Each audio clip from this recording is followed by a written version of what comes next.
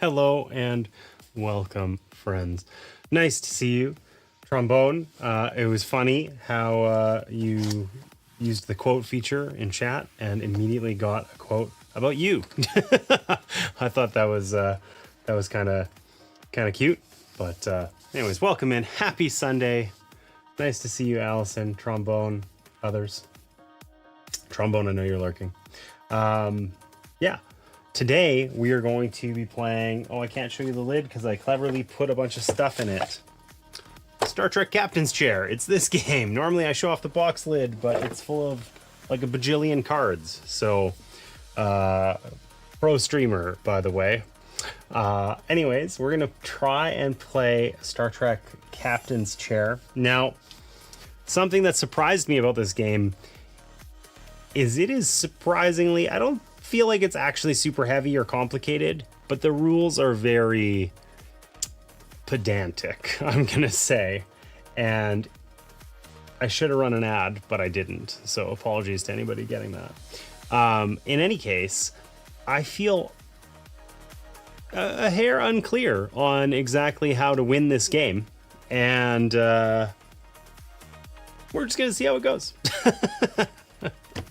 This is Star Trek with all of the kind of typical Star Trek accoutrement. You know, we got a lot of nostalgia Star Trek vibes in here for sure. There's locations and ships and characters and all sorts of stuff that you know, draw on all of the various Star Trek properties and locations as well over here.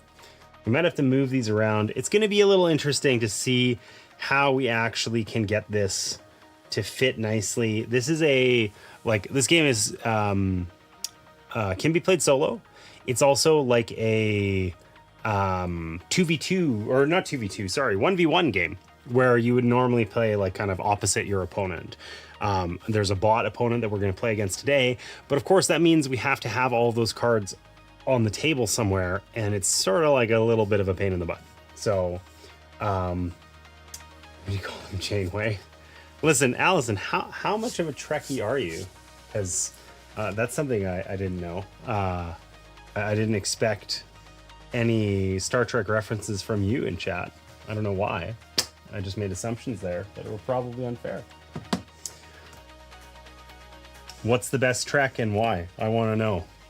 For me, it's the Next Generation. That it takes me straight back to my youth, and for pure nostalgia, unrelated to the actual quality of any Star Trek anything, it will always, forever be my favorite Trek.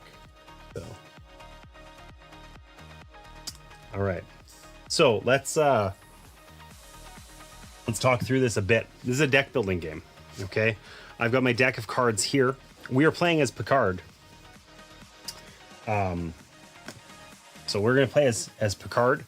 We have a mission here, peace negotiations, okay? Have 3 allies on the same ship and at least 2 of your parameters, whatever they're called here, at 4 or more. That's our peace negotiations. I'm saying it weird. Negotiations. That's weird. I don't know why that's coming out of my mouth so oddly. Maybe it's because I'm Picard. I don't know. Anyways, that is our mission. Strictly speaking, we don't need to do our mission in order to win, but we get extra points from cards based on this where these 3 tracks are at. This is military. This is like diplomacy and science or something. I don't know. There's a majillion terms in here. Oh, it literally tells me right here. Research, influence, and military. Okay. So we can score quite a few points with these. It is implied. If we don't complete our mission, we score nothing for any of them. So we're going to have to do that. I'm quite Trekish. PNG Picard is my only captain and nerd crush on Data. Original for the Tribbles and Uhura. Okay, that's acceptable. When Martin Luther King lets his kids only watch Star Trek, it's a good choice. Man, Trek Trek is a classic. It's hard to go wrong. Hard to go wrong. Something that's interesting to me that I distinctly remember. I remember being like in junior high school, maybe like I'm, 13, 14, maybe a little younger than that. I don't know. A teenager, a young teenager. And I remember a teacher of mine talking about Star Trek and just using it like as an example of media that had like not that it was biased, but that it had like sort of a message, an image of the future or whatever. And I remember at the time finding that like so strange. Like it was just a show that I watched that was fun, right? Which is interesting to reflect on now as an adult, because it has such there are some strong, like very blatant and obvious political messaging in the various Trek properties. And it's just interesting as a kid, that was like lost on me. It was just like, oh, there's a green alien, whatever. Not, that green alien is a analogy for blah blah blah blah, the Cuban Missile Crisis. I don't know. Anyways, just interesting. So many social justice issues. Yes, totally. Trek. I feel like that's one of the things that I really appreciate about Trek more now as an adult, is just how it kind of managed to sneak a lot of just reasonableness through on mainstream TV. It was like really, there was a big utopian equality that is, consistent throughout all the Trek properties that, I appreciate a lot more now as an adult. I used to think Star Trek and Star Wars were the same thing. Hassan.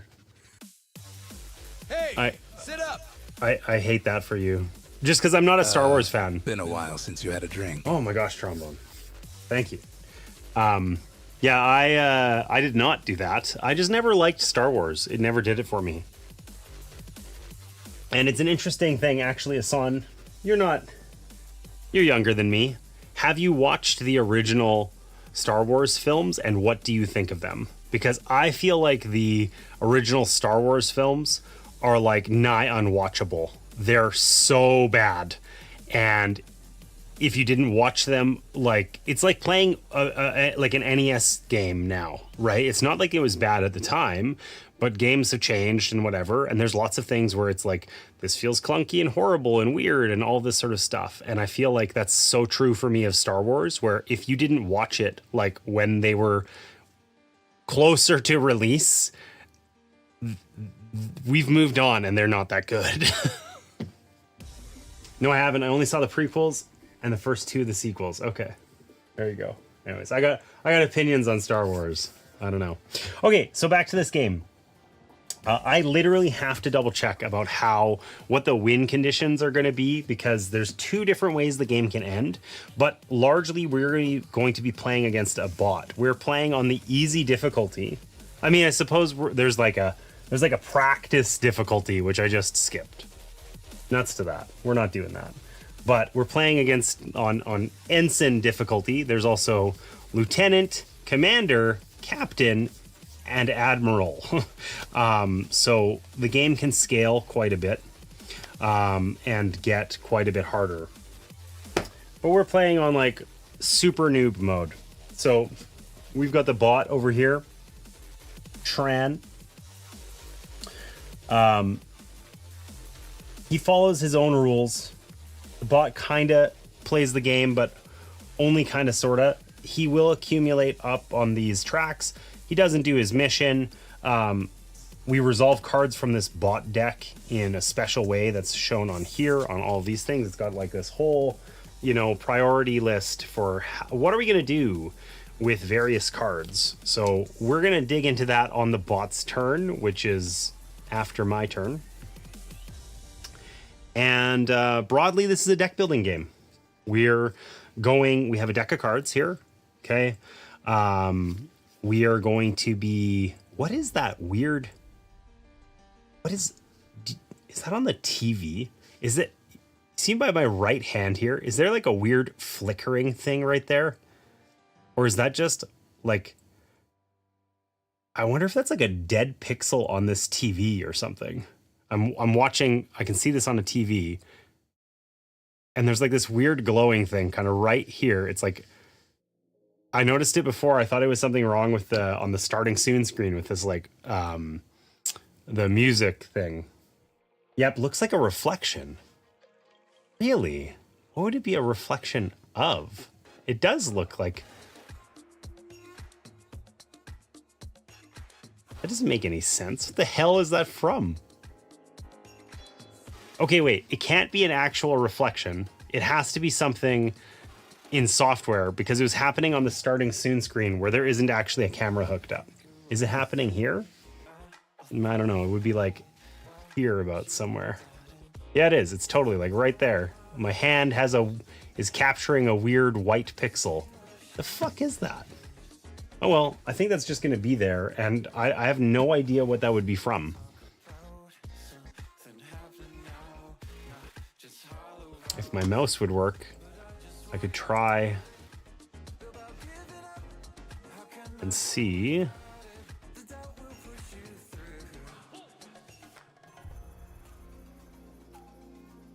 Gonna drive me bonkers. I hate things like that.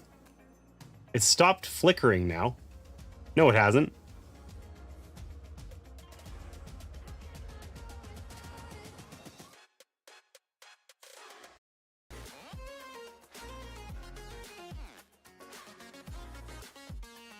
Dead pixel in space. You see it.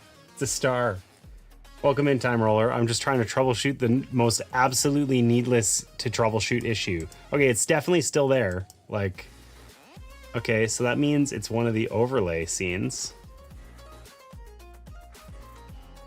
So...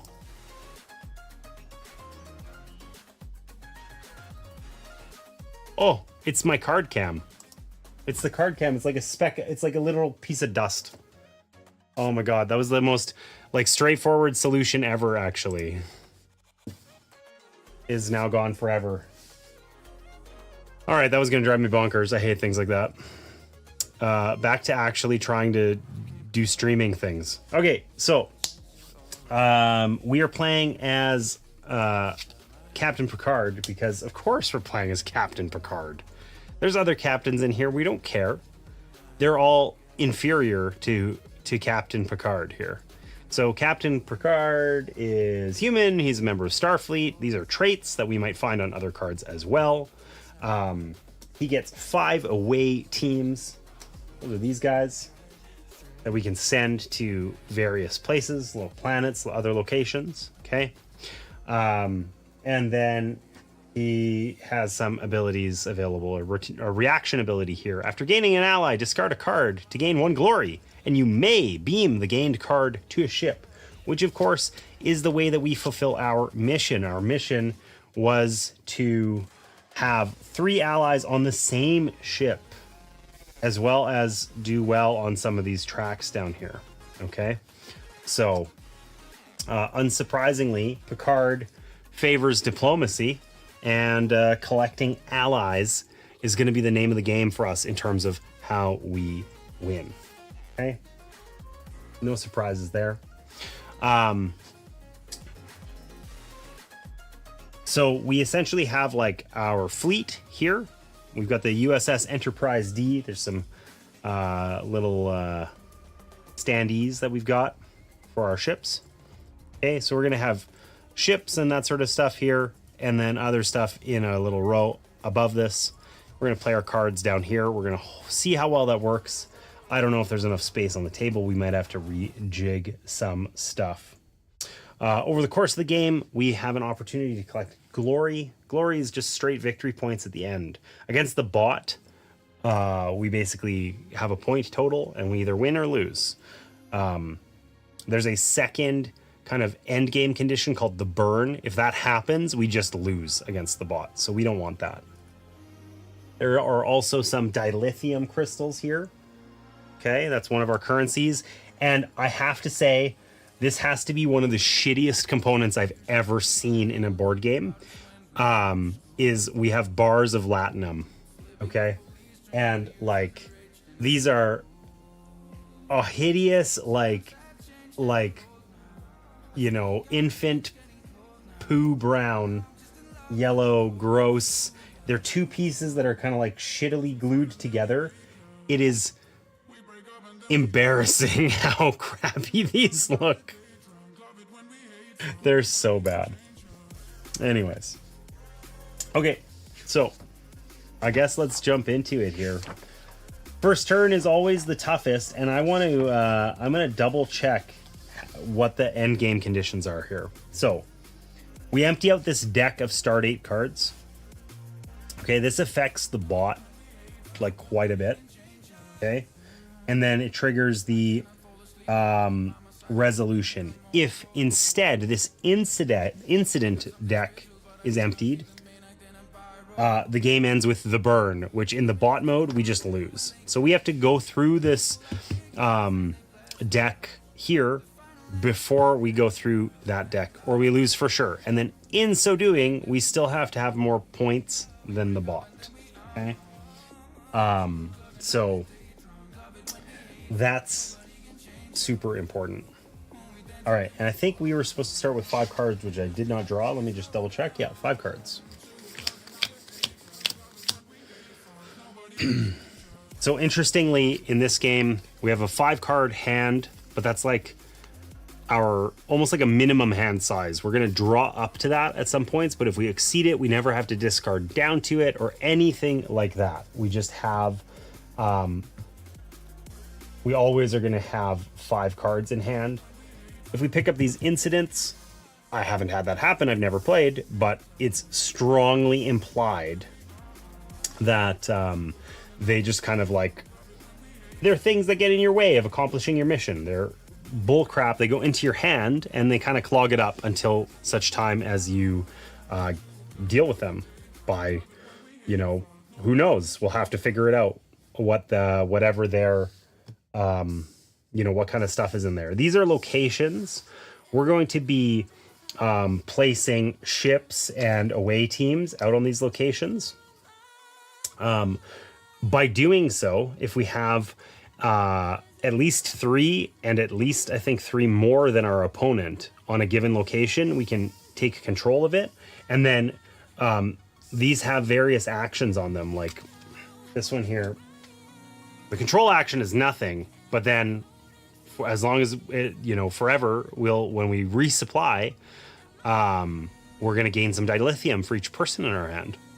Okay, so that's Delta Vega. There's also Beta Z and what's this? Amargosa Observatory. So there's a couple of places that we can go try to get control. These also have traits on them, which, like, you know, in a lot of cases here, it's going to do things based on how many traits we have, like in play or in our hand or whatever. So I have no idea what I'm doing. Do I know what locations are valuable or how to play the game? Basically, no. We're just gonna, you know, fumble our way through it and see what we get. This is our market. We have person cards, cargo cards, ship cards, and ally cards. Okay.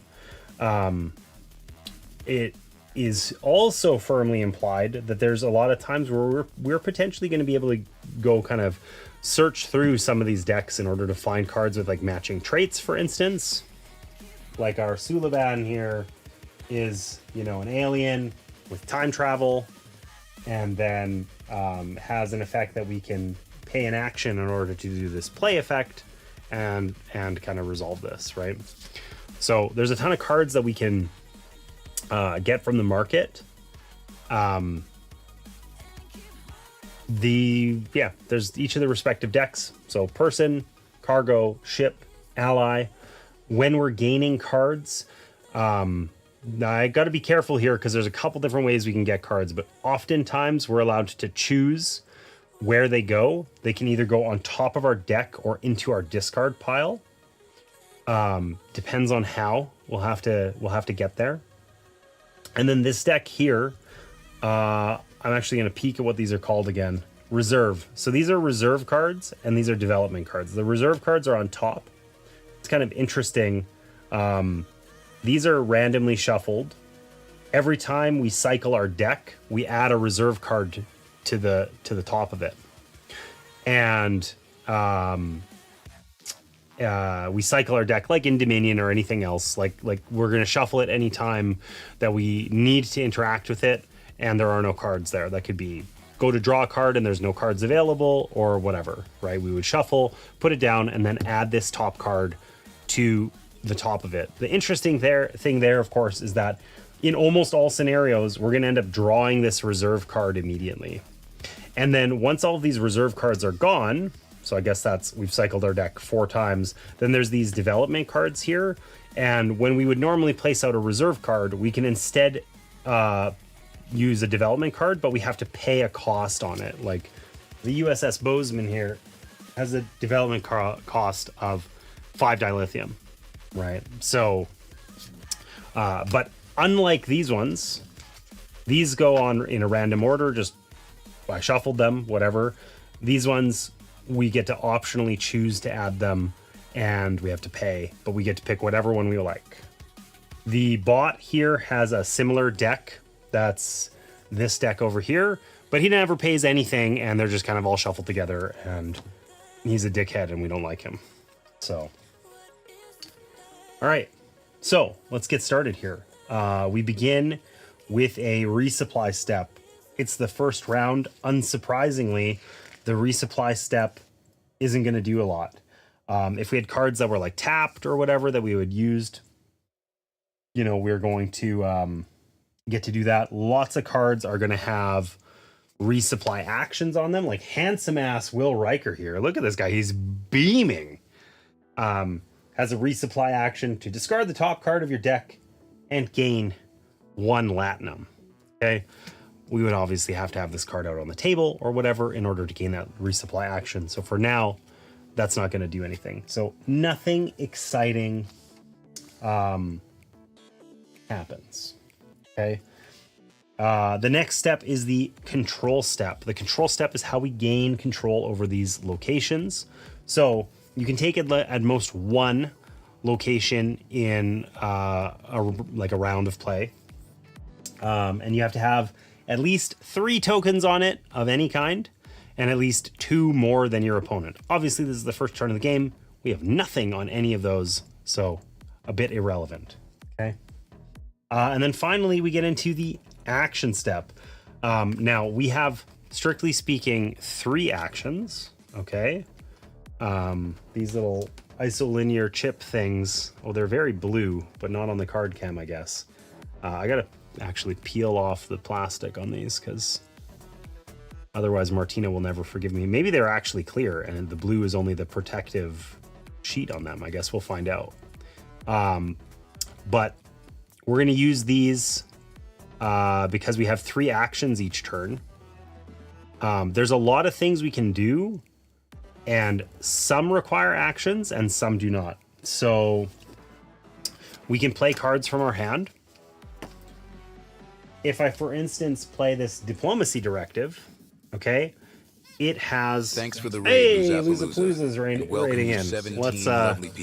Let's take a second and say hello, and then we'll get back to this. Luza, long time no see. Appreciate your raid there. I'll get you a shout out real quick here. Oh, in fact, it's already done. Those of you who are here in chat, Luzapalooza does tons of great board game content and other content as well. And you should give them a follow. That's the least we could do. What were you guys up to? I have been on like a fairly lengthy hiatus, I'll say.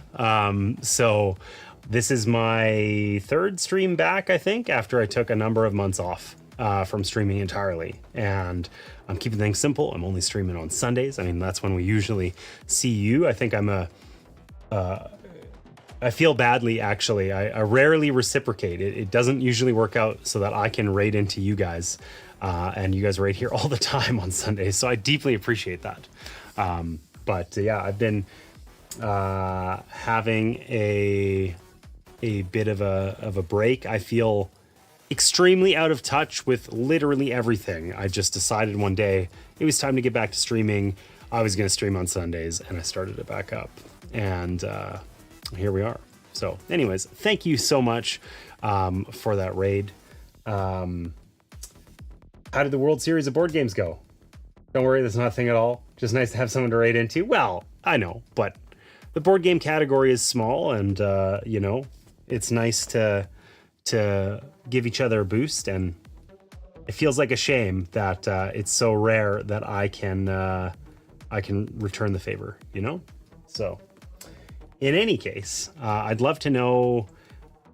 I appreciate that you just streamed about this, but if there was a key highlights of your trip, I'd love to know more about it. That'd be cool. And I'm going to return to struggling to peel off these protective layers of the action tokens in Star Trek Captain's Chair here, which we were just starting to play.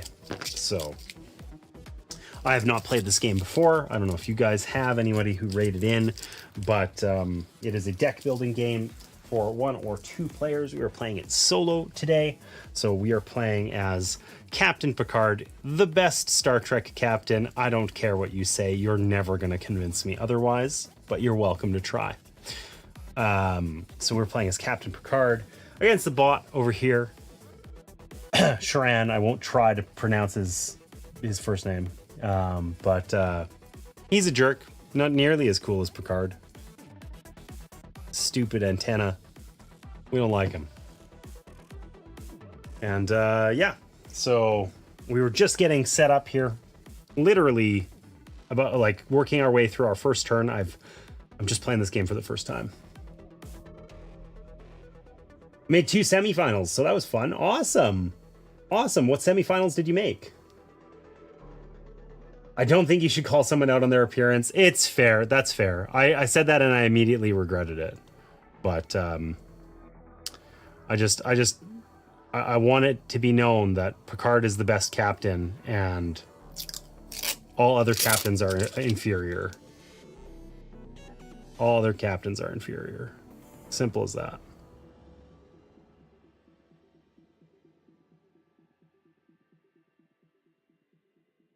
Though they might be superior at taking small bits of plastic off of these game playing pieces, because this is shockingly difficult. I feel very self-conscious about how much trouble I'm having with this.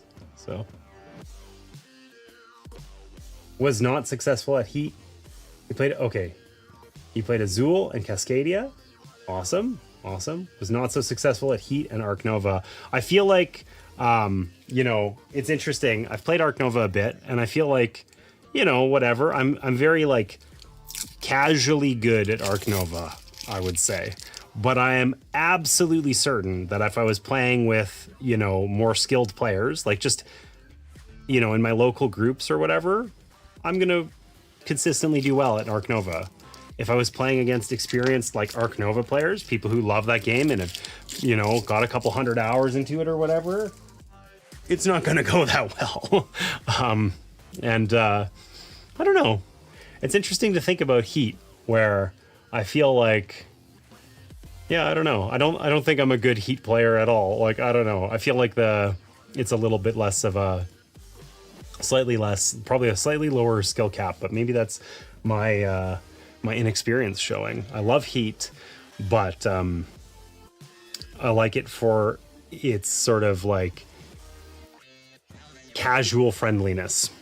So I don't tend to, you know, it's interesting to think about it in a like strictly competitive context. Some people only play that game 5 times a day. That's exactly what I mean. Like, I know that there are some serious dedicated Arc Nova players that have just, you know, played that so much more than I ever will. And I imagine that the gap between their skill and my skill is enormous. Okay, so, I gotta figure out which of these is actually my hand. I bumped them around. All right. let's get into this. So first round of the game, we don't really need to do a resupply step. Control step that allows us to take control of various locations. That's not really a thing right now, because obviously we haven't had an opportunity to go, send an away team to Beta Z, right? Just hasn't happened yet, or Delta Vega, or anywhere else. So these cards are just gonna chill for now. We do get to take actions, which is the kind of like main portion of the game. So a lot of what we can do is play cards from our hand, and in some cases, here's beaming, handsome Will Riker. I don't know what it is about this card art, but he just seems so much like genuinely happier than anyone else on any of the art I've seen. But in a lot of cases, we're going to have play effects on cards. Oh, here's a better example. I think I was just talking this out when you guys rated in. So we can set a course. Okay, this is a directive. When we play this card, we can resolve exactly one play effect. So we can resolve this bottom one without spending one of our 3 actions, right? If we do the top one, well, it's got that little marker beside it to indicate that it costs one of those 3 actions. So we're gonna have some decisions to make. In good news, discard up to 3 person cards to send the same number of away teams to the same location. That seems extremely valuable, but we don't actually have that many cards, so that will not be happening. We do also have this red alert incident card. Incident cards are generally, not ones that we love. I feel like this wasn't supposed to be in my hand, and yet here it is. I want to actually double check that. This is the first time through.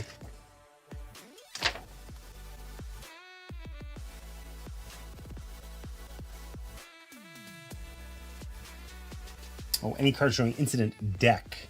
Okay, so not strictly speaking an incident card. So incident cards generally are like stuff that happens along our way, right? We're trying to explore space. We're trying to boldly go places. As Picard, we're trying to, make friends, find allies, all that sort of stuff. And incidents are going to occur that are going to just broadly get in our way. Okay, so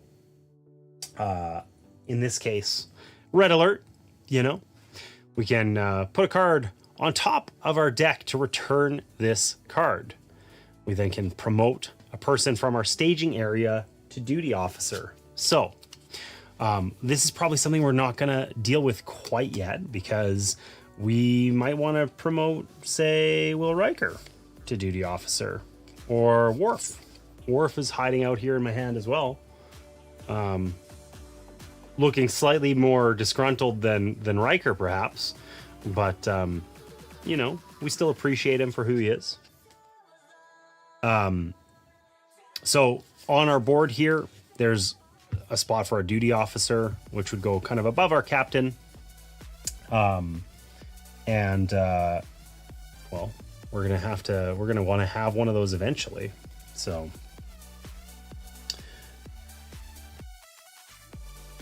I also have Farpoint Station here. We can play it just to take control of it. And as a control, we gain a glory. Glory is points at the end of the game, so that's never going to be bad. And it looks like there's also some card draw potential here. So this might be a good starting point for us, Farpoint Station, because essentially we're going to be playing any number of cards from our hand. We have to resolve a play effect. You cannot play a card from your hand if you can't do it. You only get to do one. You have to pay for it in full, etc., etc., etc.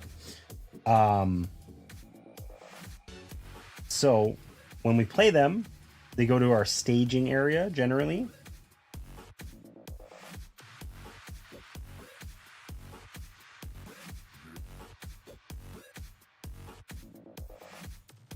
And they're going to go away at the end of the turn, typically. How would that work for Farpoint Station here? Play, take control of this location. Okay, you know what? I included a healthy list of terms. Oh, control isn't one of them. Darn.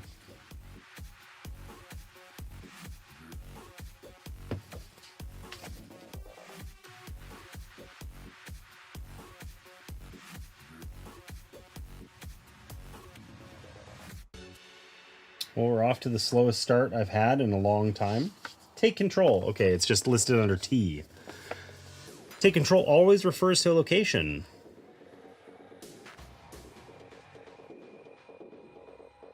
Move it into your location area. Resolve its control operation. Okay, cool. So we get to just keep it. It's not just in our staging area. So let's try that. So we're going to spend one of our actions in order to take control of this location. Our control effect is we're going to gain 1 glory, which we gain from this deck here. We're going to essentially always be taking it from here. These are worth points, and getting through there is how we end the game before the burn happens. Too many incidents, we lose. So we got to be doing this. So we gain 1 glory. Nice. We can spend glory as currency in some cases. We probably don't want to.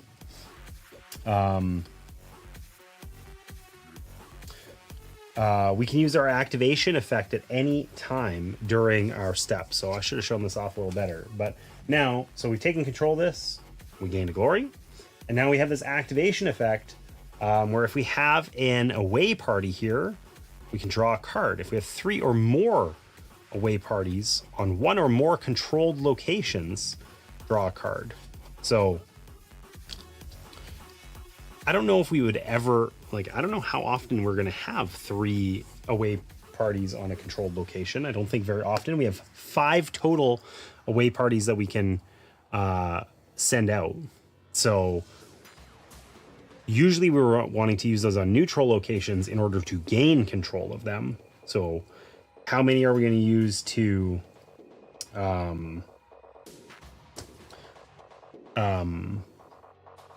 just on areas we control? I'm not sure, but we could probably put 1 there and use it to get some card draw and be happy.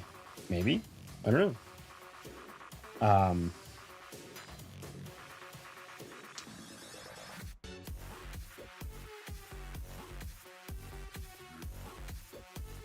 We'll get there. We'll get there.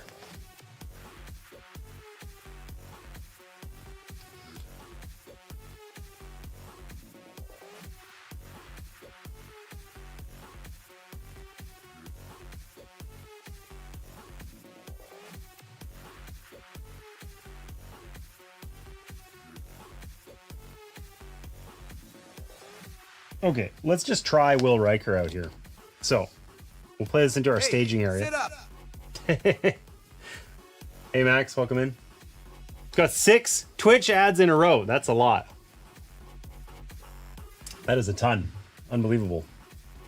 All right, so we're gonna play handsome Will Riker here. So, draw 2 cards from your discard pile. We don't want to do that. We don't have any discarded cards yet. Never mind, we're not gonna do that.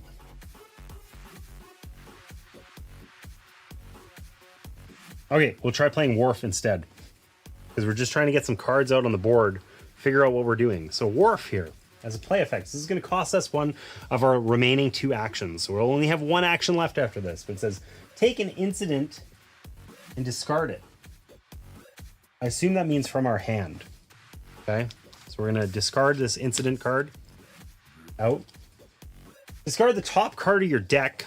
So we're milling our deck a little bit, rightly or wrongly, but hey, this puts 2 cards in our discard pile that we could then pick up maybe.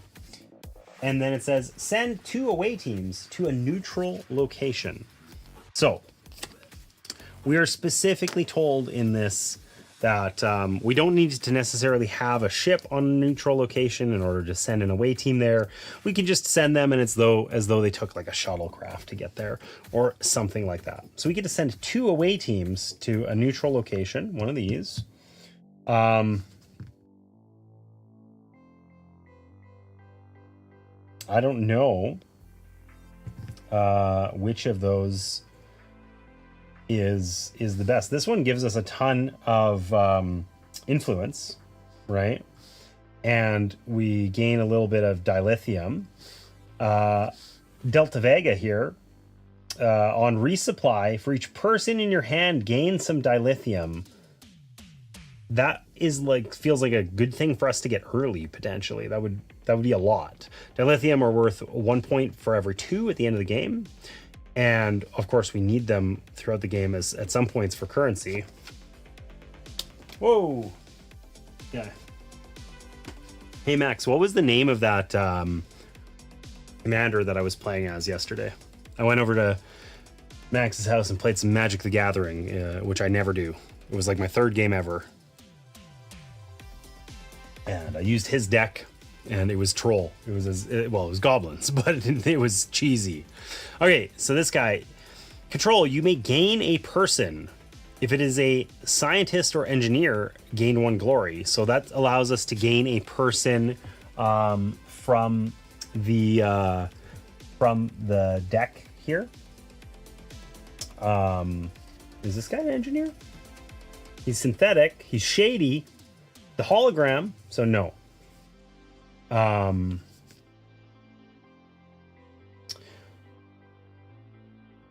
After putting an encounter into play, gain 1 glory, and you may log a card from your hand or discard pile. Okay, so logging a card, you put it under your captain. It's functionally out of the game. It's like trashing, but not, I guess. And when you log this card, warp all your deployed ships to 1 other location, then draw 2 cards. Interesting. I don't feel like I'm clever enough to know how to use this very well. So we're going to go with the Delta Vega. We're going to put our 2 away teams there because that one's really straightforward. For having people in our hand, we gain dilithium. We're happy if that happens.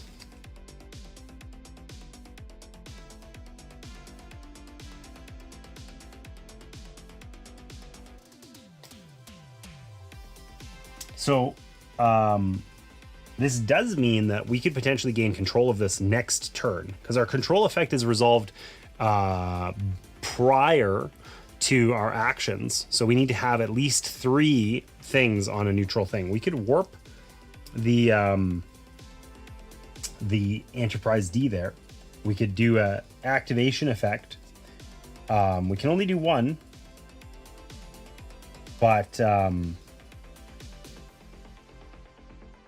we can either promote a person from your hand to duty officer. So that means we could keep Will Riker out. We would get our resupply action. He kind of stays on the board. Like Worf's going to go away. He's just in our staging area. He's gone later. But no, what we're going to do is we're going to activate. We're going to spend 1 dilithium. We only have 1. So we're out now to warp this ship. So warping a ship just means we can go anywhere we want with it, basically. So we now have 3 things on our neutral location here, which means in our next control step, provided that the bot doesn't put at least 2 things out on Delta Vega, it will be ours, and we will be happy. I hope. Okay. Do we have another action that we can take? I'm not sure that we do. Worf's activation effect isn't useful. It's only for if there's enemies on locations, which we can't really do. I don't know if we have anything else to do. I'm not sure.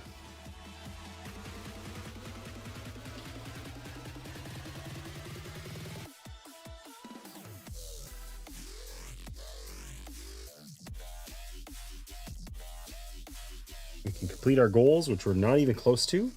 Any unused actions are lost. Okay, well, I don't think we have anything else to do. So we're gonna call it there, and we're gonna try and muddle our way through a bot turn and see what happens. So we're on to our cleanup step. Okay. So some cards are going to have cleanup operations. We don't have any, which is fine. Okay.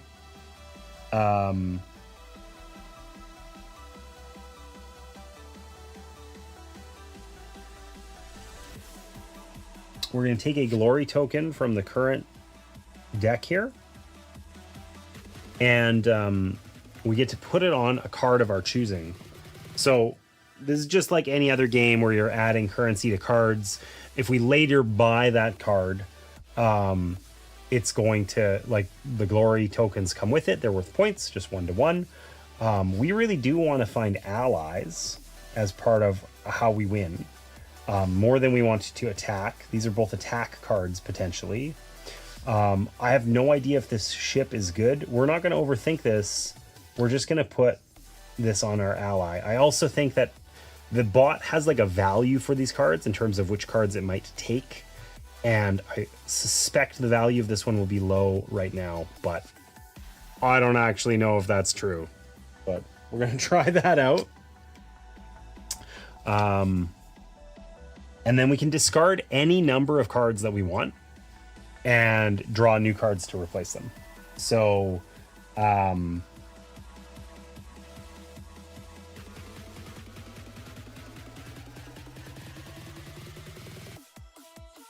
think we can... I don't think we need to discard these. I think we just draw 3. We could turn over our deck and we get these out faster. I don't know if they're good, better, or whatever. So we're not going to do that. We're just going to draw 3. I want to play Will Riker. We just got nothing but directives. So we have 4 directives and Will Riker. We'll see how that goes for us. Is that good? Is that bad? No one knows. Well, some people know. I'm certainly not one of them. All our exhausted cards get refreshed. We can get our action tokens back. That might actually happen in the cleanup step. I don't know, but I don't think we care. Okay.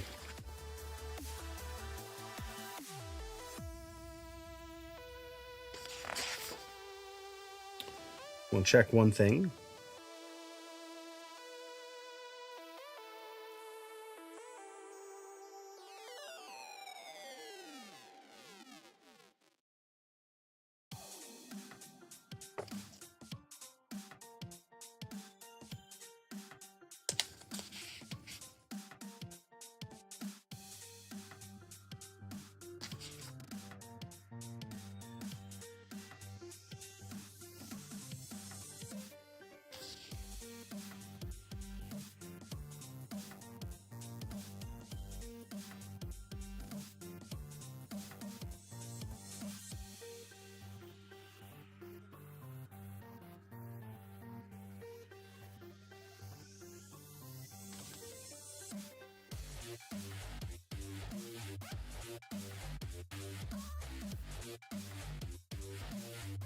I want to just make sure that when I gained a glory that it was supposed to come from the Stardate card and not from somewhere else.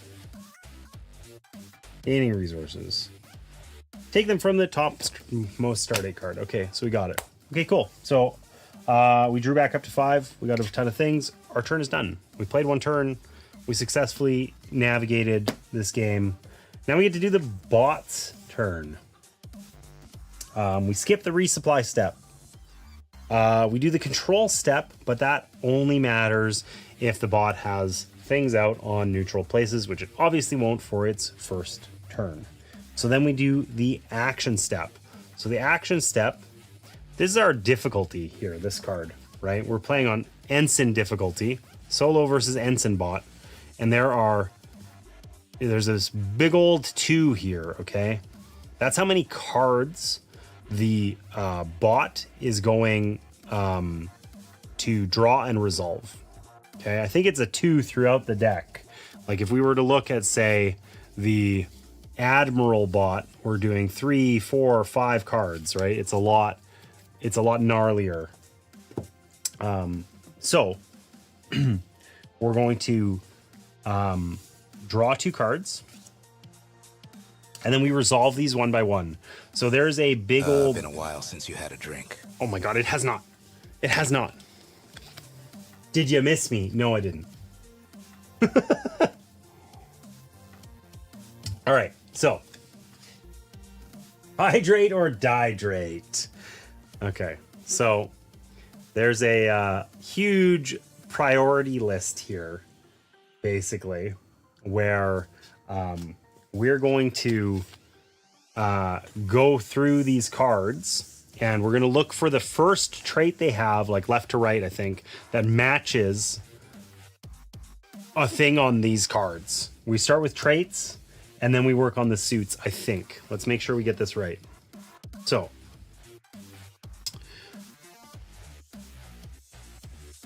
bot ignores all cards. So we're going to resolve one card and then resolve the next card, right?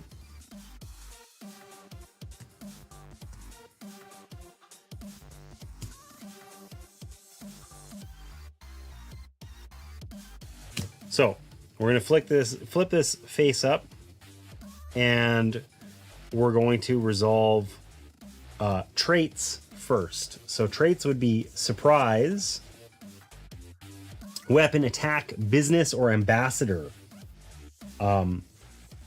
It has none of those traits.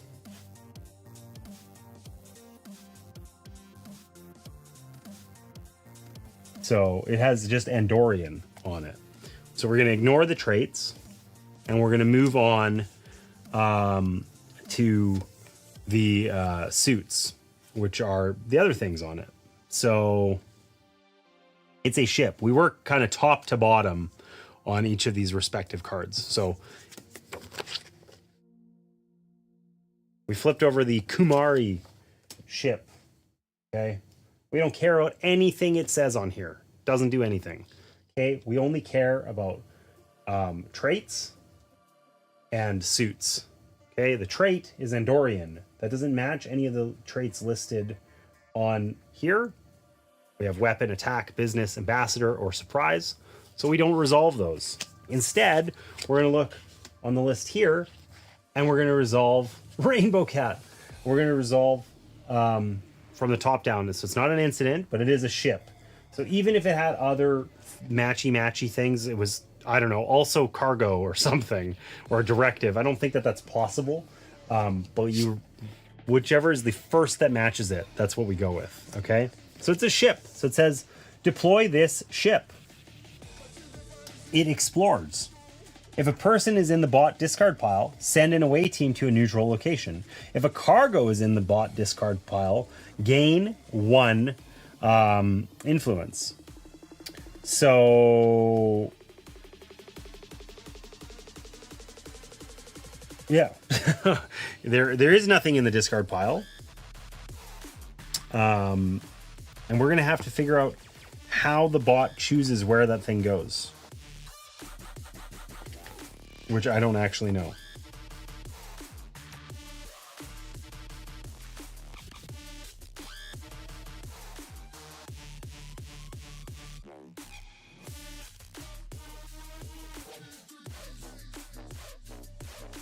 Okay, so it always moves its ship.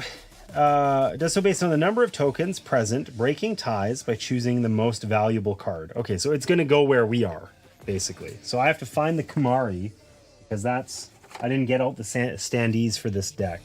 That's this guy. He looks cool. Looks speedy. This looks way faster than we are. And it is going to go to the same space we're on. Okay, deploy this ship. It explores. I don't know what that means. What does explore mean? I don't feel like I've read that ever prior to now.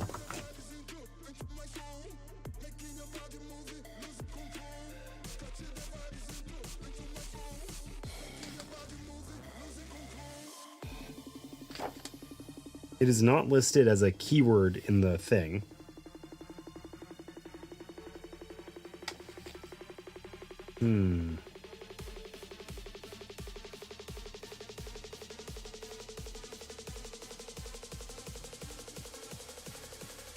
Maybe it's under deploy.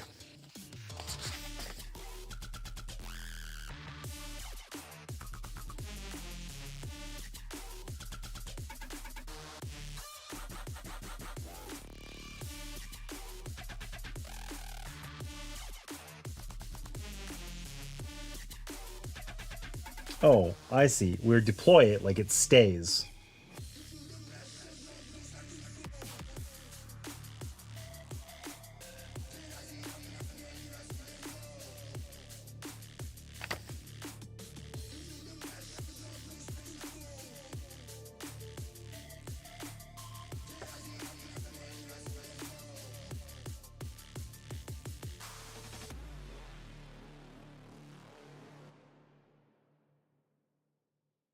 I'm getting very confused. Maybe this doesn't actually go over here. Maybe we just deploy it.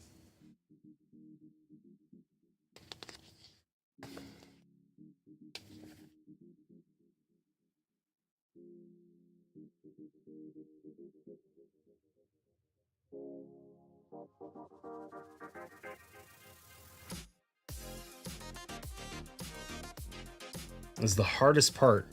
Figuring out how the first bot turn works. Brutal.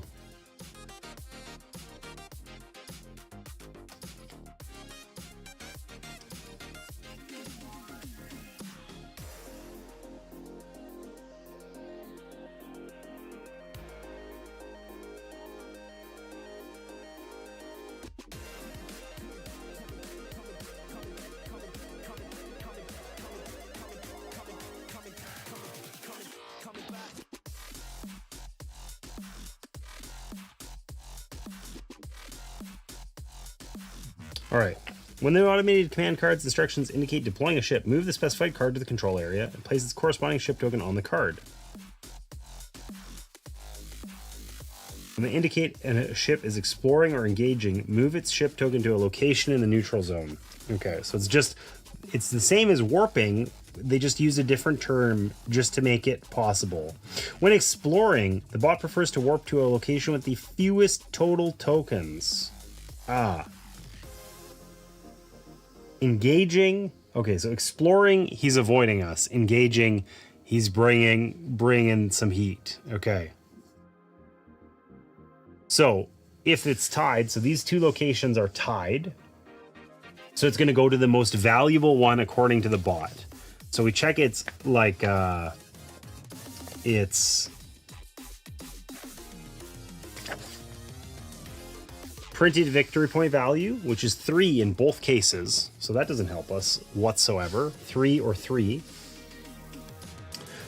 Focus icons contribute the amount based on its multiplier, which is currently ×1. So this would be the more valuable one. Unless that had an end game thing on it, which it doesn't. Okay, so he's going to go to Beta Z.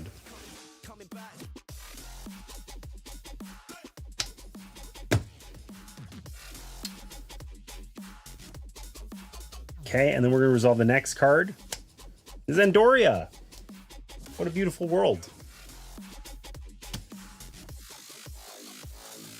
So it's a location. Log the top card of the bot deck. Discard the top 2 cards of the bot deck. Okay.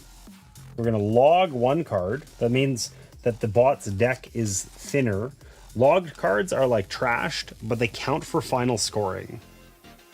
And then we're going to discard 2. I'm going to keep a discard pile over here, I guess. Okay. So he's cycling his deck, basically, by doing that. And then as a final thing, we're going to do the cleanup phase for the bot. So we would resolve the start 8 card if there was one that he had, which hasn't happened yet. So we're just going to ignore that. Cards in the staging area get discarded. Select the market card that is least valuable to me. Place 1 glory from the start 8 card on that card. Okay, so least valuable. So 2 points, 2 points, 2 points. This is a no modifiers. This is only 1 point. It's probably this one. Moriarty is the least valuable. Oh, I took that from the wrong place. Least valuable card to us, I think. So we're going to put that down. And then we're done.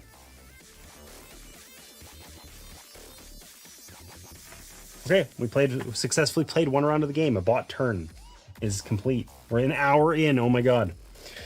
Let's pick up a pace here. So, I guess this guy was discarded. I think. Or does that happen during our resupply step? I don't know.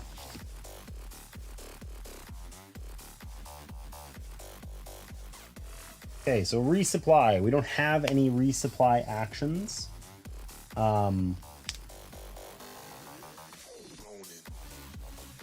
So we just don't do anything. Okay, our control step. We have a location. We can take control of it, of up to one location where we have at least 3 things on it. And at least 2 more than our opponent, which is Delta Vega here. So we can take this back, or take this and add it to our locations here. This gives us no effect upon controlling it. It does add to our military, and gives us a resupply action that's going to give us dilithium in the future. Now, we did the resupply phase first, so that'll happen next round, but we're scaling. We're scaling. Okay.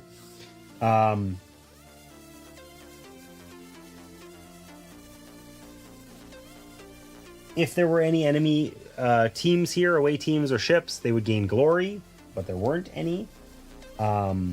We get all of our stuff. All ships, yours and theirs, are dismissed. Move their cards to the discard pile and return their standees to the pile. Okay, so the Enterprise D is discarded now. It's out. And we're gonna draw and reveal a location card, which is here. So where do we get next?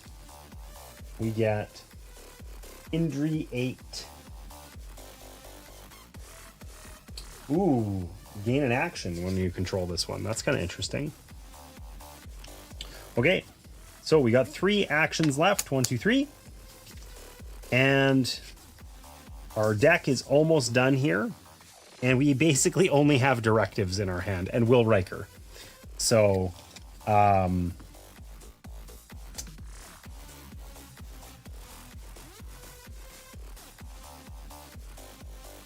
let's figure this out. We have 3 actions. What do we got? Okay, so Will Riker lets us draw 2 cards from our discard pile. And we can spend a dilithium, send an away team to a location.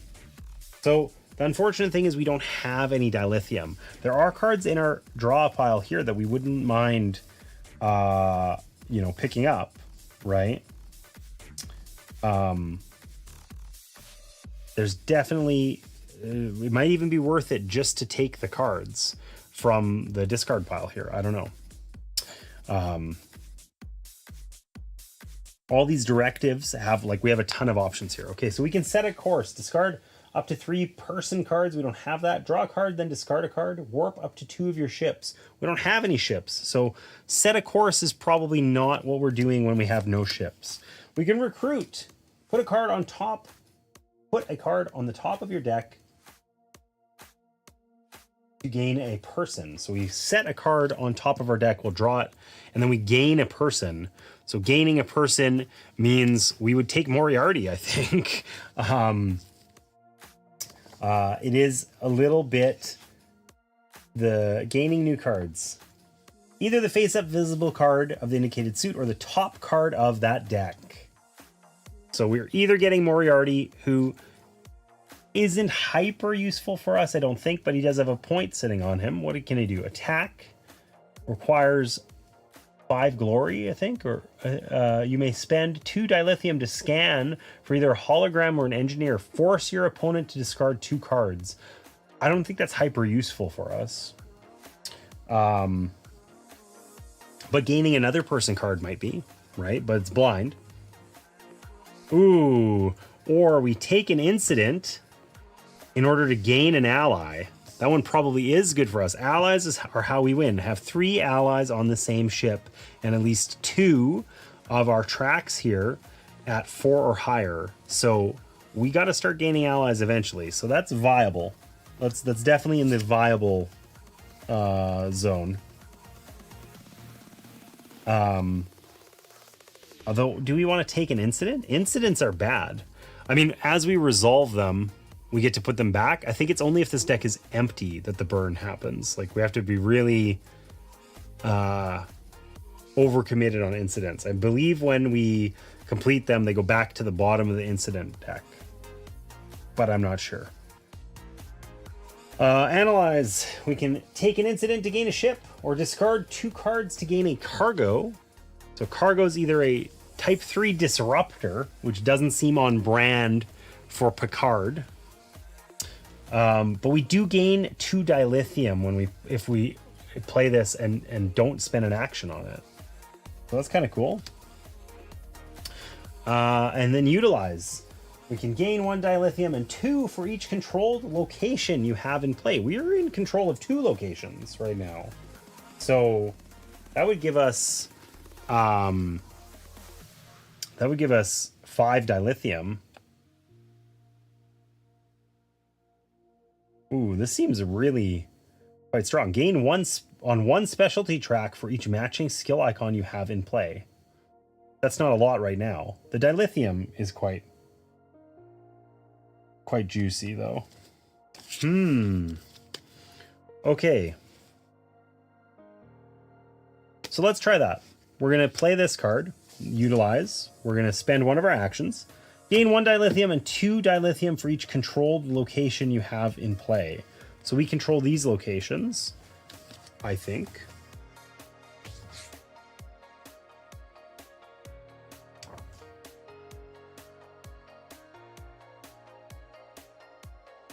Not listed. So let's go with yes. I think that's 5 dilithium. Huge. 1, 2, 3, 4, 5. Beautiful. Okay. And then that makes our Will Riker card a lot more viable here, right?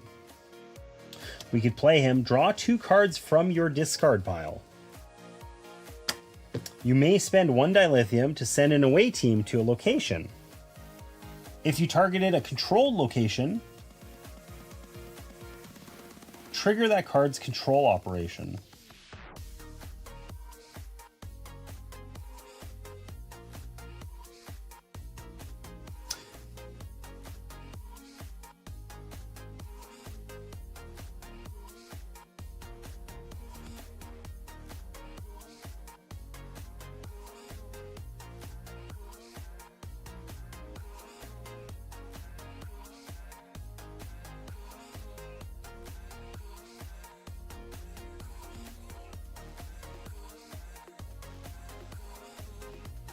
So can I send this to like an enemy's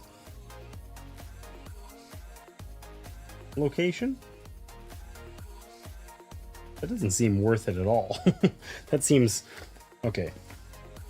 If you targeted a controlled location, trigger that card's control up. Okay, there aren't any anyway. Whatever. We're just sending an away team to here. We want to contest this. I don't want to make this easy. I think I can do that. Or maybe I need to have... Maybe I can only send away teams to where there's no ships. Ooh. This was the interesting thing about reading these rules, is there was a lot of little things.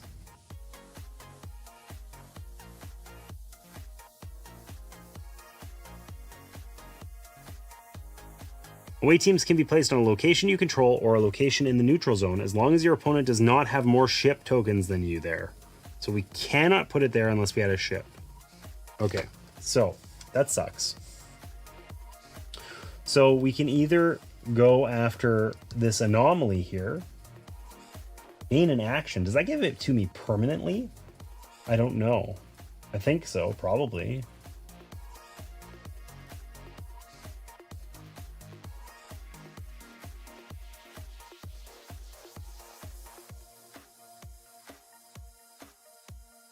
Let's try going here. I mean, it's that, or we, you know, put it on this location and then we can use it to draw a card. Let's do that. Okay. No, let's do this. Okay. We do also get to draw 2 cards from our discard pile. So I think we want to take the Enterprise and this Strange New Worlds directive. Now, both of them are going to require an action for us to play. So maybe that isn't worth it to do. I don't know. We're new here. But we could get the Enterprise out. Oh, I guess, actually, you know what? I resolve this afterwards. Oh, but I would have drawn this anyways. Okay.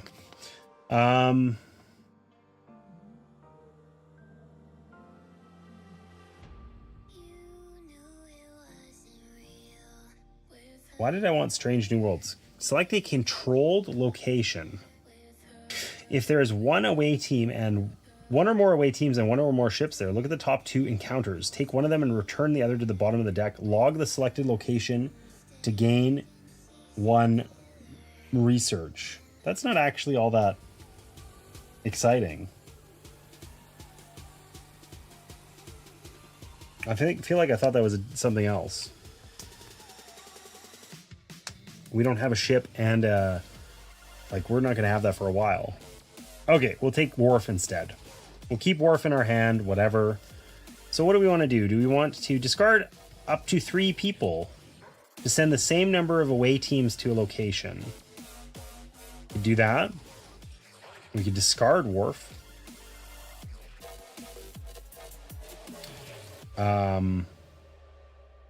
We could play the Enterprise here. Deploy this ship, warp this ship, or beam a card here. So let's... Do we want to contest him on Beta Z? Do we care? I don't know if we care. Let's just do our own thing. Now we're out of actions, so we can't take any more actions that have a... we can't take any more play actions that require an action token. But we have a bunch that... Well, we don't have a bunch that don't. We have 1 that doesn't. Draw a card, then discard a card. Warp up to 2 of your ships. That sounds like it could be a lot more useful later. But we could turn over our deck and get these other cards into it. I feel like that might be a good thing to be doing. So we're going to just try doing it anyway. We're going to play this. Draw a card. We'll draw this one. The Diplomacy Directive. Gain an ally and log this card. Or spend 1 dilithium to draw 2 cards and discard one of them and gain 1 influence. I mean, we need at least 2 tracks at 4 or more. So, you know, getting there eventually is not terrible. But allies are also what we need. We desperately need allies. So we have to discard a card. What card are we going to discard?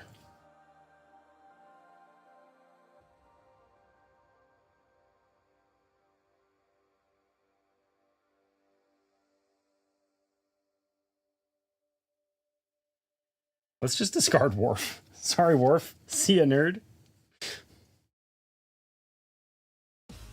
Warp up to 2 of our ships. We don't have any ships to warp.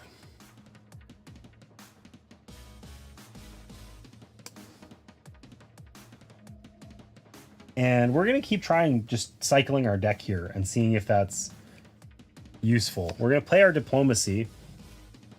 Spend 1 dilithium to draw 2 cards and discard 1 of them and gain 1 research, or influence rather. So we are going to... I think this is all we get. Our discard pile is actually really thin because we have all these cards out still on the board in our staging area. Because we take our discard pile, we shuffle it. Ooh, maybe this was a bad idea. Oh well, we will live and learn, live and learn. Okay, and we're going to put the top card here onto it. And then we're going to draw that card and 1 other card. So we got Worf and the Type 7 shuttlecraft. But we know one of these other cards is our incident cards, right?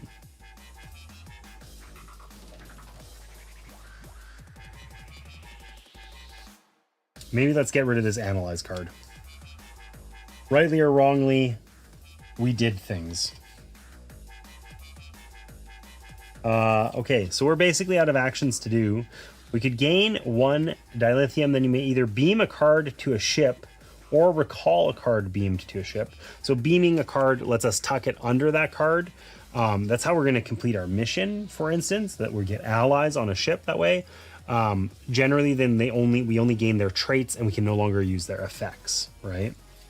We don't want to do that. Or we can play this, send it away team to a location where you have a ship. You may put this card on top of your deck. That's cool. So that's going to be handy later. But I think for now we're all tapped out. So we don't have any stardate cards to resolve. We're going to put a glory token out on a thing of our choosing. We're going to choose the ally again and hope that that works out for us. We're going to try and get that next turn. And we can discard any number of cards and draw back up to 5. So we're going to discard nothing and just draw these 2, which we know is this incident card. But that's okay. And I think that's it. Something I feel surprisingly unclear on is... Oh, discard cards. Okay, yeah. So...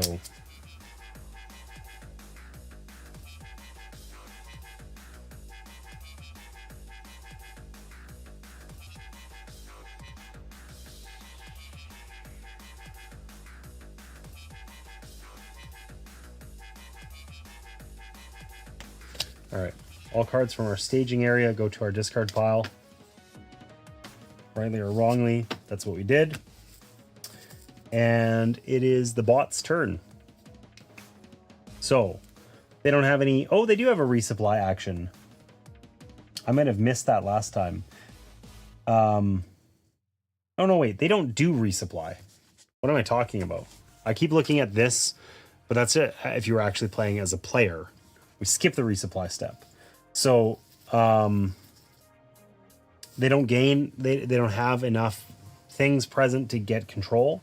So we just do the action step. We draw 2 cards, 1, 2, and we're going to resolve them in that order. So there's an incident. Gain a person. Discard the top 3 cards of the bot deck. Return this card. I don't know what return means. Oh my god, there's common things here. That's good to know. Does return mean it goes back on top of the deck? Probably.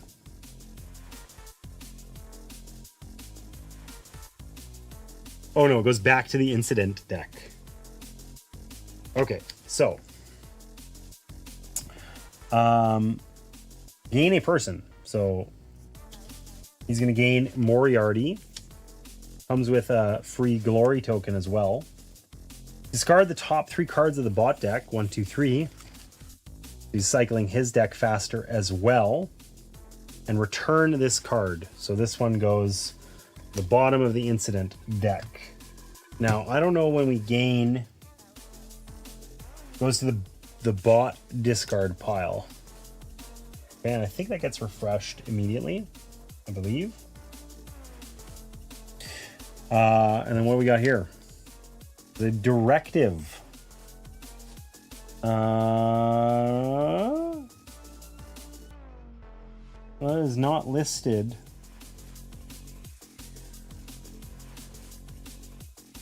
I don't know how to resolve this one. It's a recruit as a directive card. Oh, directives are on here. They're just color-coded a little. It's not matching the art. It's okay, whatever. Gain a business greater than cargo. I don't know what that means. A cargo... Gain a business card? Or if not, a cargo, I think is what it means. Send an away team to a neutral location. If bot has 5 or more influence, which it doesn't. Okay, so gain a business. What does that even mean?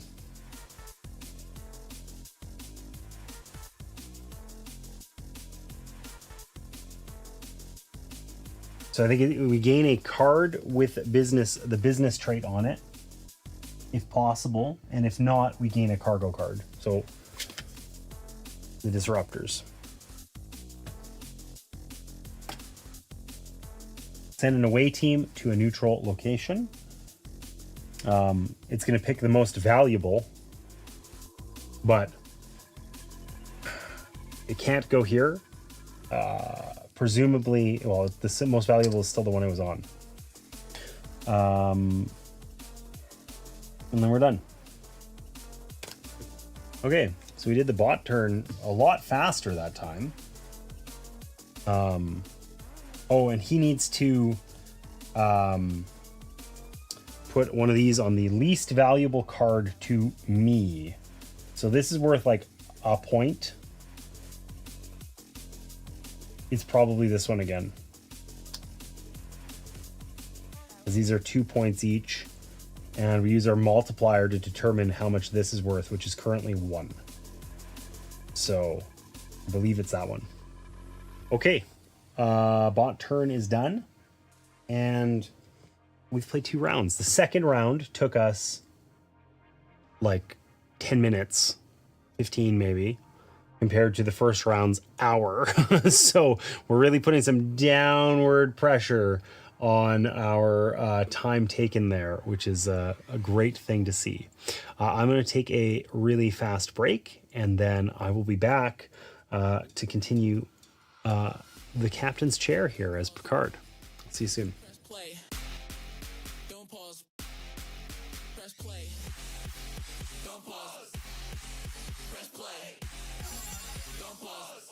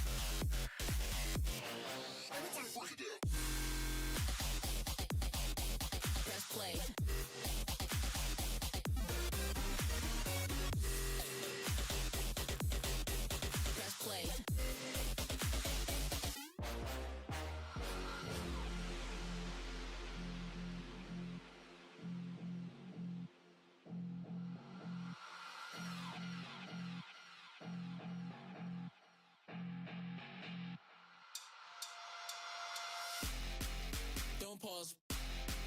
Press play. Don't pause. Press play. Don't pause. Press play. Don't pause. Press play. Don't pause. Don't pause. Press play. Press play. Press play. Press play. Press play. Press play. Press play. Press play. Press play.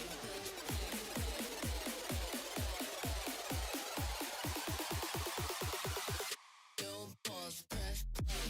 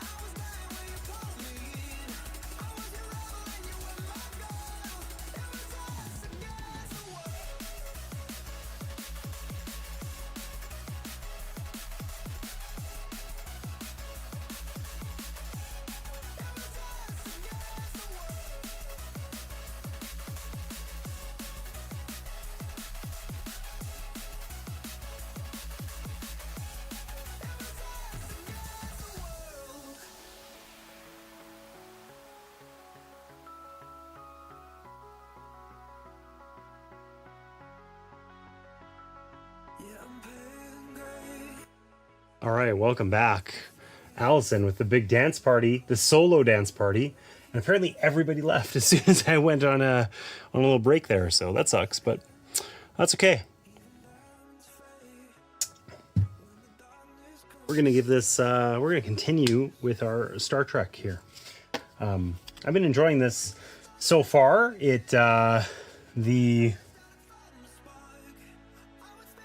There is a little bit of a learning curve in terms of terminology. It's all very familiar, but distinct, right? So it's like, you know, you log cards instead of trashing them. There's also junking, which I don't even know what that is yet. You know, it's all very familiar if you've played other deck building games or Magic or, you know, anything of that ilk. But it's just the nuance is significant. So getting a handle on it, and so far so good. Just out here dancing by myself. Oh, I would sing that, but no. Alkali, welcome in. Long time no see. I haven't been streaming much, so I haven't had a good opportunity to see you. Hope you're well. This is one of my first streams back. All right. So let's get to it. So we get to do our resupply action. Now, this time, we actually have some resupply actions. So we get something, right? This is not just a waste of time. Resupply. Reveal your hand. For each person, gain a dilithium. Sadly, that's only one. But one dilithium, we'll take our pity dilithium, and we'll be happy about it. Pity dilithium beats no dilithium. All right. That's it for resupply.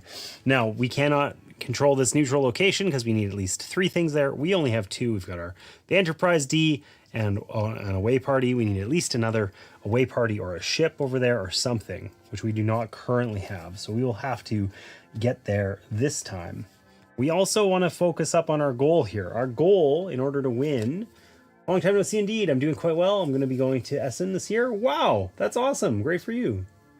You say super fun again. Have you been before? I've never been to Essen. I'd like to go, but not in the cards anytime soon, I don't think, for me. All right, so our goal is peace negotiations here. So we need to have 3 allies on the same ship, and at least 2 of our tracks here have to be at 4 or higher. We're nowhere near getting to 4 or higher, but we're thinking about it. So we're also not anywhere near having 3 allies. We don't have a single ally card, so we got to start acquiring those. So we have a couple different ways, I think, right now. Well, maybe we only have one way that's in our hand. We have this way. We can take an incident to gain an ally. That sucks. I don't want to take an incident, but what else are we going to do?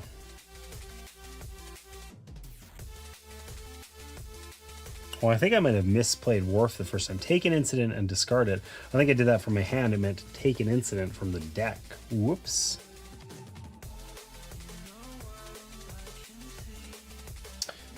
Okay.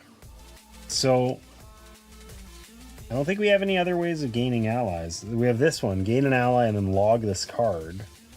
But that's not in our hand. So, you went last year as well. That's awesome. Good to see you getting back into your groove. Zakun, welcome in. I am happy to be back. It feels good to stream again. Had a long time off there for sure. So happy to be back. Okay.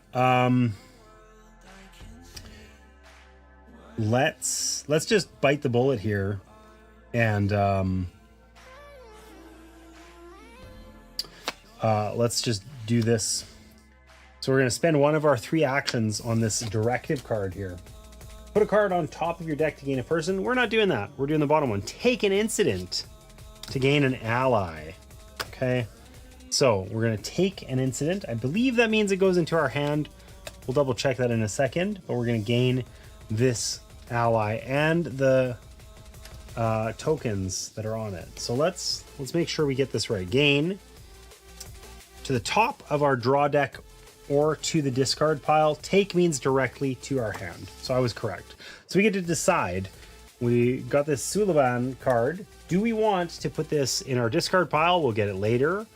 Or do we want to put it on top of our deck?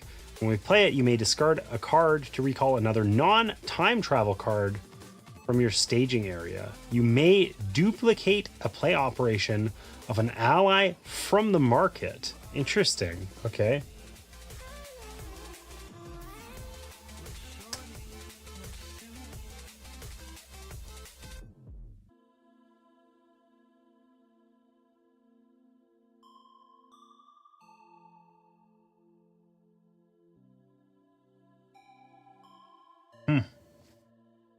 I think we're just going to discard this. I don't know how super useful this is for us right now.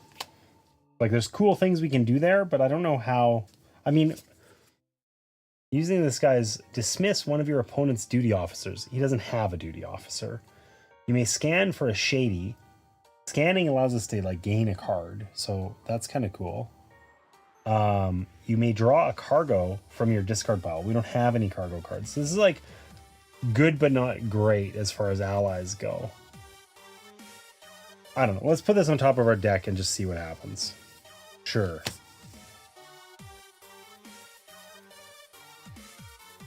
No, let's discard it. Okay, but we did gain an incident into our hand. Is this Captain's Chair? It is. It is indeed. Oh man, I forgot about the super card overlay. It works out pretty good. Works out pretty good. I'm pretty happy about it. Okay, so this is the incident we gained into our hand. Put a card on the top of your deck to return this card. You may promote a person from your staging area to duty officer. So, we have 2 of those in hand actually, and I think we want to get rid of them. So we're gonna actually do this. So we're gonna spend an action here. Where are my action tokens? There they are. To put a card on the top of your deck to return this card. Oh, put a card, any card. Okay. Well, we're not going to use Strange New Worlds anyway, so we'll put that back. And then we can return this card. I think our action is still used, I would assume. But it's gone. And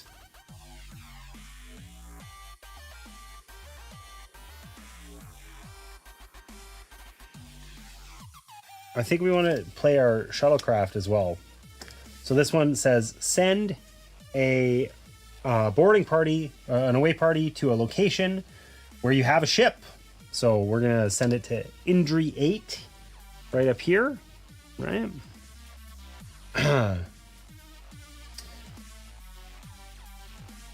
You may put this card on top of your deck. I mean, I feel like gaining locations is useful. I don't know if it's super useful compared to gaining allies. I don't know because we're noobs.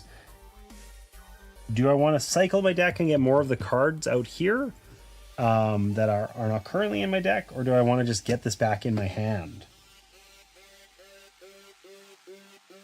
I feel like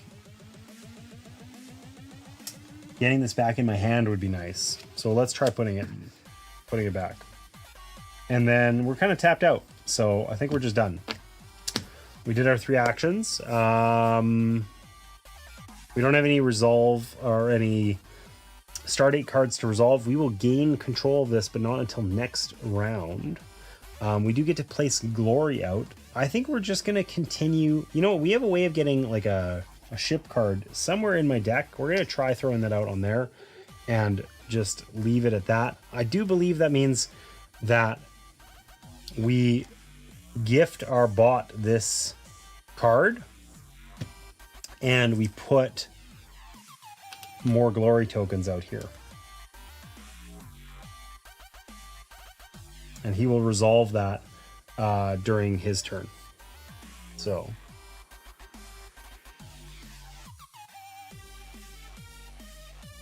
okay. We can discard any number of cards from our hand, and then we can draw. It feels weird that we can discard incident cards, but I don't believe that we can't. It didn't say anywhere that we could not do so that I saw. I want to double check that because that feels wrong. This is my first time through it. Those of you who just got in here, I'm a noob. It all feels very familiar with other deck building games and that sort of thing, but it also feels like there's like a ton of, you know, unique terminology and whatever.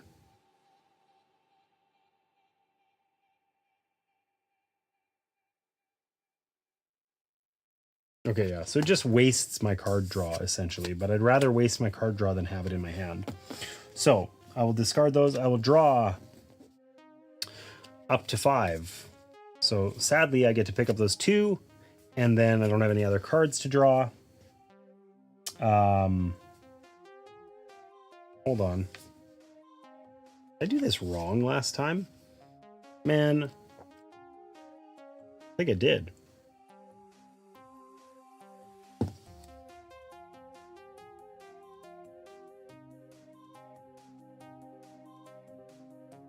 Yeah, totally. So I discard all of my staging area cards. I don't think I did that last time prior to shuffling.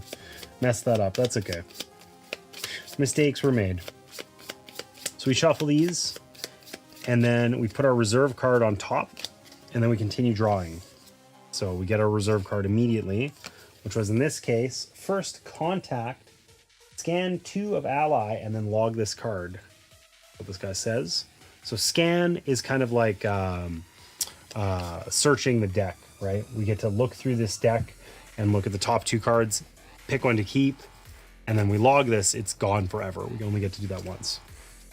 But we need allies, and hey, there's our other ally, the Sulaban. So we are slowly acquiring the allies we need in order to fulfill our mission, which if we don't do that, we're probably going to lose. So okay, we drew back up, and it is now the bot turn. So we are still, because we're on noob mode here, we're going to draw 2 cards every turn that we have to resolve for the bot. Now the bot works just like we do. When there's not enough, we're gonna shuffle the deck and put in one of his reserve cards. The difference is he gets all of his cool reserve cards without having to pay for them. We got to pay later in the game. We can get really good reserve cards, but we got to pay for them. Development cards, they're called.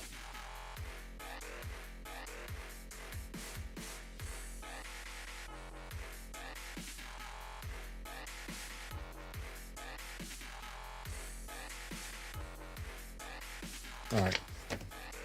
So we shuffle the bot deck. We take his supplement card, put it on top. It will be the card we draw, of course. And away we go. So let's resolve these. What do we got? We've got a directive.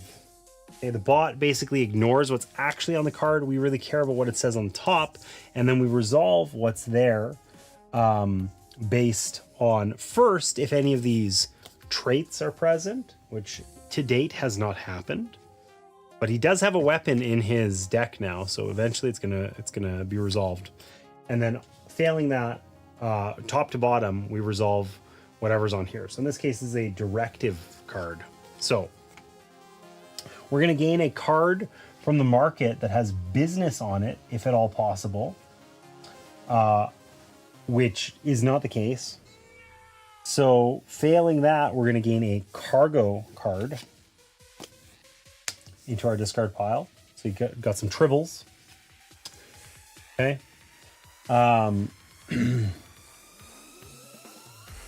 he's going to send an away party, an away team, to a neutral location. So he's going to pick the one so that he could actually acquire this today. We could stop him, but it's going to take like a significant amount of effort for us to do that. If he has 5 or more, what's that? Influence. He would gain some glory, but he does not. So, All right, what's next? We got a location. So this one might actually Andorian Imperial Vulcan. I don't think those are any of the things. No, ambassador, business, attack, or weapon. No. So this is just a location. Log the top card of the bot deck. So we take the top card of this deck and we log it. That means it goes under here. He's basically thinning his deck out. He's going to add more better cards to it. These are going to count for points, but they're not actually in the deck any longer. And he's going to discard the top 2 cards. So these just go into his discard pile. Oh, there is his plasma rifle. Yikes. All right.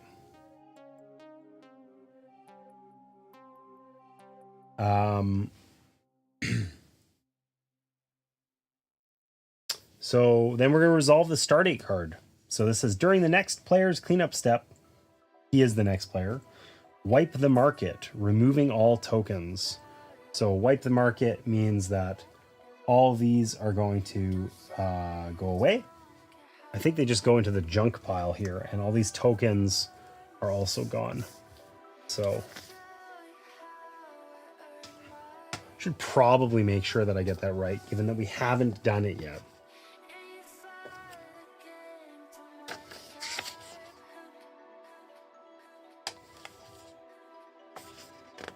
It, of course, is not included in the list of things.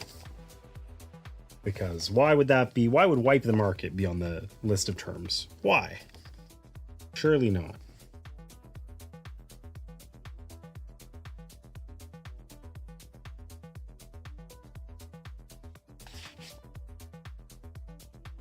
I remember this was in here somewhere, but what else could it mean? Come on. I just wanted to not make silly mistakes. And yet here we are.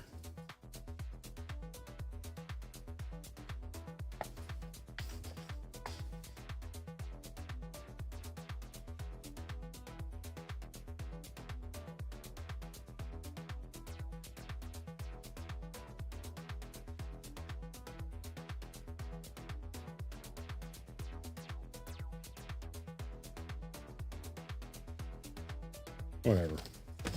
We'll just assume that we're not crazy. Harry Mudd, my least favorite character in all of Trek. Borg Spatial Trajector. Kazon Raider, a cool ship.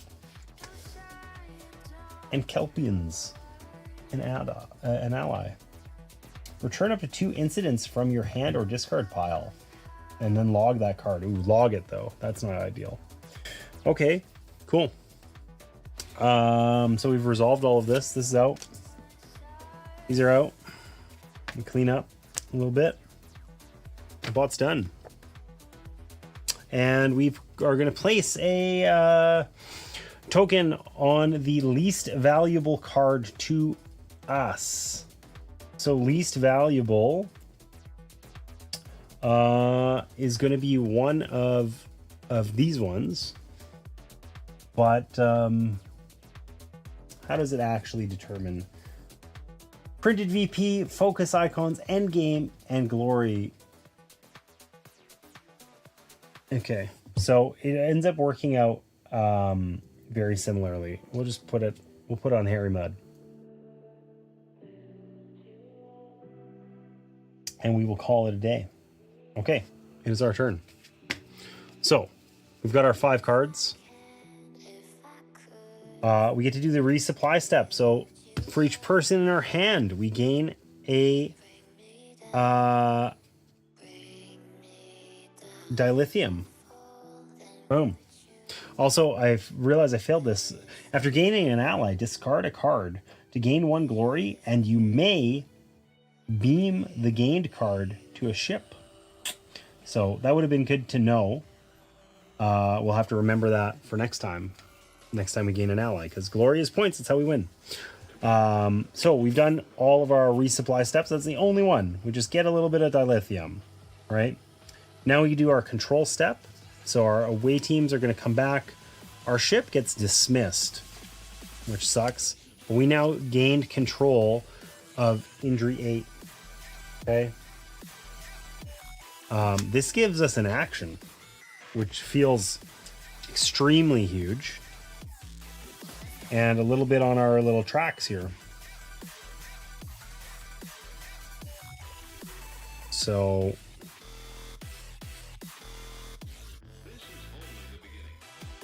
let's see if I can get the... Thought I was done peeling these things on stream. Embarrassing myself. There's little protectors. They make them look bubbly and horrible instead of shiny and nice. We can't play with not shiny and nice action markers. That would just be a, complete insult to Star Trek. All right.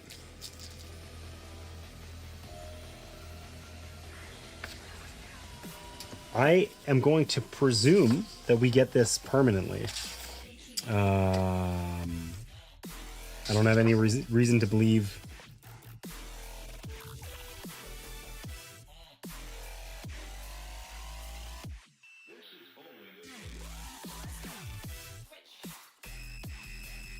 Maybe it doesn't. Well, we'll see if it tells us to explicitly drop to 3. We at least have an extra action token for now. Okay, so that's cool. What are we going to do with it? We better do cool things. I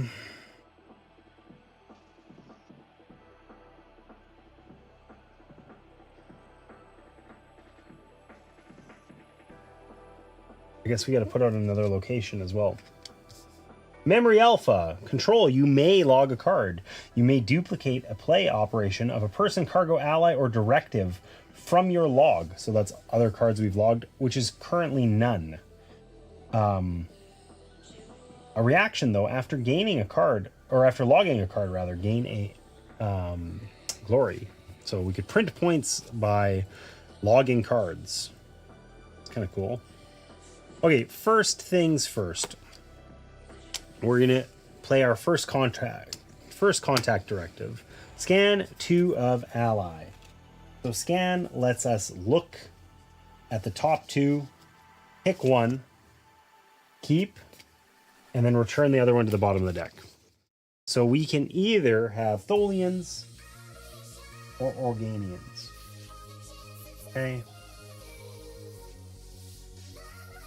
play, you may draw a card, gain 1 latinum and 2 dilithium for each controlled location you have in play, and then log this card. That's cool.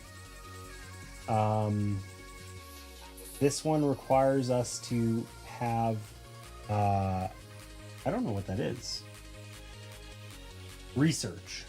4 research or 6 research, and we can enlist a reserve, which basically is the same thing as what happens when we cycle our deck. That lets us take this card and add it to our draw pile. So we get to kind of do that out of normal turn order a little bit faster. If we do it to enlist a development card, we then have to log this card. This one would get logged when we use its ability. We want to keep allies. We don't want to log them. I don't know. Almost all the allies have a log this card effect. I don't know if that's just the allies we've seen or all allies or what, you know, but I'm not sure.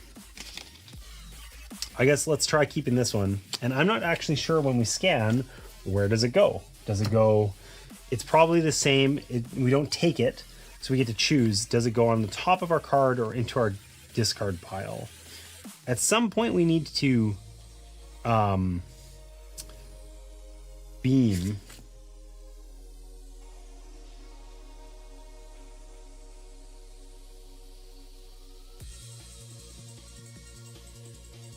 And I don't know if I can use Picard's ability here. After gaining an ally, discard a card to gain 1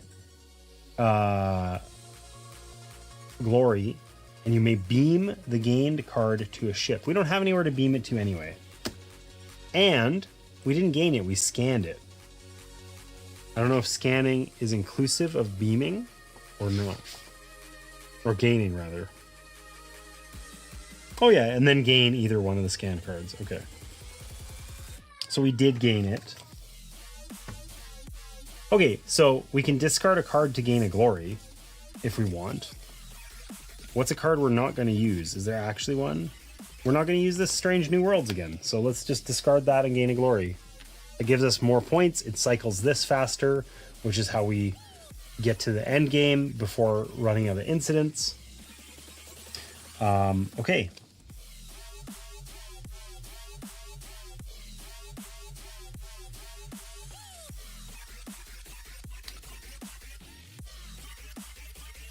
So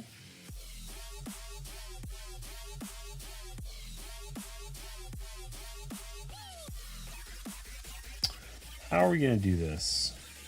I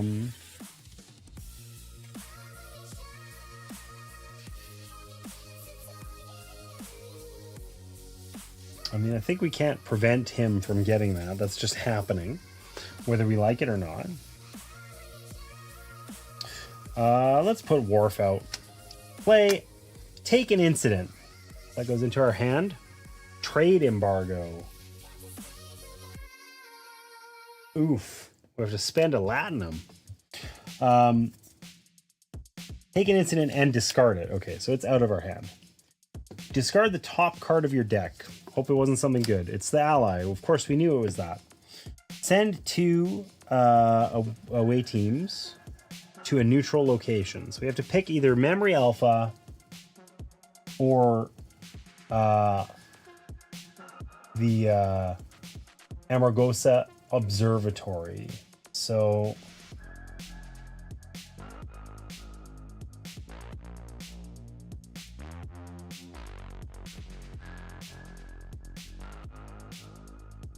this one's worth fewer points but gives us cooler abilities.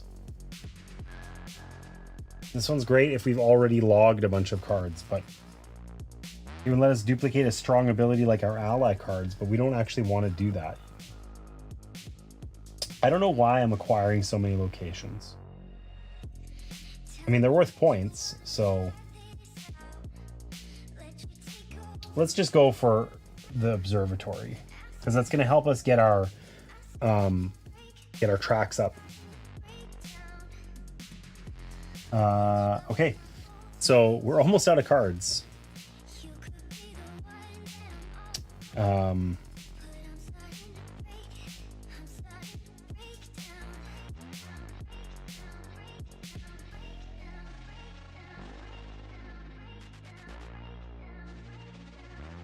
Okay, let's play Sulaban here. Play. You may discard a card, which will discard our Type 7 shuttlecraft, because that only helps us if we have a ship out, which we don't. You may discard a card to recall another non-time travel card from your staging area. So let's make sure I'm understanding this correctly. Recall goes back into your hand, and then you can play it again, right?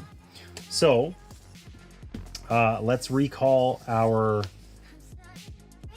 first contact card. Oh, we were supposed to log this. Never mind. I screwed up this whole move. That one's gone now. Whoopsie doodies. We don't actually want to do that.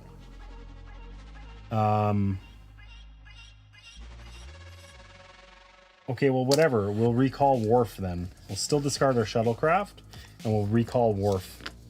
And then we're gonna... you may duplicate a play operation of an ally from the market, which says return up to 2 incidents from your hand or discard pile, and then log this card. So we can return this incident. We don't have our other incident in our hand. Now I'm duplicating this, so I assume I don't actually log this from the market. And then in our hand, we've got Wharf in our 4th action. Take an incident and discard it. This one's going to require us to spend dilithium. That's not too bad. Okay. Discard the top card of your deck. Goodbye, sweet, sweet recruit, which we really could have used. But then we get to send 2 guys to a neutral location, so we can just take over the observatory. Ease peas. We are out of cards. We got nothing left. In order to do our attack activation here, we'd have to discard a card, which we cannot do. So I think we're just all tapped out. Took our actions. We don't have to resolve the start 8. We do have to place an ally or place a glory. We're going to keep doing the same thing. We're just going to keep stacking the deck on those ally cards because we're likely to be taking those. And then we're going to discard all of these and draw 5. 1, 2, 3, 4, 5. We got 1 card left. There's handsome ass Will Riker. I would really like to get Riker out as our commander, I think. Then we have more resupply actions. We can get Latinum. I don't know if Latinum's useful, but it at least is worth points. Lets us cycle our deck a little bit more often too. Let's figure out how we resolve these action things. I think it was a one-time, we get a one-time action token, because I think we get back to 3 every round, but I don't actually know, so we're going to find out. Reset your action tokens so that you have 3 of them. Return to the supply any excess tokens you might have gained during this turn. Lame. Okay. So, it is our bot's turn. The bot gets 2 cards. Oh, wait. He gets the control step. He gets to take this card. So how does that work for him? Does his ship also go away? I don't know. Let's find out. Probably.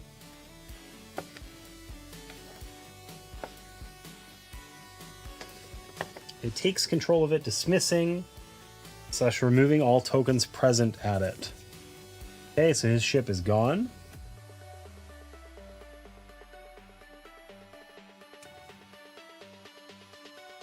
Oh, and then we resolve this in the same way that we would resolve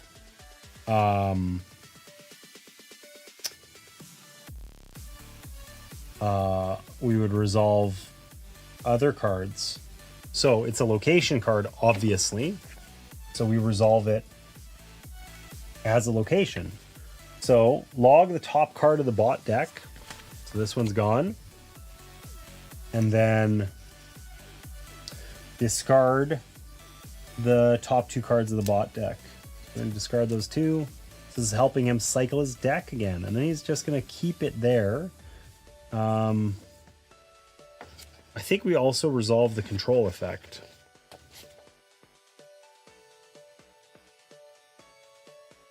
No, we do not. Okay. So we're going to draw 2 cards. 1, 2. We're going to resolve them. What do we got here? Cargo. This is an attack card. Oh, but it's also a weapon. So weapon is the first one on the list here. So we're going to resolve the weapon effect. Junk, the most valuable card in the market, ignoring any with tokens. Send an away party to a neutral location. Either you take an incident or you remove an away team. I don't know how we decide between those two. Honestly. So junk, the most valuable card in the market. So the most valuable card is like a tie, I think. Printed VP, focus icon, endgame operations, which don't exist, or glory. Okay, so we'll discard this. We'll junk that. And then I don't know what we do with free decisions here. Like it says, either you take an incident.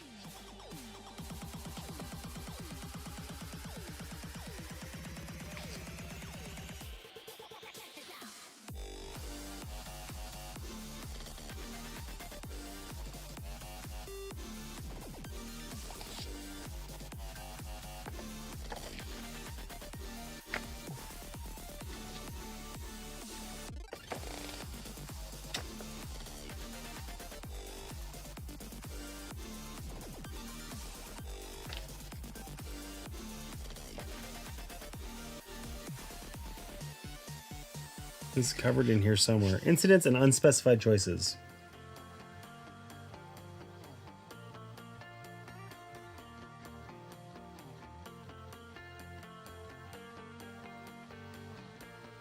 It always picks the first option it legally can. Okay, so it can take an incident for sure. So it will take an incident.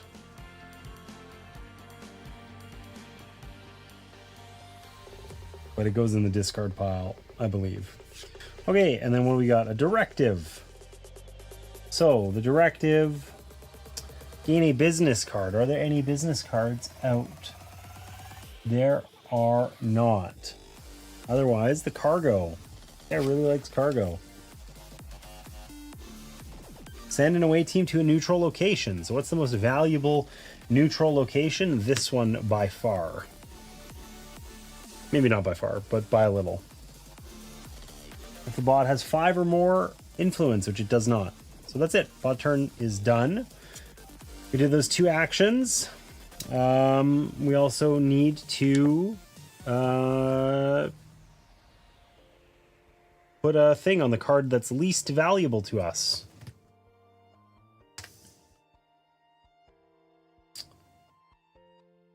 Least valuable to me is still this one, I think. I mean, I think it actually, does it consider the glory tokens? It does. So in that case, actually this one's the least valuable. The ship. Because it's only worth 1 to us currently. Okay. So, resupply. We gain 1 dilithium for each person in our hand. That is still 1. Whatever will take our free dilithium.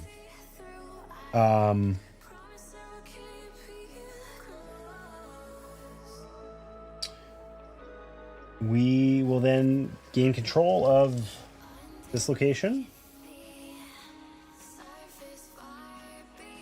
I don't think we needed a ship there. I think we just needed 3. A minimum of 3. At least 3 tokens. Any combination. All right. So, Worf helped us out a bunch. So, We gain this location, the observatory. Looking pretty rad. Control, you may gain a person. If it is a scientist or engineer, gain a glory. So we can either take Harry Mudd here, which has a glory token on it, but is not a scientist or an engineer, right? Requires 3 influence. Force your opponent to log a person from their hand or discard pile. So basically this would do like essentially nothing for us against the bot.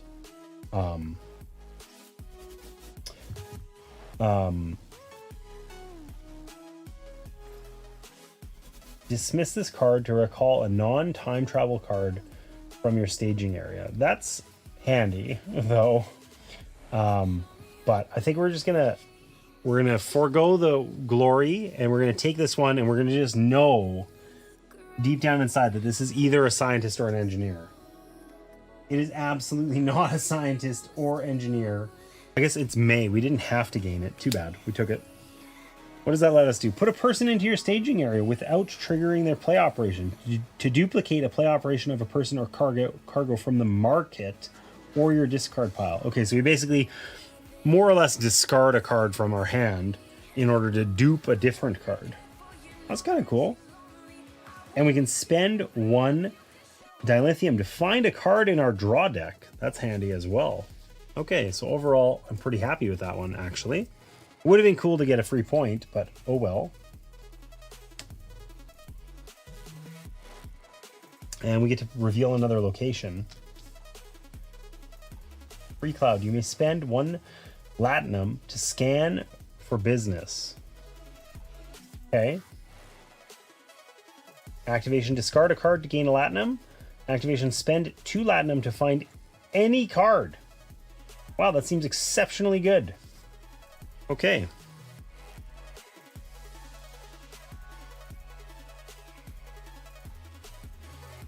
So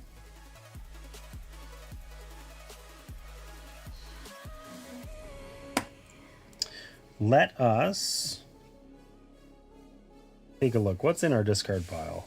Because Will Riker says, draw 2 cards from your discard pile.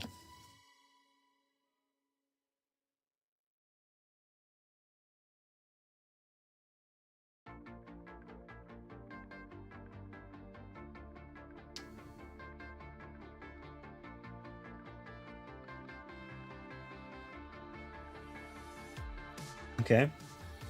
So the question is, we want the Enterprise. That's what we really want. And the question is, what other card do we want from our discard pile?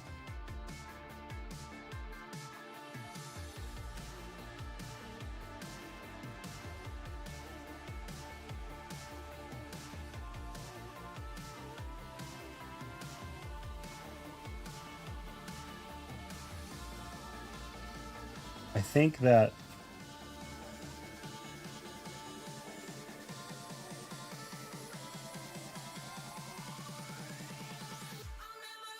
maybe we'll take Strange New Worlds and we'll try and make it happen.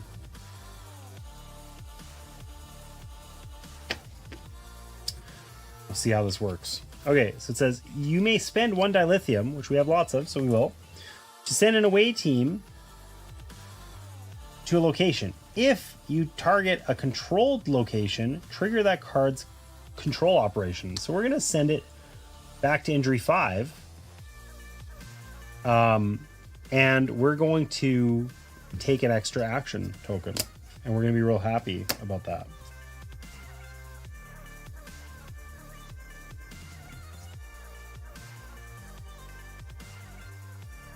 Oh, we can activate him to draw a ship from our discard pile. We didn't actually need to draw the Enterprise. We can just do that later. And instead, we can take one of these other ones. Let's do that, because that's going to be really handy, I think.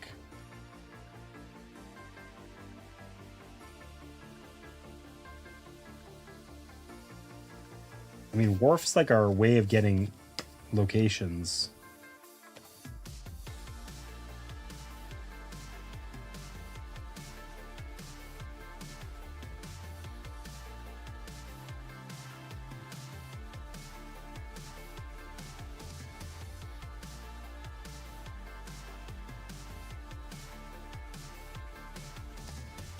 We're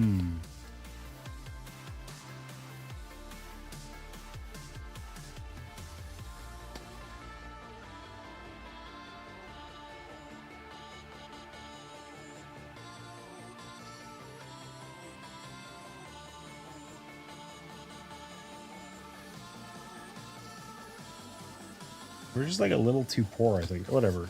Okay. We're going to activate Will Riker, and we're going to take our Enterprise D into our hand. Draw a ship from your discard pile.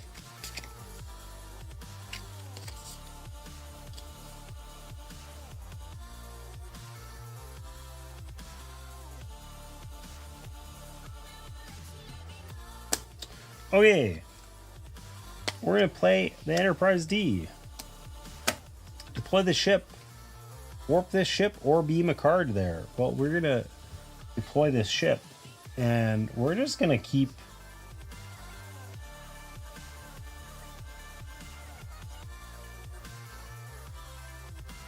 Ooh, score 1 point for each of your anomaly cards. I think we have at least one anomaly, 2 anomalies. This is worth like 3 points. I don't know if we have a bunch of other anomalies. I don't think so. Let's us find a scientist. This lets us just print Latinum and is worth a ton of points. We're going there.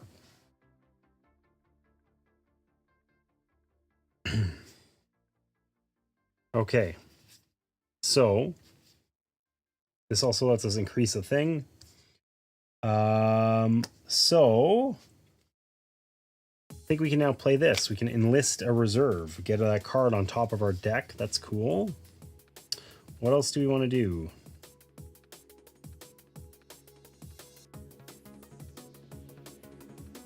I have no idea. I think we want to gain an ally and log this card. I think we want to do that. Well, this one doesn't have any things on it. We need to get 2 of them to 4 or higher. Well, this one only has the science-y one, which we already have, so that doesn't help us.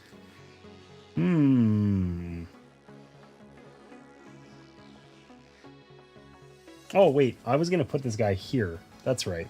Because I was going to play my Strange New Worlds. We were trying to trigger this. Play. Select a controlled location. This one. If there is one away team and one ship there, look at the top 2 encounter cards. Take one of them and return the other to the bottom of its deck. Log the selected location and to gain 1 glory. So these are encounter cards. We haven't ever seen these. Play. Draw a card. You may return an incident. Cool. Play. Send up to 3 away teams to the same location, ignoring any opponent ship for each Imperial you have in play, excluding this card, gain 1 like combat. I don't think we have any Imperials in play, but just being able to send 3 away teams is huge. It's a big deal. So we'll take that, and that goes into our hand. Log the selected location. That's this one. To gain 1 like research. It doesn't say you may, so I think we have to do that.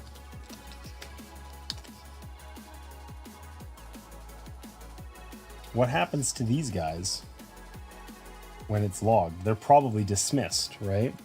Which I didn't think about. Ships present are dismissed from a logged location. Lame. Damn it. Okay, well, that part I hadn't considered.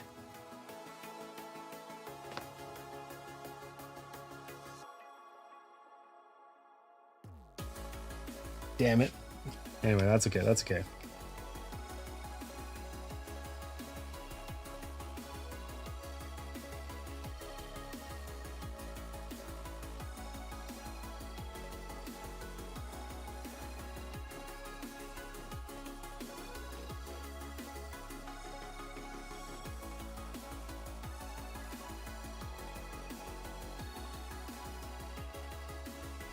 I need more ships, honestly. So I can use this immediately to send up to 3 guys to one spot. And I gain for having Imperials in play. I don't think I have anything that's an Imperial anywhere. I don't think I can do that no matter what. So I think I should just do that. That's just like, it's points. Why wait a turn? I mean, I could bait him into putting things out and then try to steal it or something. But I mean, I'm starting to have like lots of cards logged here. Maybe I should be contesting memory alpha. You may log a card, you may duplicate a play operation of a card from your log. That's pretty big. It's also 5 points. So this gives me like perma latinum. It's more points. Okay, whatever. We're gonna send 3 away teams to a location.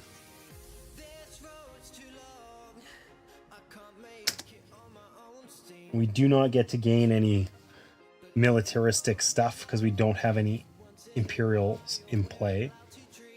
That's okay. That's okay. We've spent our actions. Are there actions here?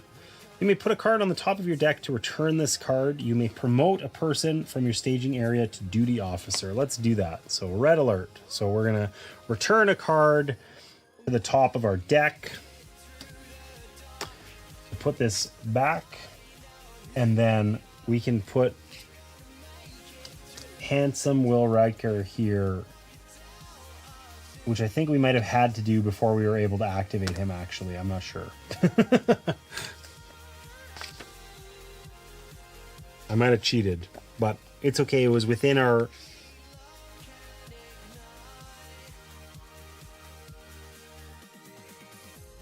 I don't know. It says we can activate a card.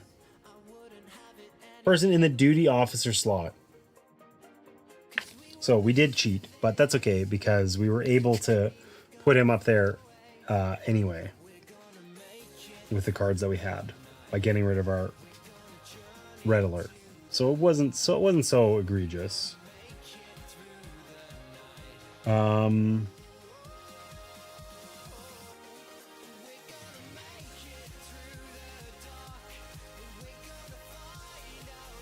Okay, let's play this one because it doesn't require an action.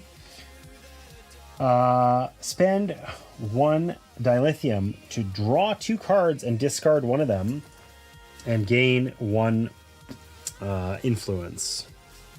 So we'll draw 2 and we'll discard 1.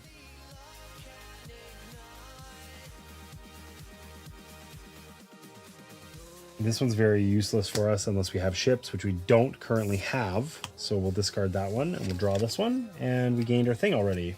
So we're almost at the point where we could complete our mission by placing allies on a ship. We're getting there. We have to complete our mission, I think, if we want to realistically win the game. And then we can gain cargo. Is this cargo any good for us? Look at the top 2 location.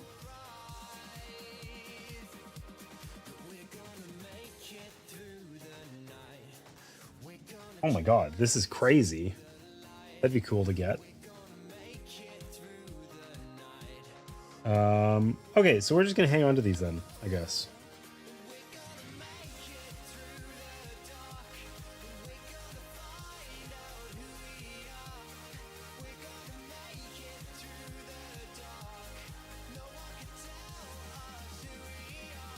Okay, we're gonna hang on to these. And we don't have to do anything with the star date. We do have to place a glory. We're going to continue stacking allies because we know we like people.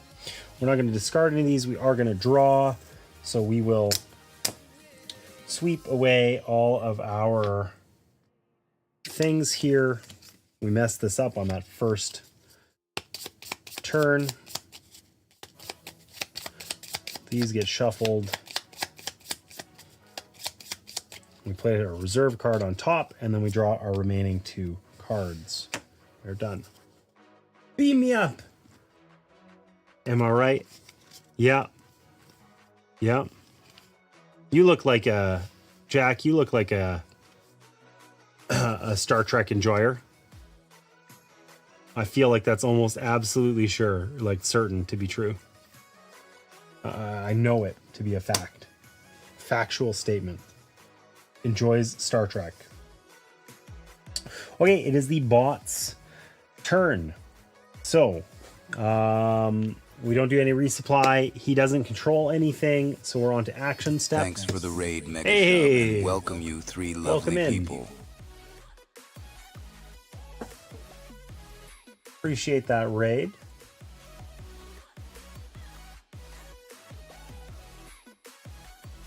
Whoa, I don't want to do that. Welcome in. What are we up to today? It's nice to see you. Appreciate that follow. I'm not familiar with your channel. I tried to quickly check it out. Obviously, you guys are familiar with tabletop and board games if you recognize that this is Captain's Chair. So that's pretty cool. But welcome in. I'm James Opcost, and we play board games here. So I am doing a solo run of Star Trek Captain's Chair for the first time. I haven't. Well, I'm learning the game as we go here. Made a mistake or two, but so far, so good. Welcome in. Tell me a little bit about what you were up to. Oh wow! Okay, awesome. That's great. I'll have to give you a follow. And those of you in chat, feel free to drop a follow as well. It's the least we could do in exchange for that raid. Appreciate you coming in to join us here. So yeah, I'm playing Captain's Chair. I exclusively play board games, like physical games, on the tabletop here. Mostly solo, but with the occasional guest here as well. So today we are playing Captain's Chair as, like I said, this is a first play for me. So I'm playing as Picard. Picard is the best captain. I don't care what anyone says. You're welcome to try to convince me otherwise. You will fail. And we're playing against the bot component Tron. And so far, it has been going okay. I think we're getting mostly used to the kind of core gameplay loop, and running the bot, it's a little bit weird. But so far, so good. I feel like, I don't know. I'm not sure I know how to play this game well. That's definitely a challenge. But it's been good so far. Pronounce Janeway very oddly. Whoa. Get out of here. Okay, listen. I could tolerate somebody saying like Kirk or Cisco or something, maybe. Cisco doesn't count. I don't know. Janeway? Really? No way. No, in all honesty, I do really enjoy Star Trek. Star Trek is like my like comfort watch, you know. But it's like original series or TNG for me, and that's about it. The other Treks, like I've watched Deep Space Nine, the whole thing, but it doesn't do it for me. I don't know. It's okay. I wouldn't be opposed to watching it. I'm just never, ever gonna pick it. Voyager, likewise, super okay. Am I ever gonna like elect to watch it? Never. Not once ever. Right?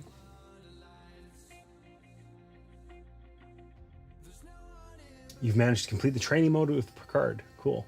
Haven't managed to run through solo yet. Yeah, I will say, like, you know, it's interesting to, so far with this game, it feels like most other deck builders, and like, you know, it's very fundamentally similar to Magic or whatever.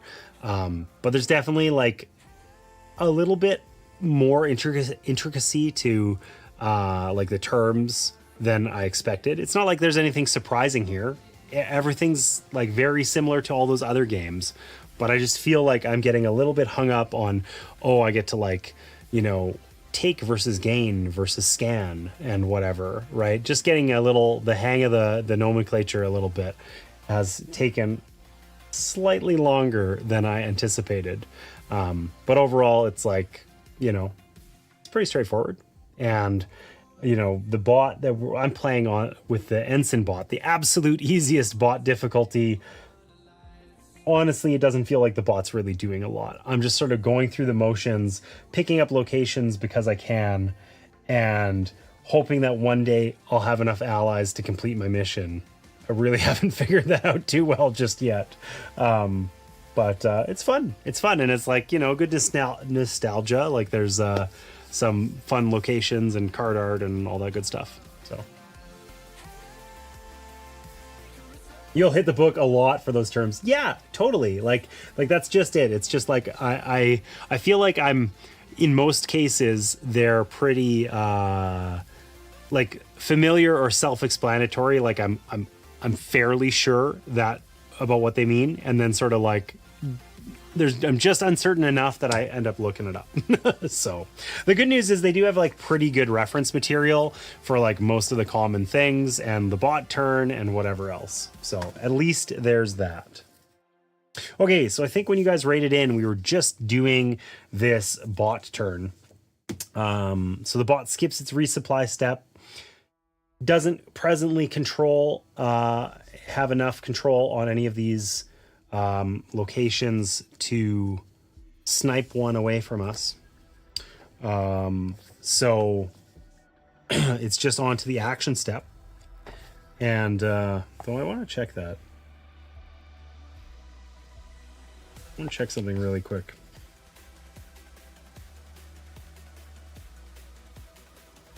Okay, yeah. So anyways, action step. So the bot is just turning over its deck. So he drew one card. We're going to shuffle his discard pile here.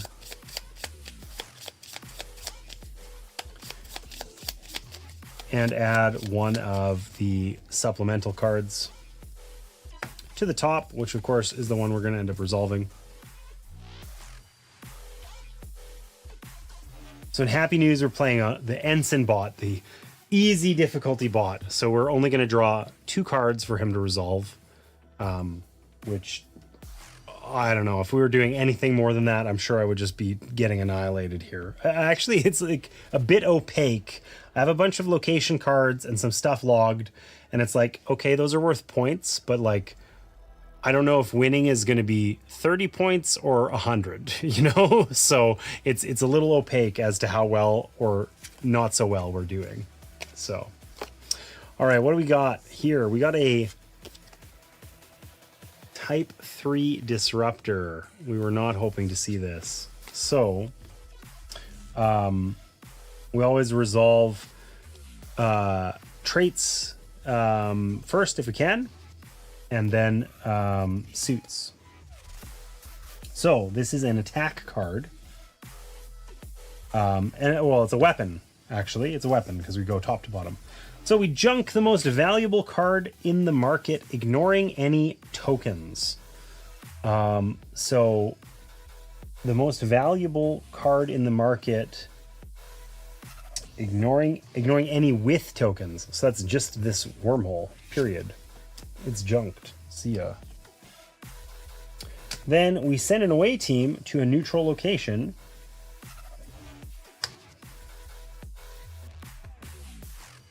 Oh, you know what? I did this wrong last time. So I either have to remove one of these or take an incident. I accidentally put that into his deck. Oh well. I will take an incident. I had trouble resolving this, and I just realized now it says you take an incident. Either you take an incident or you remove an away team. I was very confused by that. In the moment, it didn't make sense. It makes sense now. Personally, I feel the game was themed very well. Kola, for instance, has a real which lets you beam people there, and I get 1 dilithium per person per resupply. Essentially, you're chucking people in prison and forcing them to mine dilithium for you. That's pretty good.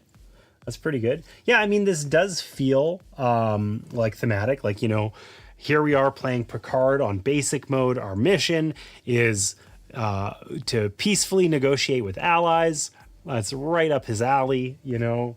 And overall, the cards felt like, yeah, everything felt like sort of appropriate and interesting with like a little bit of a nostalgia hit. I've been liking it so far, for sure.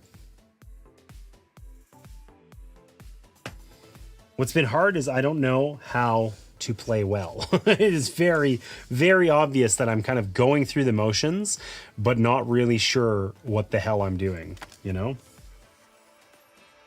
All right, so now this is neither a weapon, attack, business, or ambassador card.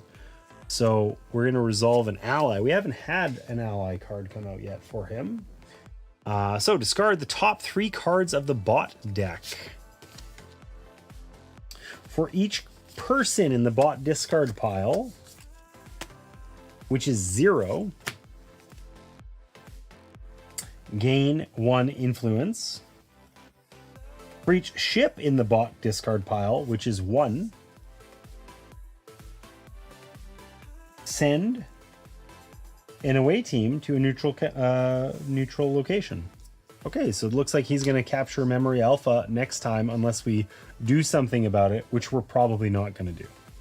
We're probably just going to suck it up, and he's going to take it, and we're going to be sad. All right.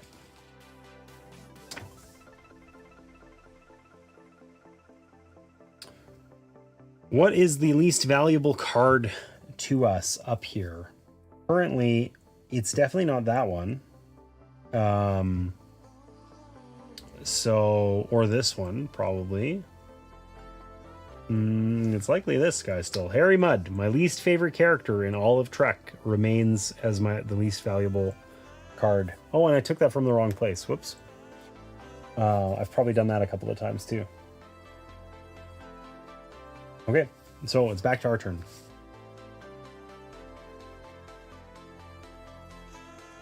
Thanks for that follow. Appreciate you. Okay, so now we have this annoying hostile contact in here. Discard a card to return this card. If the discarded card has military on it, gain 2 dilithium. Or play it if we have a communication card in play. Return this card and gain 2 dilithium. Okay, so we do have we have a non-zero amount of communication cards, but I don't know if we don't have any out presently. So that's unfortunate. I guess we gotta do our resupply step. Discard the top card of your deck and gain 1 latinum. My one misgiving about this game, these latinum pieces are so lame. I hate them. They're hideous color. They're like 2 parts. Everything about them is bad. Anyways. Reveal your hand. For each person in hand, gain 1 dilithium. What do we got? We got 1 person. I don't think we've ever gained more than 1 dilithium. I had delusions of grandeur that I was going to be gaining like 4 dilithium every turn, and instead it's like 1. But it's never been less than 1, I suppose. Okay, control. We control Free Cloud here. So, control, you may spend 1 latinum to scan for business. Here we are. With that terminology thing that we talked about. What the hell does scan mean in the absence? It's not like scan 2, it's just scan.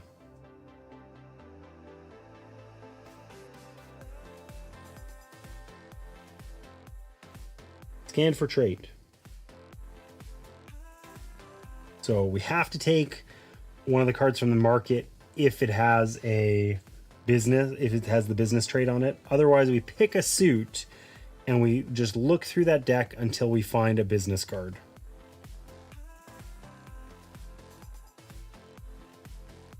And if we don't find anything in there, we can specify a different suit. Okay, so are any of these business? No, they are not.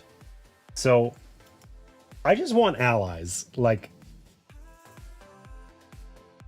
though, mind you, having an extra ship, we kind of desperately need ships in our deck.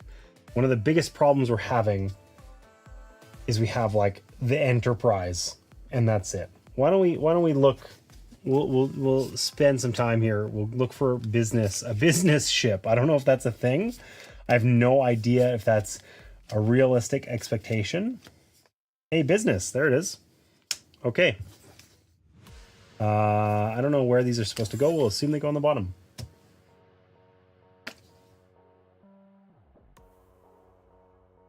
So we found the Packlet Freighter.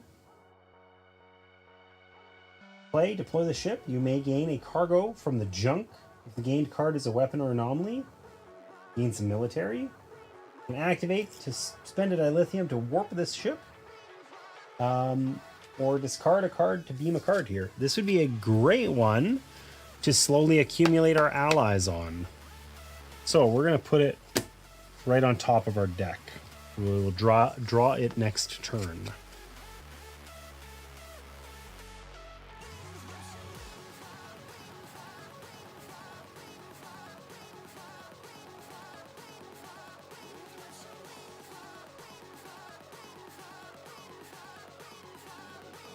Okay. Thanks for the Prime subscription, the Net God. Hey, thanks for that Prime sub. Shuffle the deck. You know what? You're probably right. I mean, shuffling seems like the likely thing. Appreciate that Prime sub, by the way. Net God, thank you. Ads suck. Ads do suck. They do suck. And I feel like the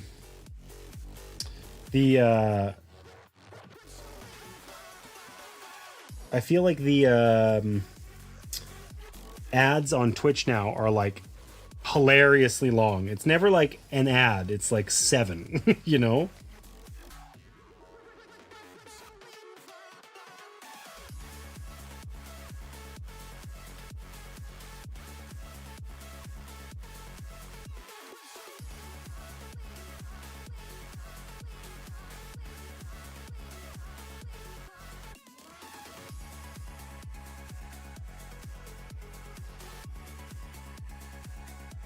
Interestingly, it doesn't actually specify what you do. When you scan for a suit or scan for a number, it says to put them on the bottom of the deck. And it doesn't say. Shuffle the other remaining cards that you've revealed back into the corresponding deck. It does say. Shit. Are these them? No, that's my hand. Oh, these are ships. All right, so we shuffle these back in. You were right. And I don't know. I think I might. These Latinum are so bad. I think I would take cardboard chits instead. Okay, so in hindsight, I probably or whatever. I think I could retcon this and not feel bad about it. It's going to be easier for me to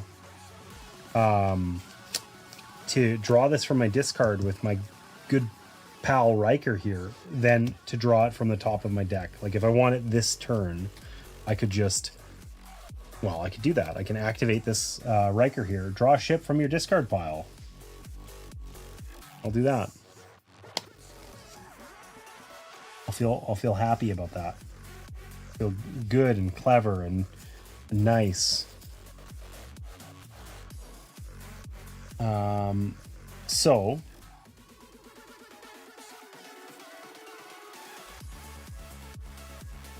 I don't think I have a way of getting any communication cards in play. That's okay. So I think I want to play this, right? To play this ship, you may gain a cargo from the junk. If the gained card is a weapon or an anomaly, gain 1 military.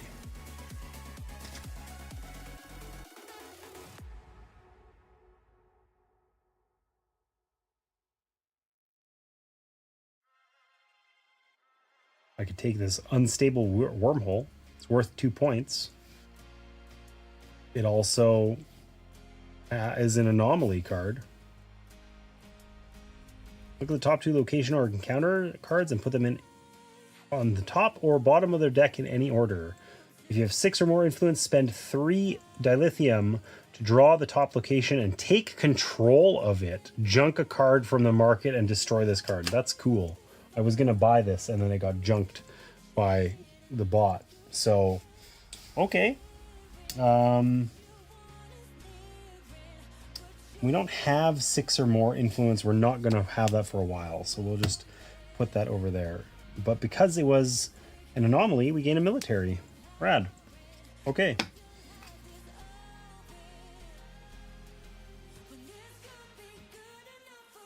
I guess we got to find this freighter so that we can actually put it out one day. Have all the standees sitting around in the box. Okay.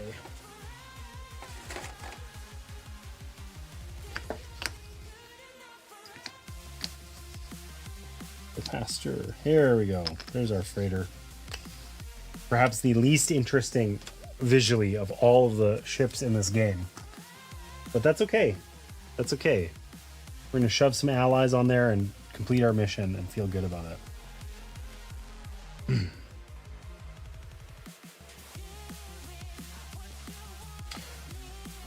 Discard a card to beam a card here. We got to start doing that. We want to start beaming some allies over there because in order to complete our mission, which I would really love to do one day. I mean, we don't have to. We're surprisingly, shockingly not far through this deck of cards. We've not been moving quickly. I don't know if we just haven't been taking glory very fast. We haven't been finding ways to gain glory or what. We've been moving through this deck very slowly. I'd love to finish my mission before then. We need to have at least 2 tracks at 4 or higher and have 3 allies on the same ship. This freighter is going to be that ship. So we need to at least one of these tracks to get up a little bit higher. But that's okay. We're working on it. We're thinking about it. We're scaling.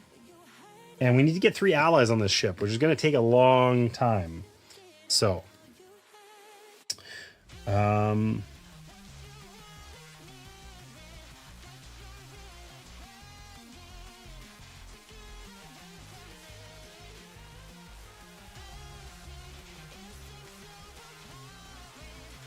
okay, so let's get this stupid incident out of here. Discard a card to return this card. If the discarded card has military on it, gain 2 dilithium. That ain't happening. But what are these cards? Which of these are we not going to play?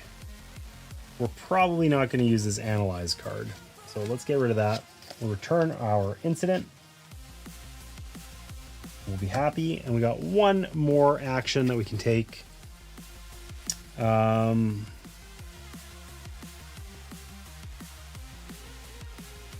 I mean, we can always use our diplomacy directive. We don't have to spend an action token. Oh, I'm super zoomed in. Wow. Okay. Spend 1 dilithium. Okay. Draw 2 cards and discard one of them. Gain. Oh, that's a downer. I don't like that at all. Gain 1 influence. So we're either discarding our Enterprise D or this crazy encounter.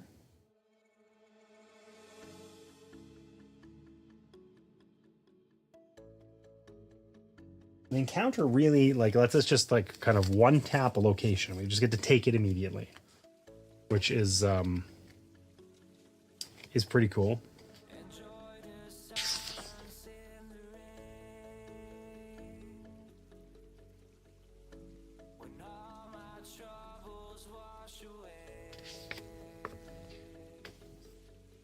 So now I am doubting myself about encounters.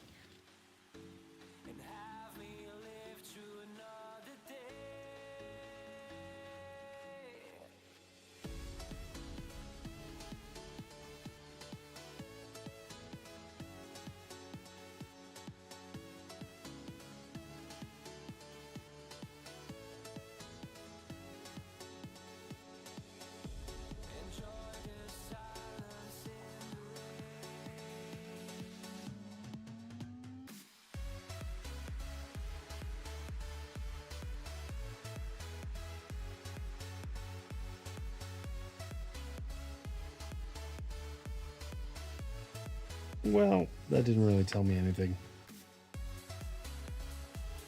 All right, whatever.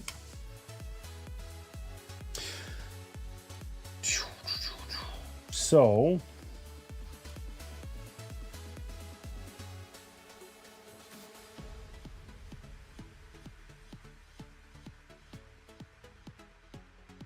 I mean, we want to have the Enterprise out so that we can go here, and this just lets us shortcut that aggressively. So let's just get rid of the Enterprise. Sorry, Enterprise. We'll use Riker to retrieve you later, anyways. Okay, so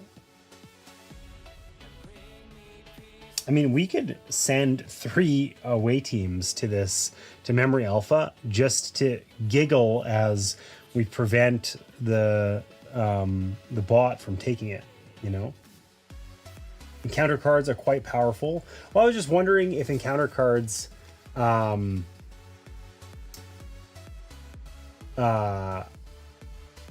was thinking about, are encounter cards like one-time things or not? Right? But I imagine if that were the case, they would say to log them or something, right? It was non-trivial to get this encounter card, and it's like super duper strong. So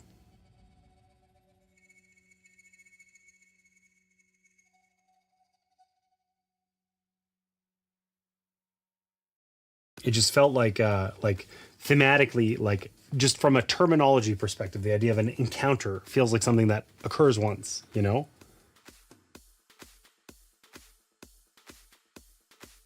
Yeah, agreed. I just had a moment of hesitation there, you know? So. Okay, so what am I going to do? I got one more action. I could gain on skill tracks with my utilize directive. I could get a ton of dilithium. I could gain with data here. I could just gain some, like one of these tracks and feel good about my life. Or I can send out 3 things immediately, right? I feel like, what's this card? So, control no effect activation. You may spend 3 dilithium to free play a ship. You may refresh a ship. That's kind of cool. Kind of cool. Alternatively, you may find a scientist or may spend 3 dilithium to scan for scientist.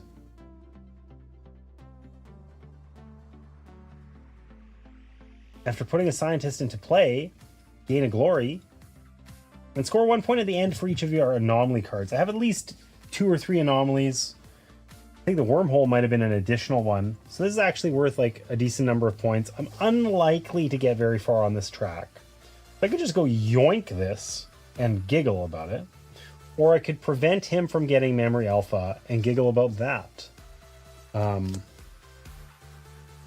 think I should send up to 3 dudes here to the same location, ignoring any opponent ship. Just go to regular one. For each Imperial you have in play, excluding this card, gain 1 military. God, I cannot speak. I do not have any Imperial cards. I've never seen an Imperial card. I don't even know how to feel about that. So I will gain nothing, but I will giggle about the fact that I sent all those guys out like that. Fortunately, I have to get moving. Good luck with your playthrough. Thanks so much. I appreciate the raid. It was nice to, well, I guess it wasn't your raid, but it was nice to talk to you. And thanks for that Prime sub. Hopefully we'll see some more of you. All right. So I think I'm kind of tapped out on actions. All of these require action tokens. I am out of them. So I am done my actions. Resolve started doesn't happen. I get to place glory. We're just going to put that on the ally. We're going to keep on. We're not going to think about it too much. I can discard any number of cards I want and then draw. This one's quite powerful. Lets me enlist a reserve. I wanted to get it out. Data kind of like, I don't know, a gain on one of the tracks. It's not terrible, you know? But it's also sort of like a little unspectacular for a point. I don't know. I'm just gonna keep the cards I got. I'm gonna keep the cards I got. It'll be fine. So I'm gonna discard these guys from my staging area. They're out. Oh, hey, you know what? I didn't use the activation effects here. I could discard a card to gain a Latinum. You know what? I don't have an extra card to do that. I don't have 2 Latinum to spend to find any card either. But I could discard... Ooh. If I beam this guy here, I can't use his thing. Whatever.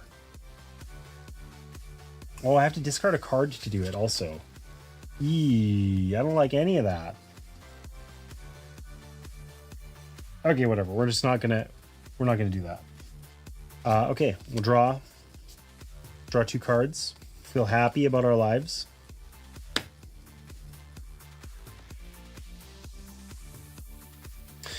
And we'll do the bot's turn.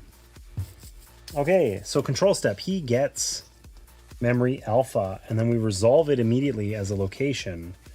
Unless communication or Starfleet is in his thing, it is not. So this is a location. Log the top card of the bot deck. Done.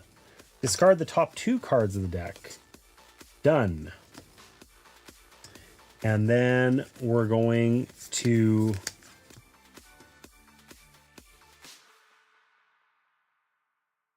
do 2 cards here. So the first one is a weapon card. He loves weapons.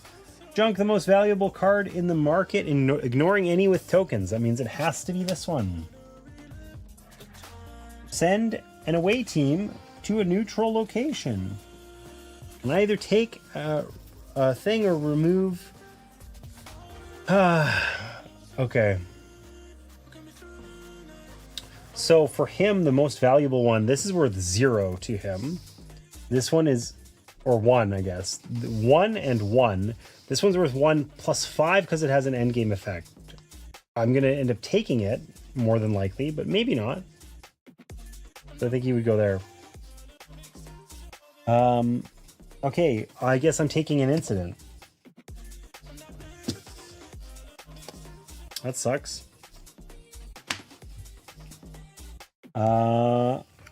And then what else do we got? A person, Moriarty. Business? Ambassador? No. Synthetic? No. Okay, discard the top 2 cards of the bot deck.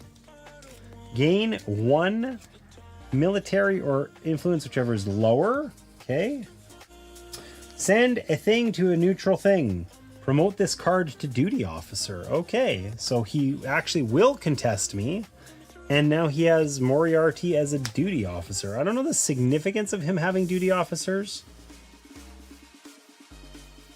But, I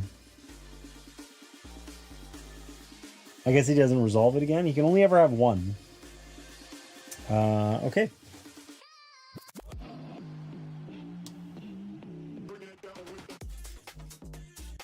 Well done.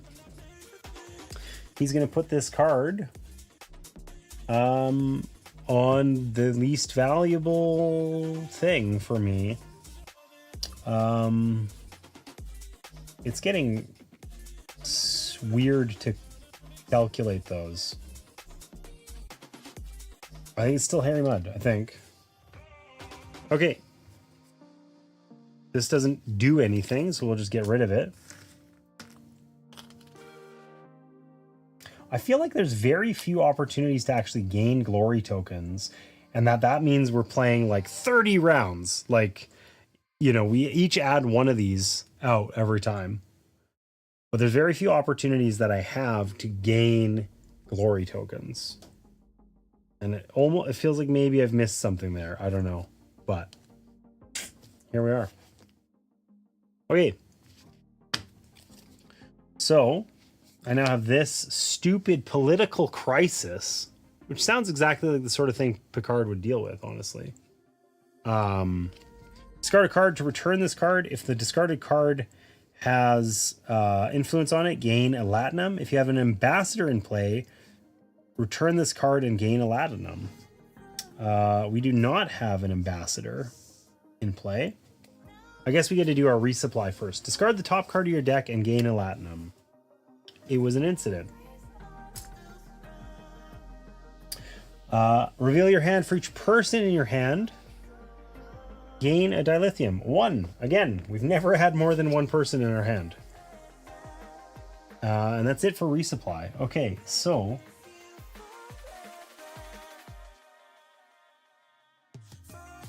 what the heck am I doing here? How am I going to make this work? He ruined our day on that.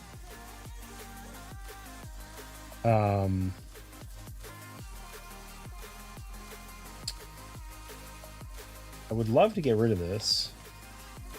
There's no way I'm getting latinum with it. Okay, so we got to make some decisions here, I guess. We're going to have to discard some cards.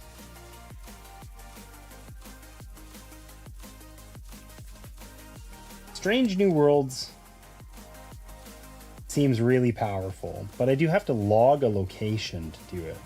It takes a lot of work. It's a good discard right now. So let's return this thing and discard Strange New Worlds, because there's no way I can play Strange New Worlds and actually achieve anything right now.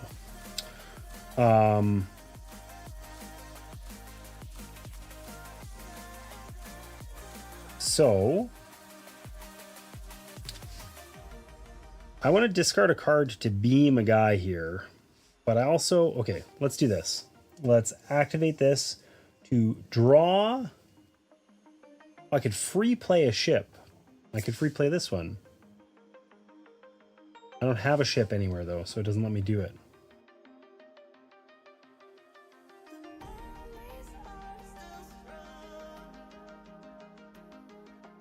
Okay, so I'm going to draw I can draw a ship from my discard pile. I'm going to draw the Enterprise, which I will then play. Deploy this ship, warp this ship, or beam a card here. Oh, I guess I got to go here because I need to have at least 2 more than him. I now have 4 to his 2. I mean, if I actually want to like capture this, it probably is sensible to even send a landing party or something.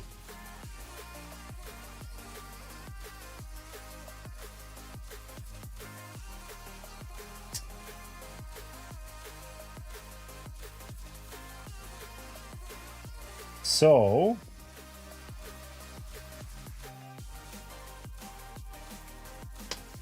let's play this. Send a landing party, away team, whatever, to a location where you have a ship.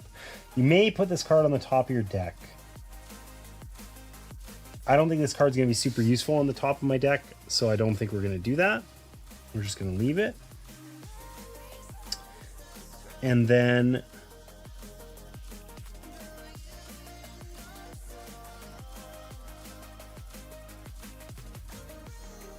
I'm going to discard a card to beam a card here. I'm going to activate this one. I'm going to discard data.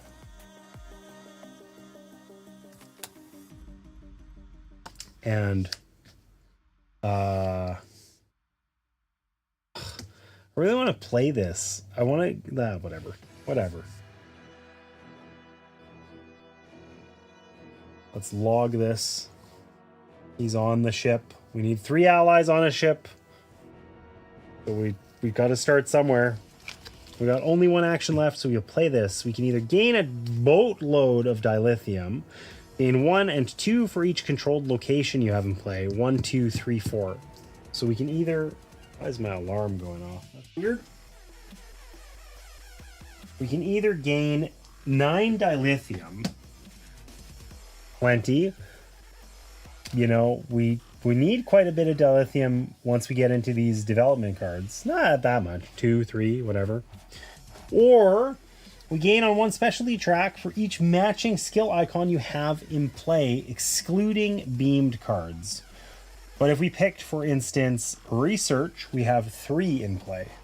So we could gain 3 research which is probably worth a minimum of a couple of points. Or we gain 9 dilithium. What do we need 9 dilithium for? Let's gain 3 research. Okay. We are done. We have no cards in hand. I still haven't managed to get an ally. We're going to draw 5. 1, 2, 3, 4. Okay, so we're going to shuffle or discard, including these. Not that, though.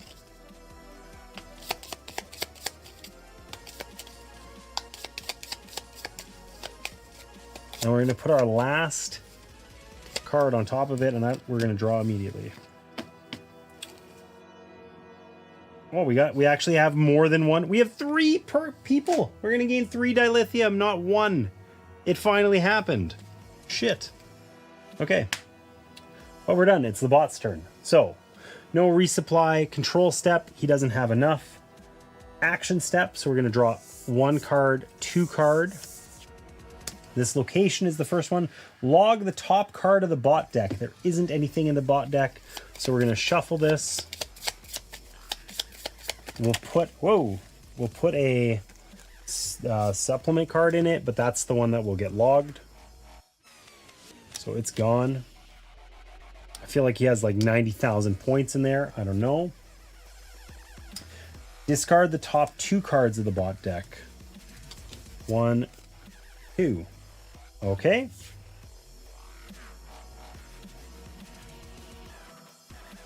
And then Tribbles is an attack card. So, send a thing to a neutral location. You discard the top card of my deck. So I discard the top card of my deck. I didn't want Strange New Worlds anyway.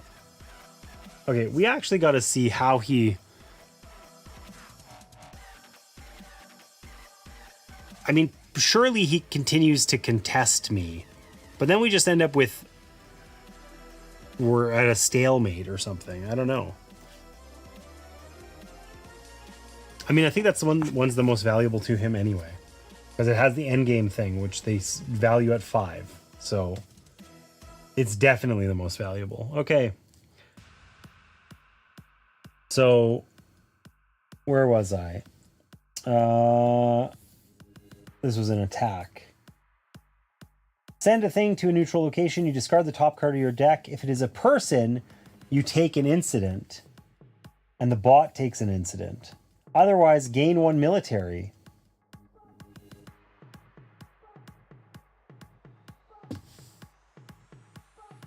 Okay. So that's it. We're done with the bot. He's going to put one of these on the least valuable card to me. If we include tokens, it's got to be this one now, because this one's... Harry Mudd's actually got some points on him. And we're done. Okay, so we get to do our resupply step. Discard the top card of your deck. Goodbye, data. And gain a latinum. Look, we got 3 latinum. And then we get 1 dilithium for each person in our hand. We got 3. That's 3 dilithium. We're rich. We're loaded. Okay. We don't have any other resupply effects. Control. This guy has 3. 1, 2, 3. We have 5. Good thing I put that extra guy out. So we actually do control this because we have at least 2 more than he does. So his guys get dismissed, but he gains a glory for each one. Maybe that's... Ooh. Well, we really haven't been on the same ones very much. That's probably where this would have turned over a lot faster. All of our guys are dismissed. See ya, Enterprise. But we gain regular 1. No, not Data. There's my boy. Here, I'll give you the nice... Aw. Aw, if only we got to have him come out and do something useful. And instead... No. Sorry, Allison. Next time we'll play Data on... We'll find a way. We'll find a way.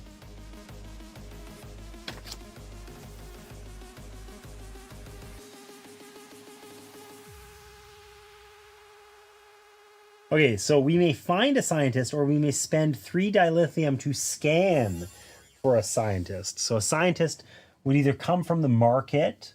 You know what? Let's spend the dilithium. Let's get an ally because we need ally cards. We're big on allies. So let's there are no scientists here. Let's find a scientist ally.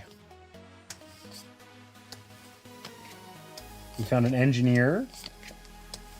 We found Klingon, business, Shady, and Dorian. There are no scientist allies. Okay, so the good news is we get to then search a different deck. So, I don't know, all the person decks seem really like attacky. Let's try cargo. Surely there's scientist cargo.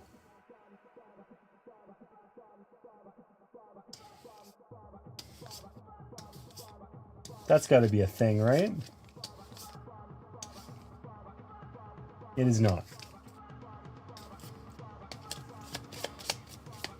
Okay, we're finding... I mean, are scientists only ever... No, this is a scientist. It's a location. Okay, let's find a person, I guess. Whatever. Romulan scientist. Boom. First card. That's worth points for blue. That's worth at least 3 points for us. So we get to put it wherever we want. What can it do? Attack. You may dismiss a deployed ship to gain 2 glory. That's kind of cool. Though he rarely has deployed ships. Oh, I guess that would be dismissed. That's one of our own. Force your opponent to log a cloak from play. If you do, gain 1 glory. If you have a security in play, gain 1 whatever. Reaction. After putting a cargo into play, draw a card. Mirok. Okay, so Mirok is like... If we had extra ships, that'd be really useful. You may dismiss a deployed ship to gain... Oh, it's not gain 2 glory. It's 2 research. I think dismiss ends up putting it into our discard pile. I mean, let's put that guy on the top of our deck, sure. Because we could use Riker to get our Enterprise, play the Enterprise, and then dismiss it with him next turn and gain some more research. Okay.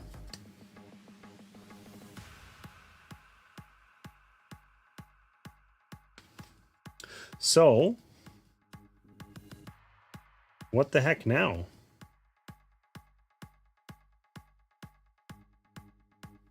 What the heck now?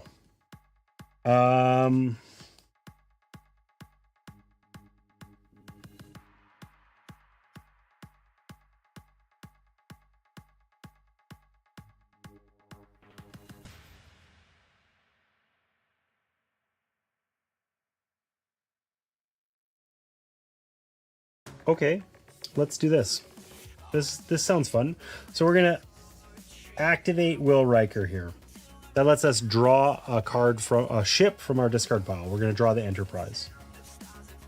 Then we're going to play Laz, the changeling here. Put a person into your staging area without triggering their play operation. To duplicate a play operation of a person or cargo from the market or your discard pile.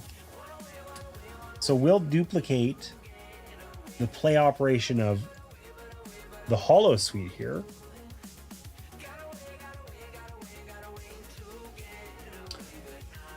And we can either gain 2 Latinum and we can refresh our duty officer, or we can spend 1, 2, or 3 Latinum to scan 1, 2, 3 of a deck, and if we pay 2 or more, draw the gained cards. We can either get more cards, or what we're going to do is we're going to use one of our actions in order to gain 2 Latinum, and we may refresh our duty officer.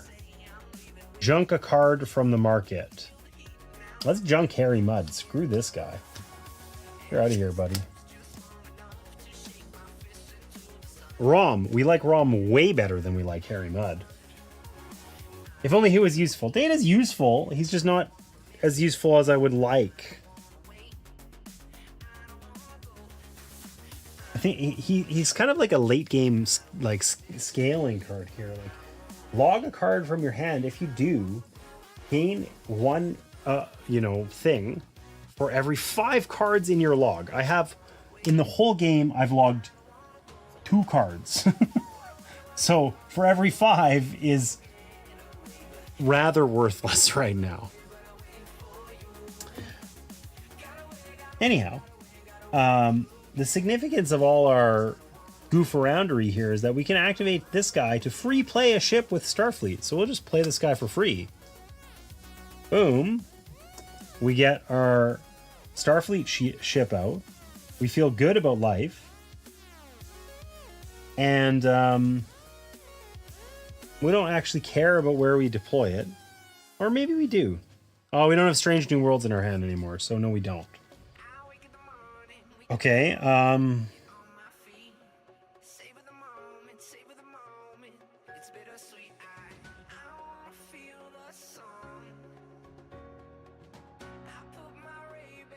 so, anywho, we got that out for free. We're happy.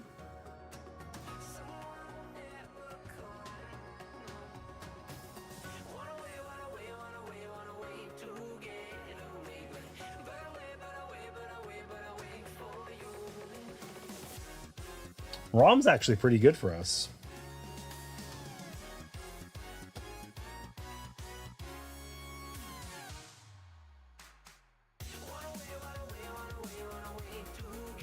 We're like one action short of doing a bunch of cool stuff.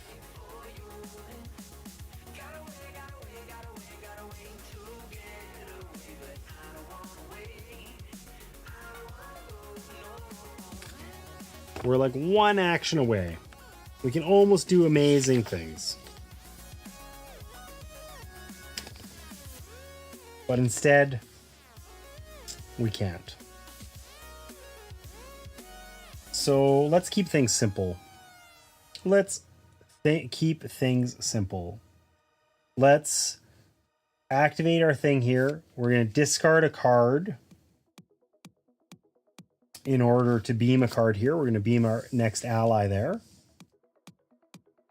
We need 3 allies there to complete our mission. You have 3 allies on the same ship, at least 2 tracks at 4 or more. We've got the tracks covered. We just need a 3rd ally on here. We got 2. Okay. And then I don't know how many allies we actually have in our deck. We must have enough. But we're going to use this one. We're going to take an incident in order to gain an ally, because we want to gain this ally. She's got 4 glory. That's 4 points. That's a lot. We can put her right on top here for later.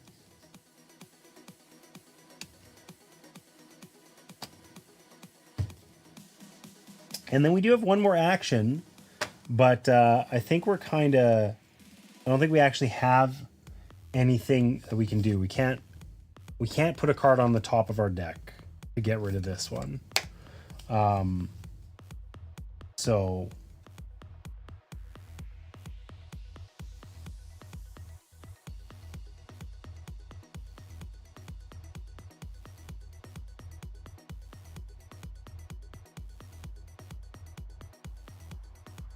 I think we're just sort of done, you know?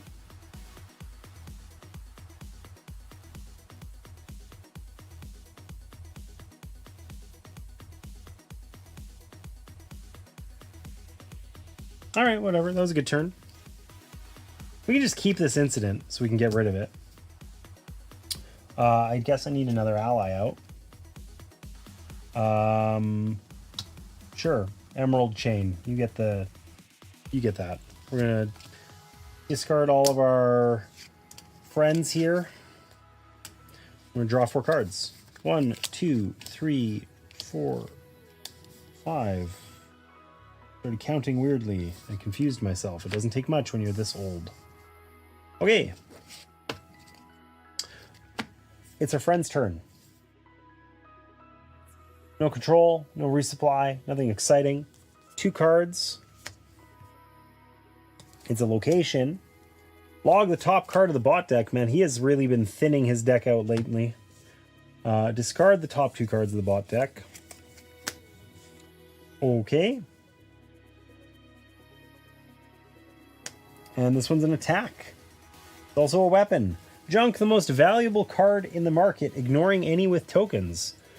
See ya, Rom. We were gonna do fun things together next time. Loxana Troy, maybe this is my least favorite character, and I take it back, Harry Mudd's not that bad. Send a thing to a neutral location. Either I take an incident or I remove a thing. Okay, I have to take an incident because I cannot remove one. This incident deck is thin, so I got to return some incidents because if the burn happens, I lose. So where does this go? This is worth 1. This is worth... I bumped that, but I'm pretty sure he was at 1. They're all worth the same. None of them have an end game thing. All right. That was very snappy. His turn's over. He gets to put this on a card that's worth the least to us. That's this one. During the next player's cleanup step, wipe the market, removing all tokens and any neutral location with no tokens present.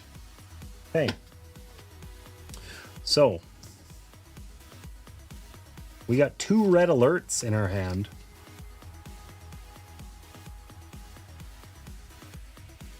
Oh. We could just get rid of them with our ally, but then she gets logged instead of us. That sucks.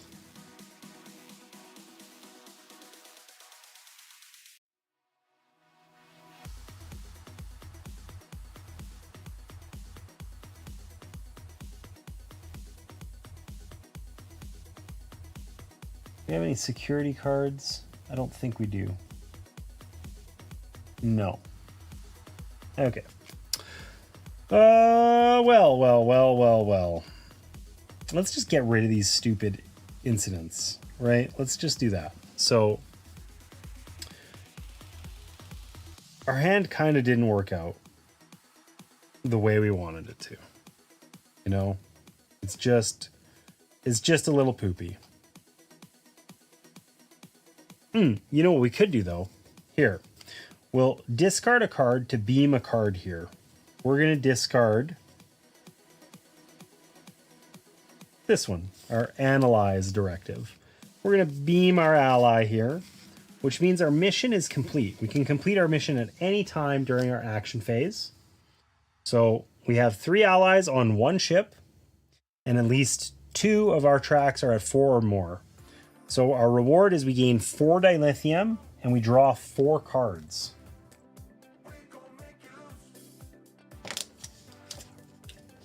Four feels like a lot. That'll give us some options potentially. 1, 2, 3, 4.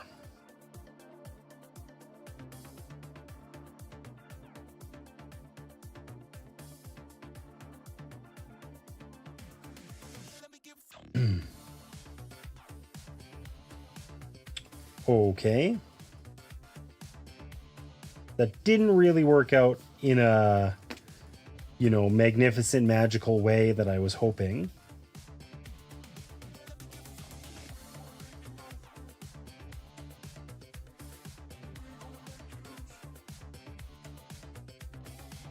Okay, so let's activate this. Spend 1 dilithium to warp this ship. Let's warp it. End game. Score 2 for each weapon beamed here. We don't have a ton of weapons. That's going to be hard. You may spend 3 dilithium to free play a ship. You may refresh a ship. Interesting. Otherwise not very useful. This one's probably worth the most to us. After playing Utilize, you may put a person on the top of your deck to duplicate a Utilize other play operation. Oh my god, that's cool. Okay, let's try and yoink this from the other guy. Also gives us more dilithium. Who's not going to like it? And utilize is literally in our hand. Okay, so we activated the Enterprise. Then we're going to use our Type 7 shuttlecraft. Okay. Send an away team to a place you have a ship. You may put this card on top of your deck. We're not going to do that.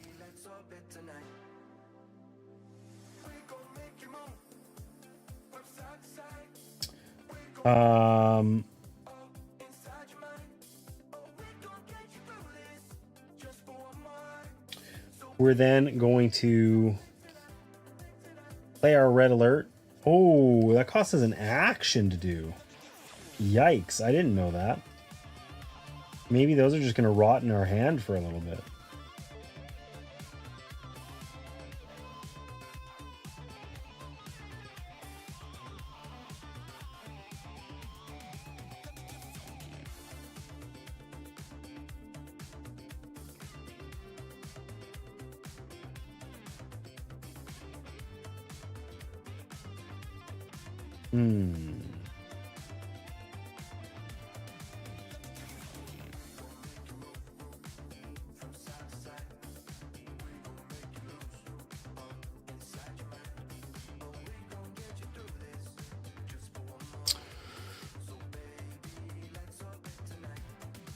Okay, we're gonna play this. Spend 1 dilithium to draw 2 cards and discard 1. Gain 1 influence. We found another frickin'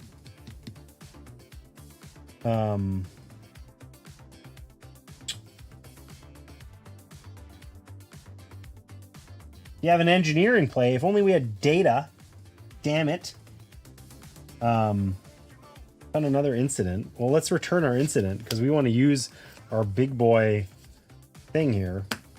Okay, though that wasn't as useful as I hoped.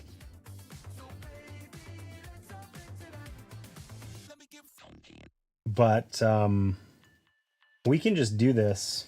We can play this. Send up to 3 away party guys to a single place, ignoring any opponent ship. For each Imperial you have in play, which is 0 still. I haven't seen an Imperial card. I don't know what they look like. We gained some stuff. Oh well. Okay, and then we got one more action. We get rid of one of these incidents. We really do want to start doing that. But I do want to also dismiss that, because otherwise I can't do it easily. I mean, I guess I could dismiss this guy. Maybe I'll just leave that there. Okay, so what I will do is I will play this red alert. I can return it as long as I put a card on top of my deck. So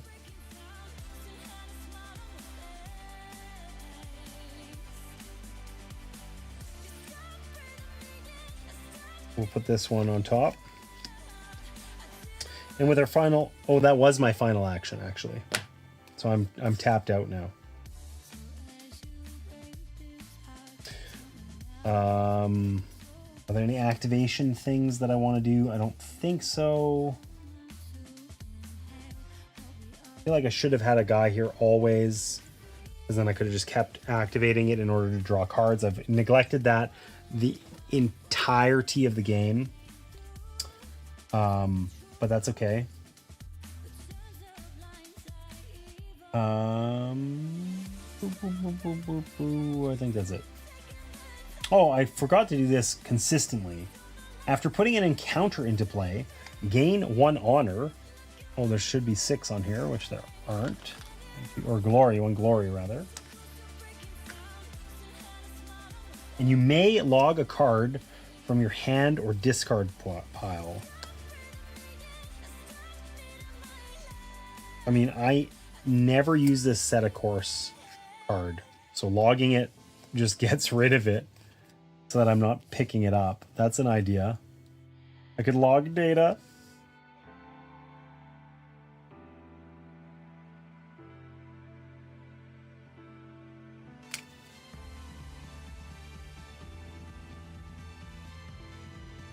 All right, let's do it. See us at a course. Okay, and then I'm done. It's over.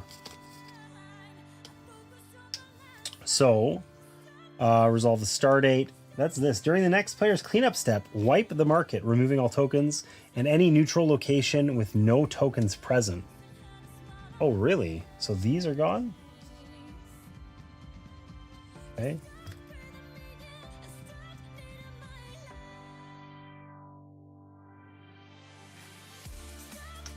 We're going to run out of locations to take.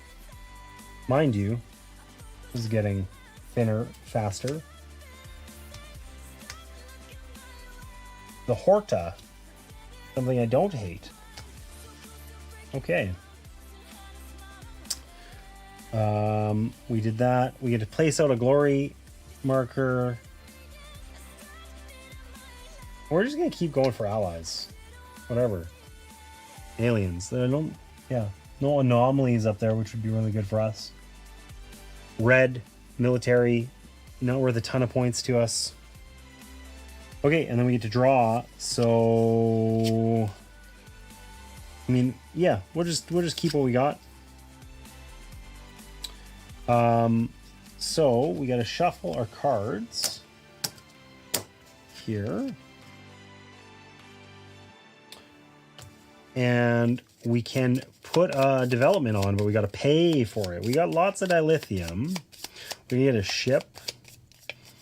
I don't know if the ship's going to be super useful anymore. I don't know. I don't know what's in here in these development cards.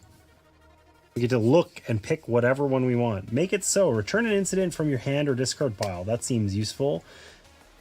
Select a secured neutral location and take control of it. Log this card. No. Draw 3 cards. You may discard up to one of each of the following. Gain 1 point for each card discarded this way. And then log this card. Development causes 2 and take an incident. I don't want to take an incident.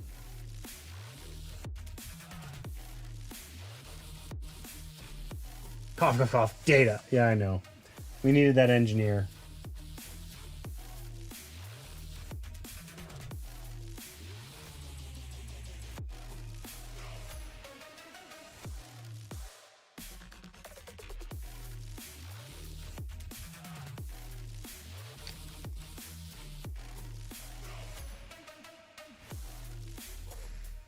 There's so many cards that are quite interesting. Why is my mother calling me? Now's not the time. Sorry, Mom.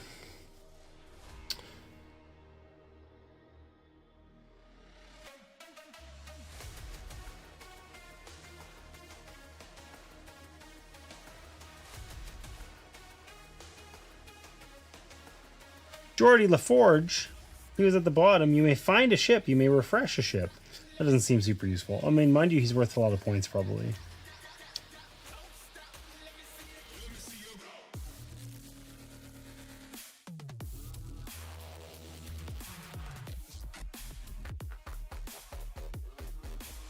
Well, these are all, like, pretty cool. It's hard to know what to do. So we're just going to make life easy for ourselves and get Deanna Troy.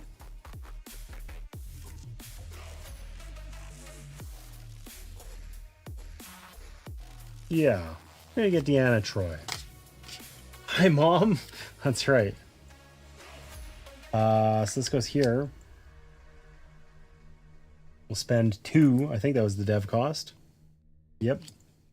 Perhaps the weakest card in there. I don't know. It seems it lets me get more of these glory markers, which I've had a tough time doing. And I think we're well in the lead. I want to end the game, honestly. So we will take that. So that's our 5 cards. And our turn is over. It is the bot's turn. He can't capture anything. He has an ally. Discard the top 3 cards of the bot deck. Okay, so that's 1. And then we got to shuffle and put one of these on top.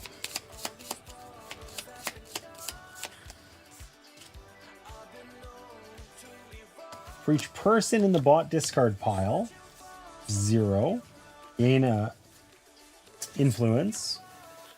For each ship, send a thing to a neutral location. So that's none and none. Unlucky timing on that because we turned over the deck. And then a directive. Discard the top 2 cards of the bot deck. Oh no. Whoops. Gain a business or a cargo. Are there any? There is a business card. All right. Gained. Send a thing to a neutral location. An away team. I'm missing one. Oh, it's on that one. Okay, that's still, this is going to be, well, this is the most valuable one now.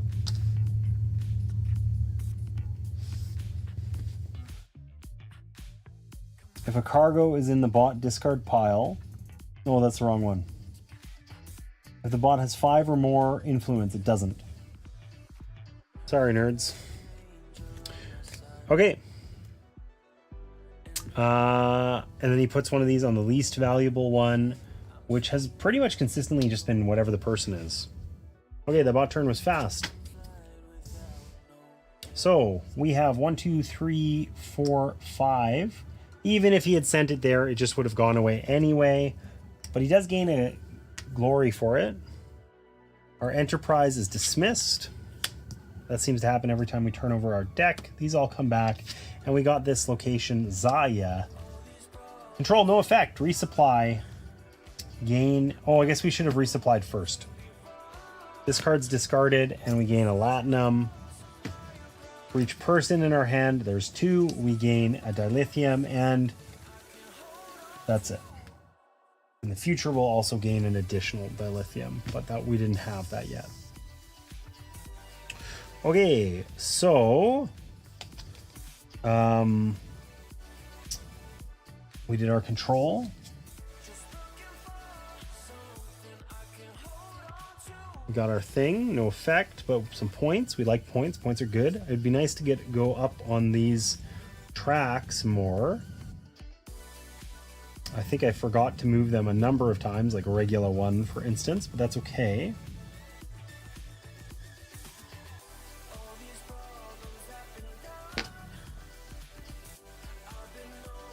Okay. Let's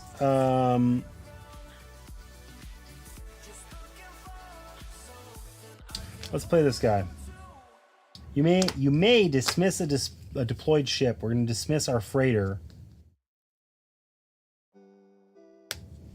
in order to gain 2 research.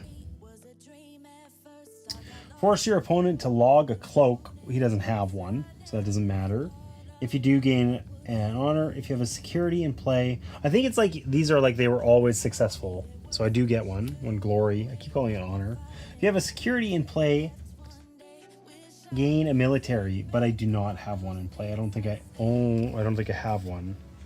That's okay. No big deal.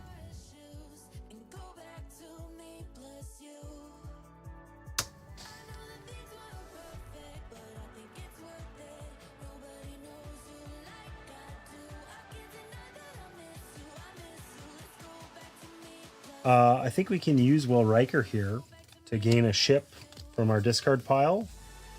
Might as well be the Enterprise. And then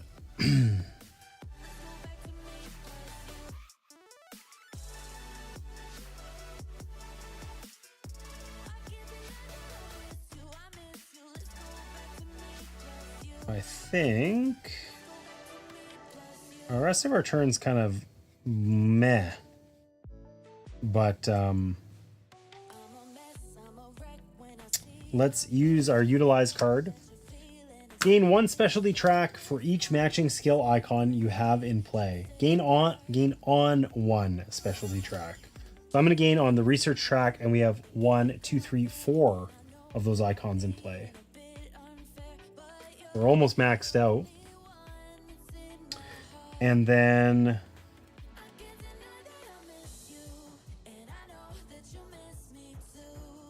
we're going to try out Deanna Troy. Draw a card, and then either keep it or discard it to gain 1 honor, or log it.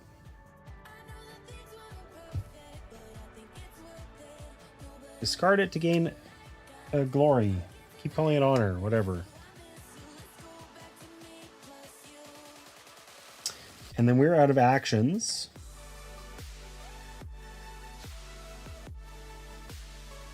So we're just going to keep these cards. It's fine. And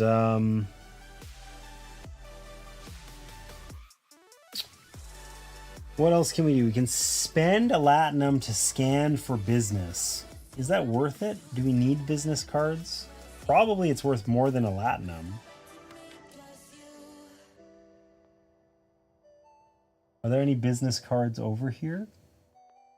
There are not. Well, that was control. Activation, we can discard a card to gain a latinum, or spend 2 to find any card. Find your hand, draw deck, discard pile, or reserve deck. I don't think we need to do that right now.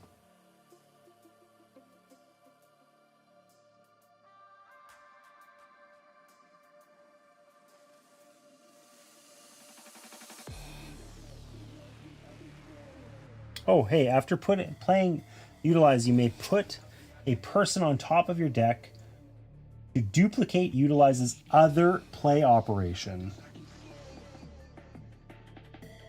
Oh man, I might have done that instead of this. I don't have a person in my hand though. So I guess we just flubbed it. Oh well. Could have got a ton of dilithium.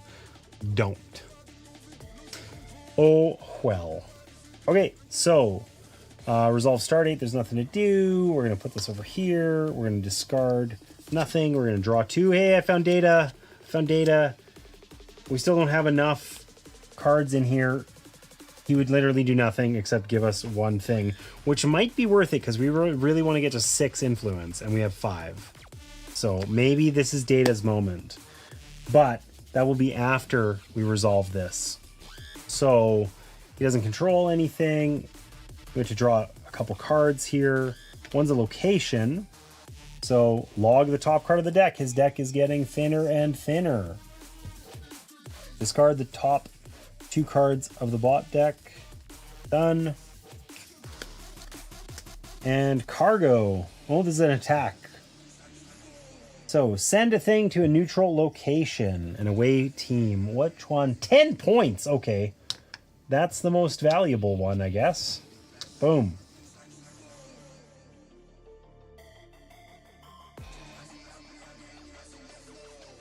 You discard the top card of your deck. Strange New World, that sucks. If it is a person, you take an incident and the bot takes an incident. Otherwise, gain 1 military. Oh, okay. I think the bot gains 1 military. I don't know. Okay. That was easy. Back to us. Resupply. We discard the top card of our deck, Diplomacy, and we gain a Latinum. Then we get dilithium for every person in our hand. That's 2 plus 1 dilithium. So we gain 3 dilithium. Our dilithium energy, or our dilithium engine, rather, is online. Also, these ones all should have been discarded. I don't know why I didn't do that last time. Doesn't make a difference, though. Okay. Oh, and we need to put one of these on the least valuable one. I failed to do that as well. It is probably still this one. It's one of those two. Okay. We're going to activate Will Riker to free play the Enterprise, and we're going to put it right up on this 10-pointer. Take an incident and put it on the bottom of your draw deck. That's worth it, I think. All right, we're going to play out Data. We're living the dream here. Gain 1 thing. We're going to gain influence.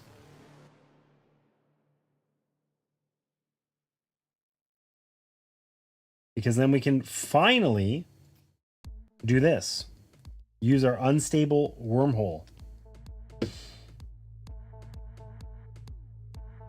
Requires 6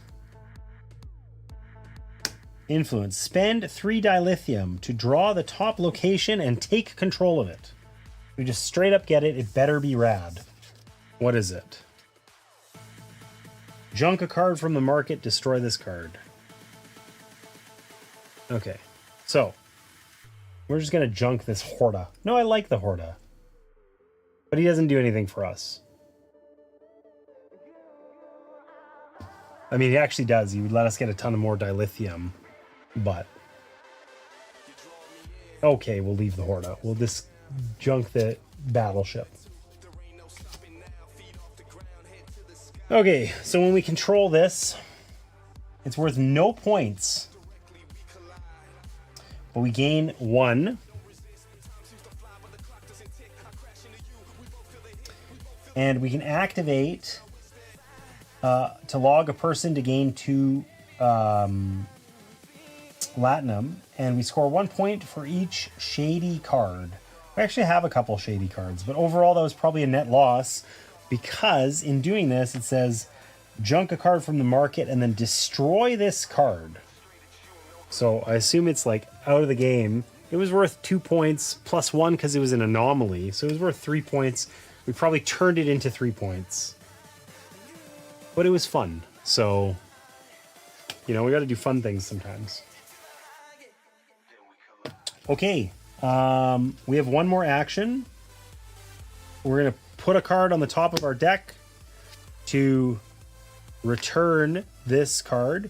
We may promote someone to duty officer. We don't have enough logged cards. Sorry, Data. At least you helped. You helped.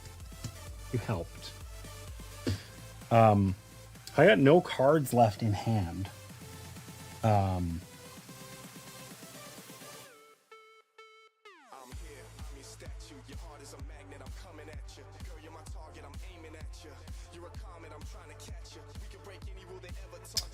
So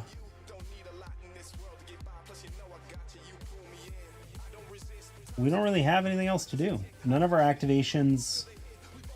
I mean, we don't have any actions left, so it doesn't really help us to say dig for a card or something. So I think we're just done. That's it. Okay, this doesn't get resolved, but we're gonna put this over here. Whatever, that's not gonna do anything. So there's 5 more things. At most, there's 5 more turns, and the game is over. 1, 2, 3, 4, 5.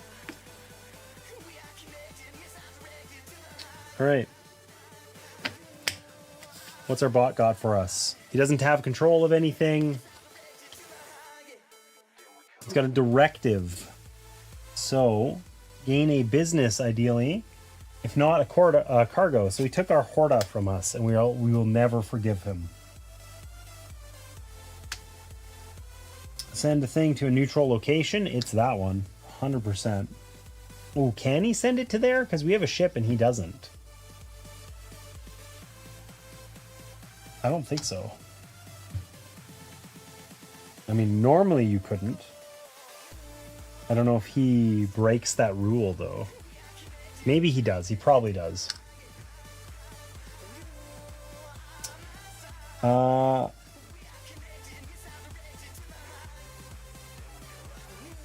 right, that's it. Oh, there's a ship. Deploy this ship. It explores. It explores, so it goes to where we're not. So it's going to go over here to that one to try and secure it, I guess. The most valuable one. If a person is in the bot discard pile, send a thing to a neutral location. Okay, is there a person? Yes, there is. So we're going to send a boarding party or whatever, away team. I think he still goes to the most valuable one, which is still there. So he would take that next turn if we don't do something about it. So we'd best do something about it. It is our turn. Oh, he's going to put one of these out on the least valuable. All right. We get to resupply. We're going to discard the top card of our deck, the Iconian Gateway, which I would have really liked to have in order to get a Latinum. We are then going to get 1, 2 plus 1, 3 dilithium. Ada, you're gone too. Sorry, friend.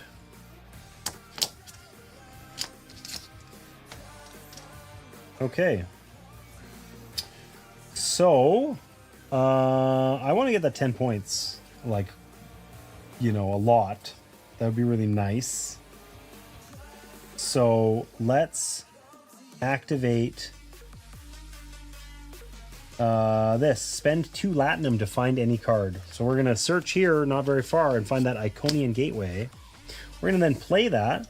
Spend up to 3, or send up to 3, rather, away team dudes to the same location, ignoring any opponent ship.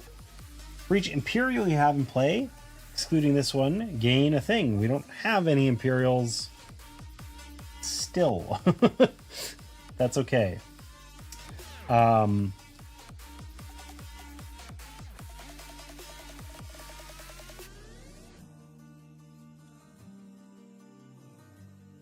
We are then going to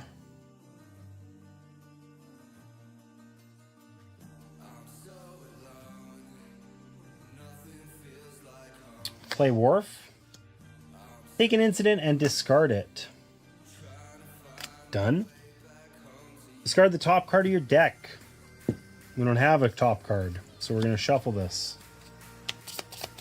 And we can add a development card if we wish, which we're just not going to think too long and hard about it. We have lots of dilithium. We're going to take this Make It So directive, which costs us 3 dilithium. Okay, so we're going to shuffle these, which means, unfortunately, that, of course, we're then discarding this one because we put it on top, it immediately gets discarded. Oh, well, it was worth a bunch of points to us. And we get to send our last 2 guys to there. So we should be able to take that successfully. It's 10 points. And we have to take an incident and put it on the bottom of our deck. Who cares? Okay, and then our final thing. Oh, I was going to play this to return an incident from our discard pile, but of course they aren't in our discard pile anymore because we shuffled it. So that probably doesn't work that well.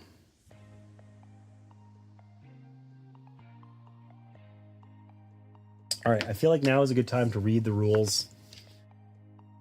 Ah, fix the bot. What's wrong with the bot? Oh, the pronoun possessive lower %. Yeah, I should fix that. All right, let's see how we actually get points at the end of the game, because I really haven't paid attention to that. So 1 victory point for each glory token we have. We have a lot more than the bot does. 1 victory point for each token, away team or ship token you have on neutral locations. End game operations on your in-play cards. Those are like these. Okay. Some of the printed victory point values shown on all of your cards. So that's, you know, these things down here, like 2 points for here. The ones that show like this does, we multiply times the track, the respective track. So this will be, like, currently is times 2. Right, like that's 2 points. But all of the blue cards we have are 5, which is pretty rad. But you only do that if you've completed your mission, which we have. Okay, so we just got to kind of go through the motions here. Okay, we've used all of our actions, I think, right? We have no actions left. We could play these.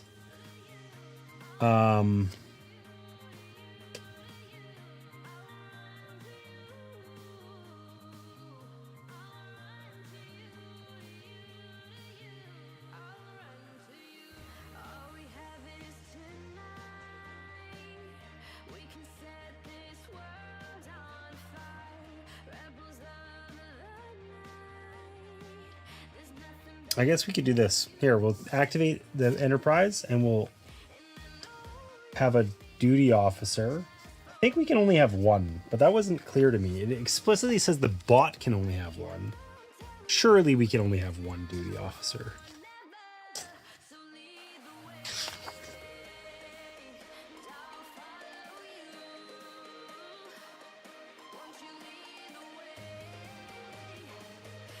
You know what? I'm not even going to look it up. We're just going to assume that the answer is yes and that this guy gets discarded. And now after taking an incident, we can discard a different card to return the incident and gain a glory. And I don't think we're going to need this shuttlecraft, so we're just going to play it for its non-action-y action. Gain a dilithium. Then you may either beam a card to a ship or recall a card beamed to a ship. But it's May, so we can just take a dilithium and be happy with ourselves. And we'll just call that a day. We're done. Okay, resolve stardate. We don't have anything to resolve. We're going to put one of these on the ally. Actually, we're going to put on this ship because we're going to try and get that next turn. And we are going to draw 3 cards. 1, 2, 3. It is the bot's turn. The bot has nothing here, so we will shuffle. He doesn't quite have enough to control that. He needs 3, at least 2 more than any opponents. He's only got 2 on that one, and he's only got 3 on this one to our 6. Okay, so he's going to get this card and this card. What do we got? Oh, it's an incident. Gain a person. Oh, he gets a bunch of points. That's bullcrap. Discard the top 3 cards of the bot deck and then return this card. Okay, so we'll get this incident out of here. And then the Horta that he stole from us. So this is cargo. Discard the top 2 cards of the bot deck. Gain 2 glory. Of course, that never happened because gain a business or a person. Business preferably, person if there isn't any. So he's taking the person. I will have that drink now. Thank you for taking care of me. Okay. It's funny, he almost never resolved that cargo thing. Actually, that should have come from here, I think. Was it 1 or was it 2? It was 2. Okay, and then he's got to put this on the least valuable card, which is definitely that one. We're going to end up resolving this. And then he's going to get a turn and then we're done, I think.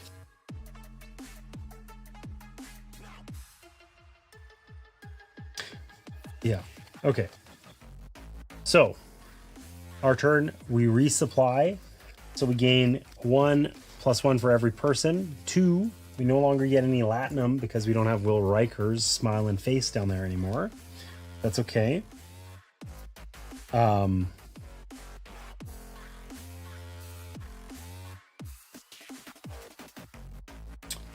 We control this. 5, 6. He's going to gain 3 glory for his troubles. But we're going to take this. Take an incident and put it on the bottom of your deck.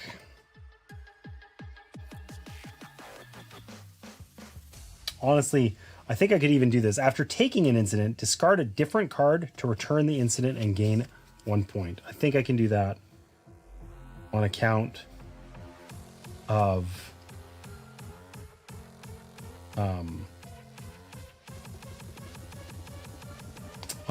it being a reaction.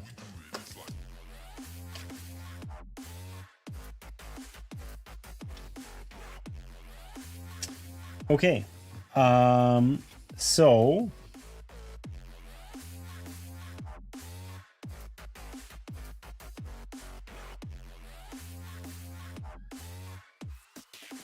these aren't here. Those maybe should have been shuffled in. No, they wouldn't have been shuffled in. This isn't here either. We can't easily go fish for it because we don't have Will Riker anymore. So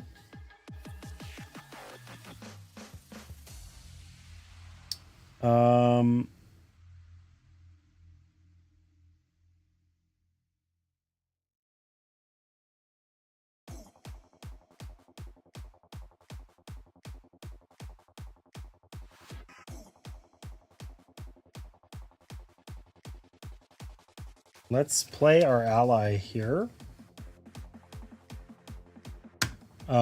Enlisted development and log this card.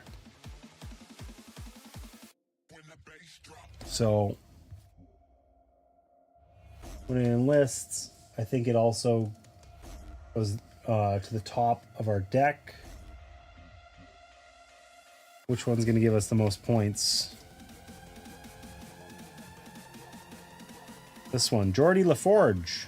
And he only costs 2 dilithium. Let's go. We like Geordie anyway. Geordie's cool.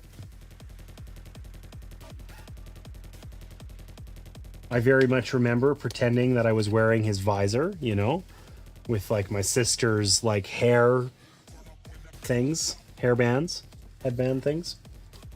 Very vividly remember. Okay, so this gets logged.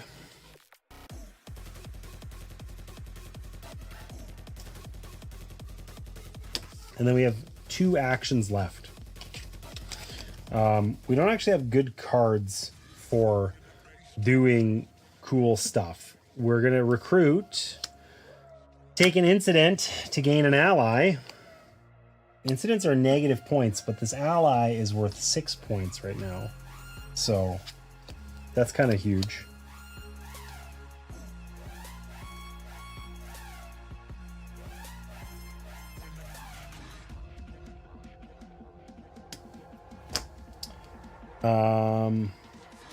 I guess after taking an incident is discard a different card to return the incident and gain a glory. So see ya incident. I think actually I wanted to return this guy, but that's okay. Whatever, doesn't matter. I think we're kind of tapped out anyway.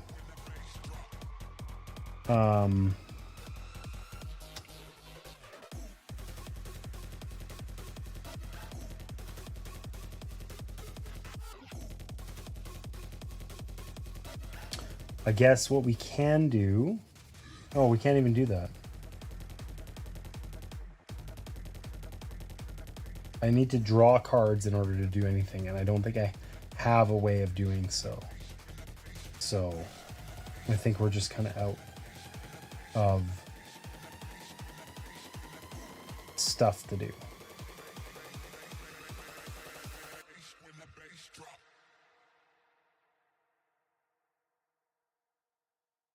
Yeah, we have a couple actions, but nothing. Like, this is a cool one. You may discard a card to recall another non-time travel card from your staging area. You may duplicate a play operation of an ally from the market. That's super cool. But we need to discard a card in order to do it, which we don't actually have. And likewise, this one I had to put a person into my staging area, but I didn't have an extra person. I just didn't have the bandwidth. I'm 1 card shy, basically, of being able to do something good. So instead, we're just done. Now, I think trigger the end of the game is part of what's going to happen here. Now, I think what's supposed to happen, we always end on the bot turn. I think when the end game triggers, I'm supposed to get another turn. Like, everyone gets a full turn, and then the bot always ends the game, I believe. I don't think I'm going to do that, because I think we're just going through the motions. I think I'm going to, like, absolutely blow the bot out of the water. It's not going to be close. But let's see. Let's get this right.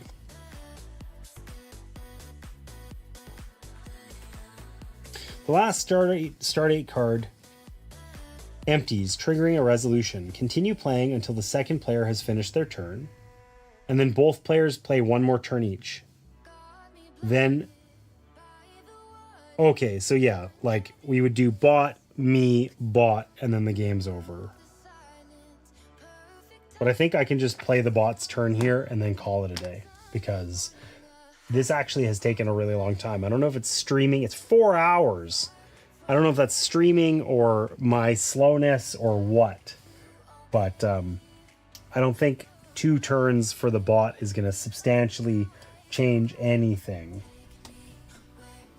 So we got an attack, or a weapon rather. Junk the most valuable card in the market, ignoring any with tokens. That's this guy. Send a thing to a neutral thing. I mean, I guess he would get this, but whatever. We can give it to him.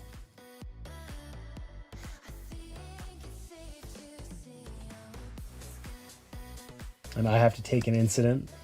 Fine. -2 points. What a dick. And then he attacks me again.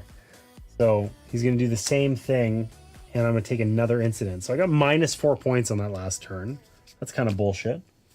But that's okay. Okay, if the final scoring comes down to within a point, we'll know that we should have played one more turn. I mean, maybe it will. He has like 50 cards here. Like, he put in so many more cards from this deck. Maybe I should just play it. Maybe I should just play it. Okay, so in that case, these 2 cards wouldn't have been in my hand, and I would have... Life was better when it was simple. It's true. It's true. Life was better when it was simple. I miss NES. I miss when this was the fidelity we got on the TV. It was never looked better than that.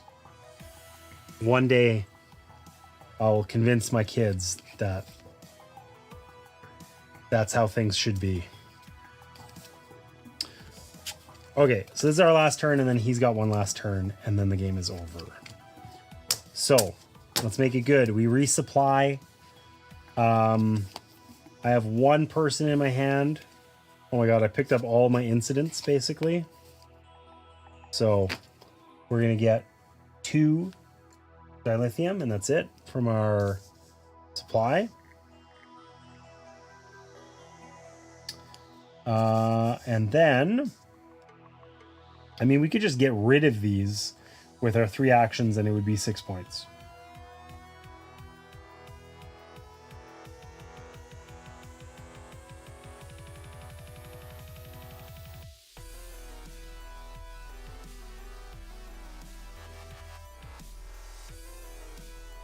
Mind you, our Tholians gain us 1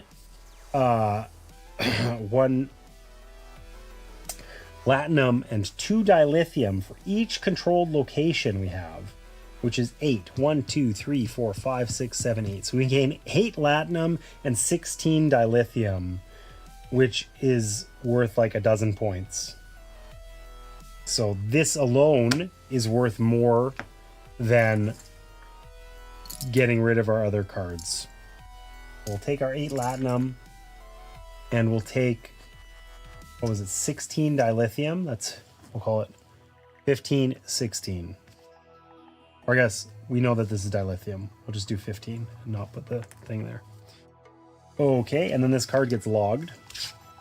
We've scaled to the point where we could actually enlist the help of Data, I think now, but sadly, he's not in my hand.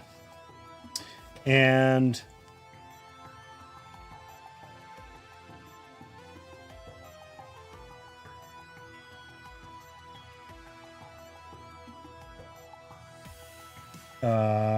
our cards kind of suck.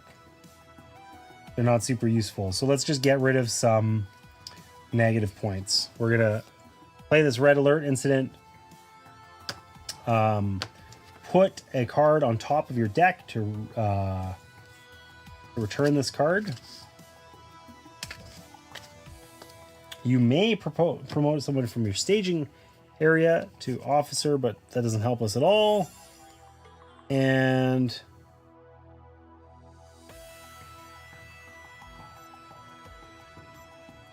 we can discard a card to return this card. We'll discard our Suliban ally, and because because it had the right thing on it, we gain a Latinum. Boom. Done. Okay, drawing cards and stuff isn't going to matter, so we just won't do that. Our friend here gets to capture this. He can be proud. He got his third location. We have 8. And he gets to draw 2 cards. This is the last turn of the game. All right, a directive. So he gains a business or a cargo. There are no business, so he's going to take this cargo. He gets an extra thing. That's big. Big. That's points. He sends the thing to a neutral location. We're not going to bother because it's not going to matter. He doesn't have 5 or more whatevers. So, because he got a lot of... He kind of struck out here, honestly. And then he has a weapon. So, junk's the most valuable card in the market. Who cares? Send a thing to a location. Who cares? And we take an incident. Or we remove a thing. So we'll take an incident. So we lose 2 points again. What a dickhead. Okay. So, final scoring. Let's do it.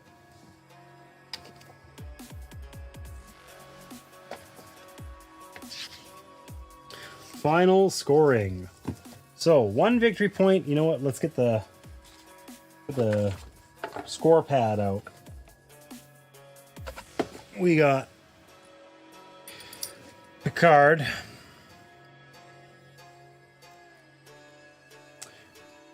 And we got Shran. Okay, so we got a count of these tokens. We got 1, 2, 3, 4, 5, 6, 7, 8, 9, 10, 11, 12, 13, 14, 15, 16, 17, 18 for us, for Picard. And he's got 2, 4, actually gained quite a lot lately. 6, 8, 10, 12, 13. 1 victory point for each token on neutral locations. That's nothing for either of us. Endgame operations in play. Oh, I should be reading the final scoring in the rule book for this guy, I think, because it might be different.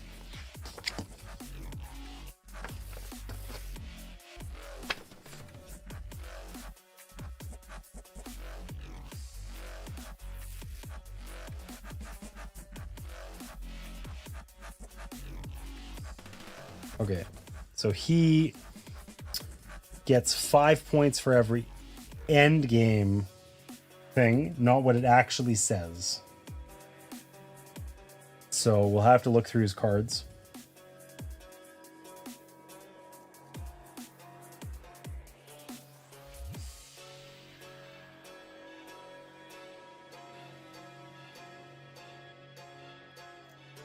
Okay, so how many cards does he have with an end game thing on them? A 1.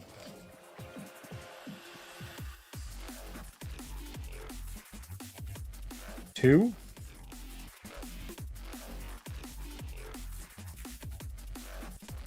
He's got 2. Oh, yeah, because these are his supplement deck. He didn't get all of those yet. So he's got 2. He gets 10 points. So it's much more difficult for us to calculate our endgame thing. Score 1 for each anomaly card. I mean, I think he'll probably get more than we do, actually. But that's okay. So, anomalies. We got 1, 2...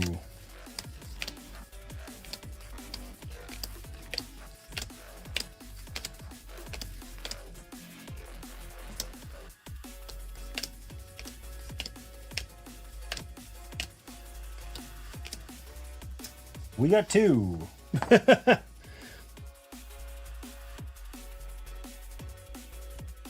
No, 3. We got 3. Okay, so 3 points, and then 1 for each shady card. Which we got 1, 2,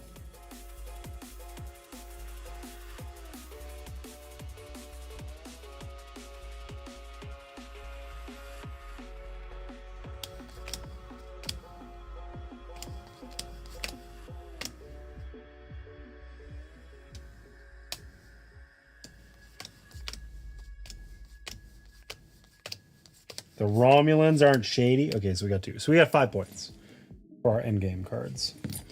Okay, and then we get points for cards that have just a straight normal face value. So not ones that have a... So we get points for these things, 10, and we later calculate these ones. So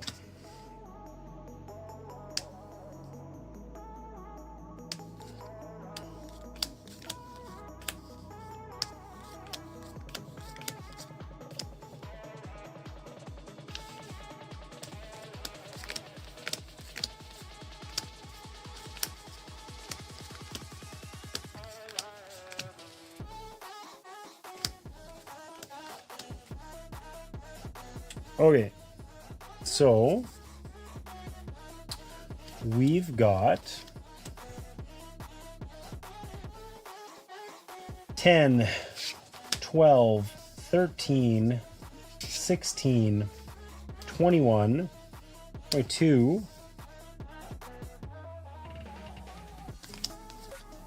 23, 25, 28, 31, 36, minus 6. We got 30. And our boy over here, he might have a lot, actually.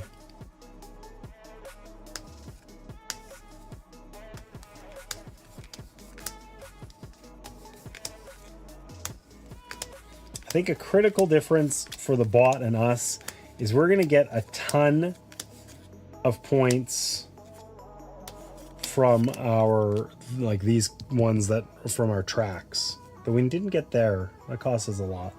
Anyways, what's he got? He's got 1, 4, 9, 10, 12, 13, 15, 16,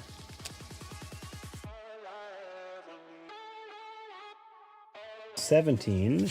He does get to resolve this special card and return an incident. Cool. 17, 18, 19, 21, 23. Okay. Does he have any cards that have the... that he scores for... He doesn't have any that score for his tracks. Like, whatsoever. He just... Oh, except his captain does. His captain is going to score 2 points. And otherwise, he doesn't score anything for those. Yikes. Because we're going to score a lot. We have 1, 2, 3, 4, 5 blue cards. We get 5 each. That's 25. And then we have 2 yellow cards. We get 2 each. That's 4. And then I thought we had at least 1 red card, but I guess not. So we score nothing. 0 for that one. But overall, what do we got? 23, 46, 48 points for Shran. And we have 48, 53, 73, 78, 82. So... Oh, wait. This was like... Oh, if you play on the advanced side, you have more missions, and your missions are worth points, which we didn't get to. I'm quite certain that it said resources were also worth points too, but they're not included in the scoring here. Maybe they're not worth points and they're just, we can just use them during the game to trade for stuff. I guess so. I mean, they're not mentioned here whatsoever. So I must have been wrong about that.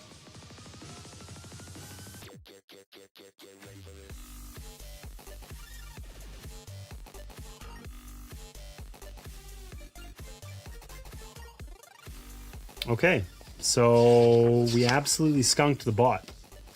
It wasn't close. We got 82 points to Shran's 48.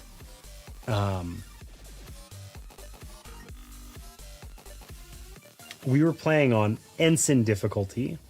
So to get a sense here, we played with these cards where basically he resolves only a couple of cards the whole way through. In fact, there was one spot where he was supposed to be on the last set, he should have resolved like one extra card or maybe two. He might have had 2 turns there. I messed that up. But overall, he's resolving basically 2 cards each time. If we play on the next difficulty, he resolves 3 cards for about half the game. And then it just kind of scales from there. Like on the captain difficulty, the second hardest, he's resolving 3 or 4 cards the whole game.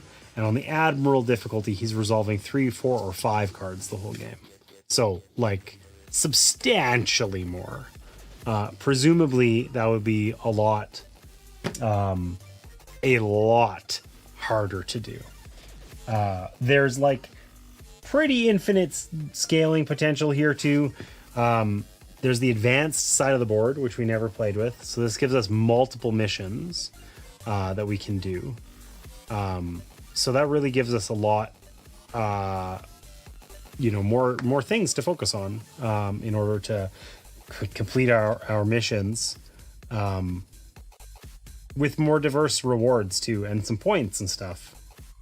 Interesting. There's also a campaign mode, which is only like loosely referred to in there, kind of whatever. The 5-year mission we can do. Like I have Star Trek 5-year mission back there. Anyway, there's also 4 other captains we didn't play as. And there's also like a challenge mode in addition to the campaign mode. If you're an expert player, do this. Like, so there's a ton here. I don't think I played particularly well. Honestly, it felt a little bit tactical. It felt very hard to have, like, it's not like I couldn't have synergistic plays or anything like that, but it did feel like compared to other games of its ilk, I felt like I spent more time just sort of playing the cards I had received rather than like, oh, I'm really working towards X. There was a bit more. It didn't even feel tactical. Honestly, it felt a bit like spinning my wheels. Can you play as Pike? Not in this game. No, you can't. No Captain Pike. The funniest moment out of nowhere. We were, my stepdad and I were talking about Star Trek at some point, and we talked about the pilot or whatever. Maybe it wasn't the pilot episode. Maybe it was one of the newer movies. Doesn't matter. We mentioned Captain Pike. And out of nowhere, my mom, who, like, to be clear, does not watch Star Trek, doesn't, like, I don't think could name a character, like, I think it's highly unlikely she could name a Star Trek captain, like, if you give her a minute to think about it. I think it's extremely unlikely. And out of nowhere, she's just like, Captain Pike, isn't that the guy in the wheelchair? It's just like, what? Like, it was like this mind-blowing moment where somehow she knew about that, but and I like probably hadn't watched anything Star Trek in like 15 years at that point, you know? And yeah, anyways, who knows? All right. So yeah, overall, I felt like as we were playing this, it was a bit slower than I would have liked. I felt like this, it felt, maybe this is a poor play thing. Maybe this is different with different captains or different cards that we have available. But broadly, going through this deck by gaining the glory tokens is like what controls the pace of the game, right? And there was almost no opportunities in the whole game to get tokens off of this. So it was, I would put one out, the bot would put one out. I would put one out, the bot would put one out. And that was fine, but it really did feel like, well, I mean, whatever. I've been streaming for 4.5 hours, and like admittedly, a ton of that was learning curve. If I was to play this again, it would probably take half as long. But it's not going to take 30 minutes. It's going to take 60, 90, whatever. And that feels like a lot. Like, it just felt like there's interesting decisions here, but a lot of bookkeeping and whatever else. It's weird. I feel like I'm sounding really negative. Despite all of that, it was really captivating. Like, I really enjoyed this a lot. I just wish that in 4.5 hours, I'd managed to play through it twice or something. Like, it just seemed like there was a bit of slowness there. And maybe that's familiarity with the game. It probably goes, I mean, the bot turns started to go really fast once I knew what the hell I was doing.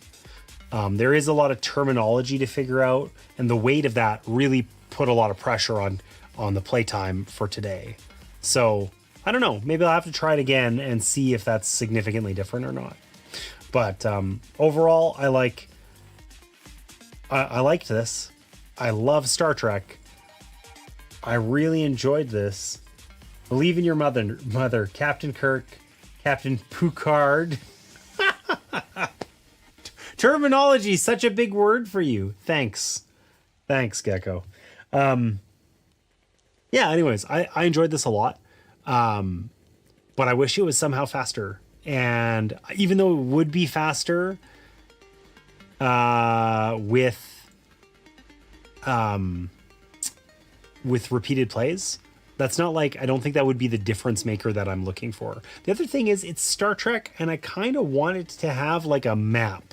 It's like there's some like Civ games that I've played where there's no map, and it's just like, that feels like a fundamental component. I want to, like, okay, so there's ships and I can go to these planets and stuff, but there's no sense of scale whatsoever. You can just sort of drop, you know, you don't have to actually fly a ship there like to a planet in order to send an away team to it and that sort of thing.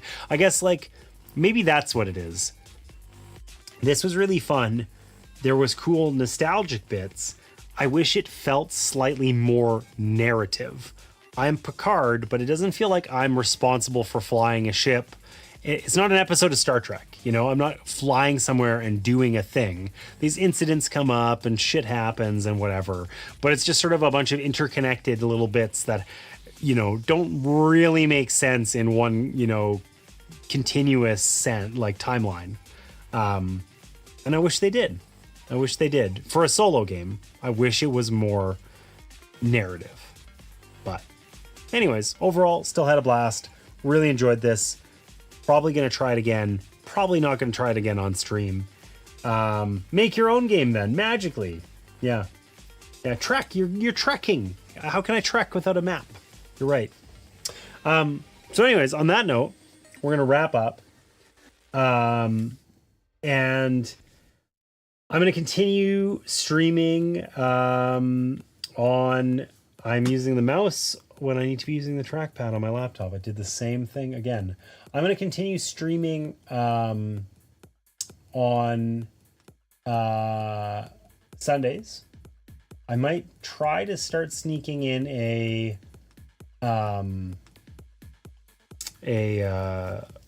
weekday stream, but we'll see. Probably not this coming week.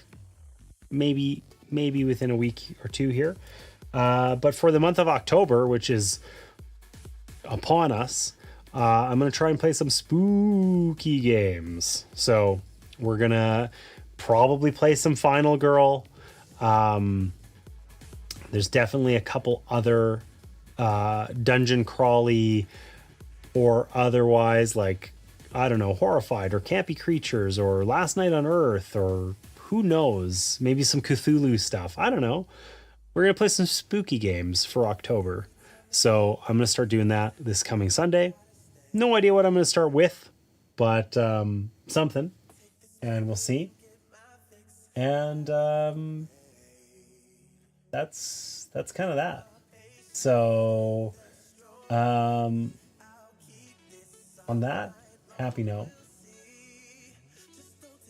bringing back the lights out. Ooh, I'd forgotten about that. Games with Grandma is unlikely to happen in the immediate future. Like I need a week or two. I'm at minimum, right? I'd forgotten about the lights out thing. Yeah, I guess I'll have to set that up. I had the jump scare. You know, there's all kinds of cool stuff. We got, maybe I need to play Subterra again. I played that last year. Was it last year or the year before? I think it was last year. I played that. It's like glow in the dark. I played it under black lights. Give that a whirl. I have Subterra 2, which is also, I don't know if it's blacklight friendly like Subterra is, but that's an option for sure as well. So I have lots of points to spend to catch you off guard. That is confidence inspiring. That makes me feel really good. And stream immediately. Yeah, I mean, that is one of the redeems too. So, all right, with that said, I'm out of here. I will see you guys next Sunday for something spooky. And yeah, bring your channel points because I'll get the bot set up with the super annoying for me, lots of fun for you. Jump scare, lights out. I got the fog machine handy that I can mess around with. We can have some fun with that. Maybe it's a little bit more atmospheric in here. I don't know. We'll play around. We'll try some stuff. With that, I'll see you guys next time.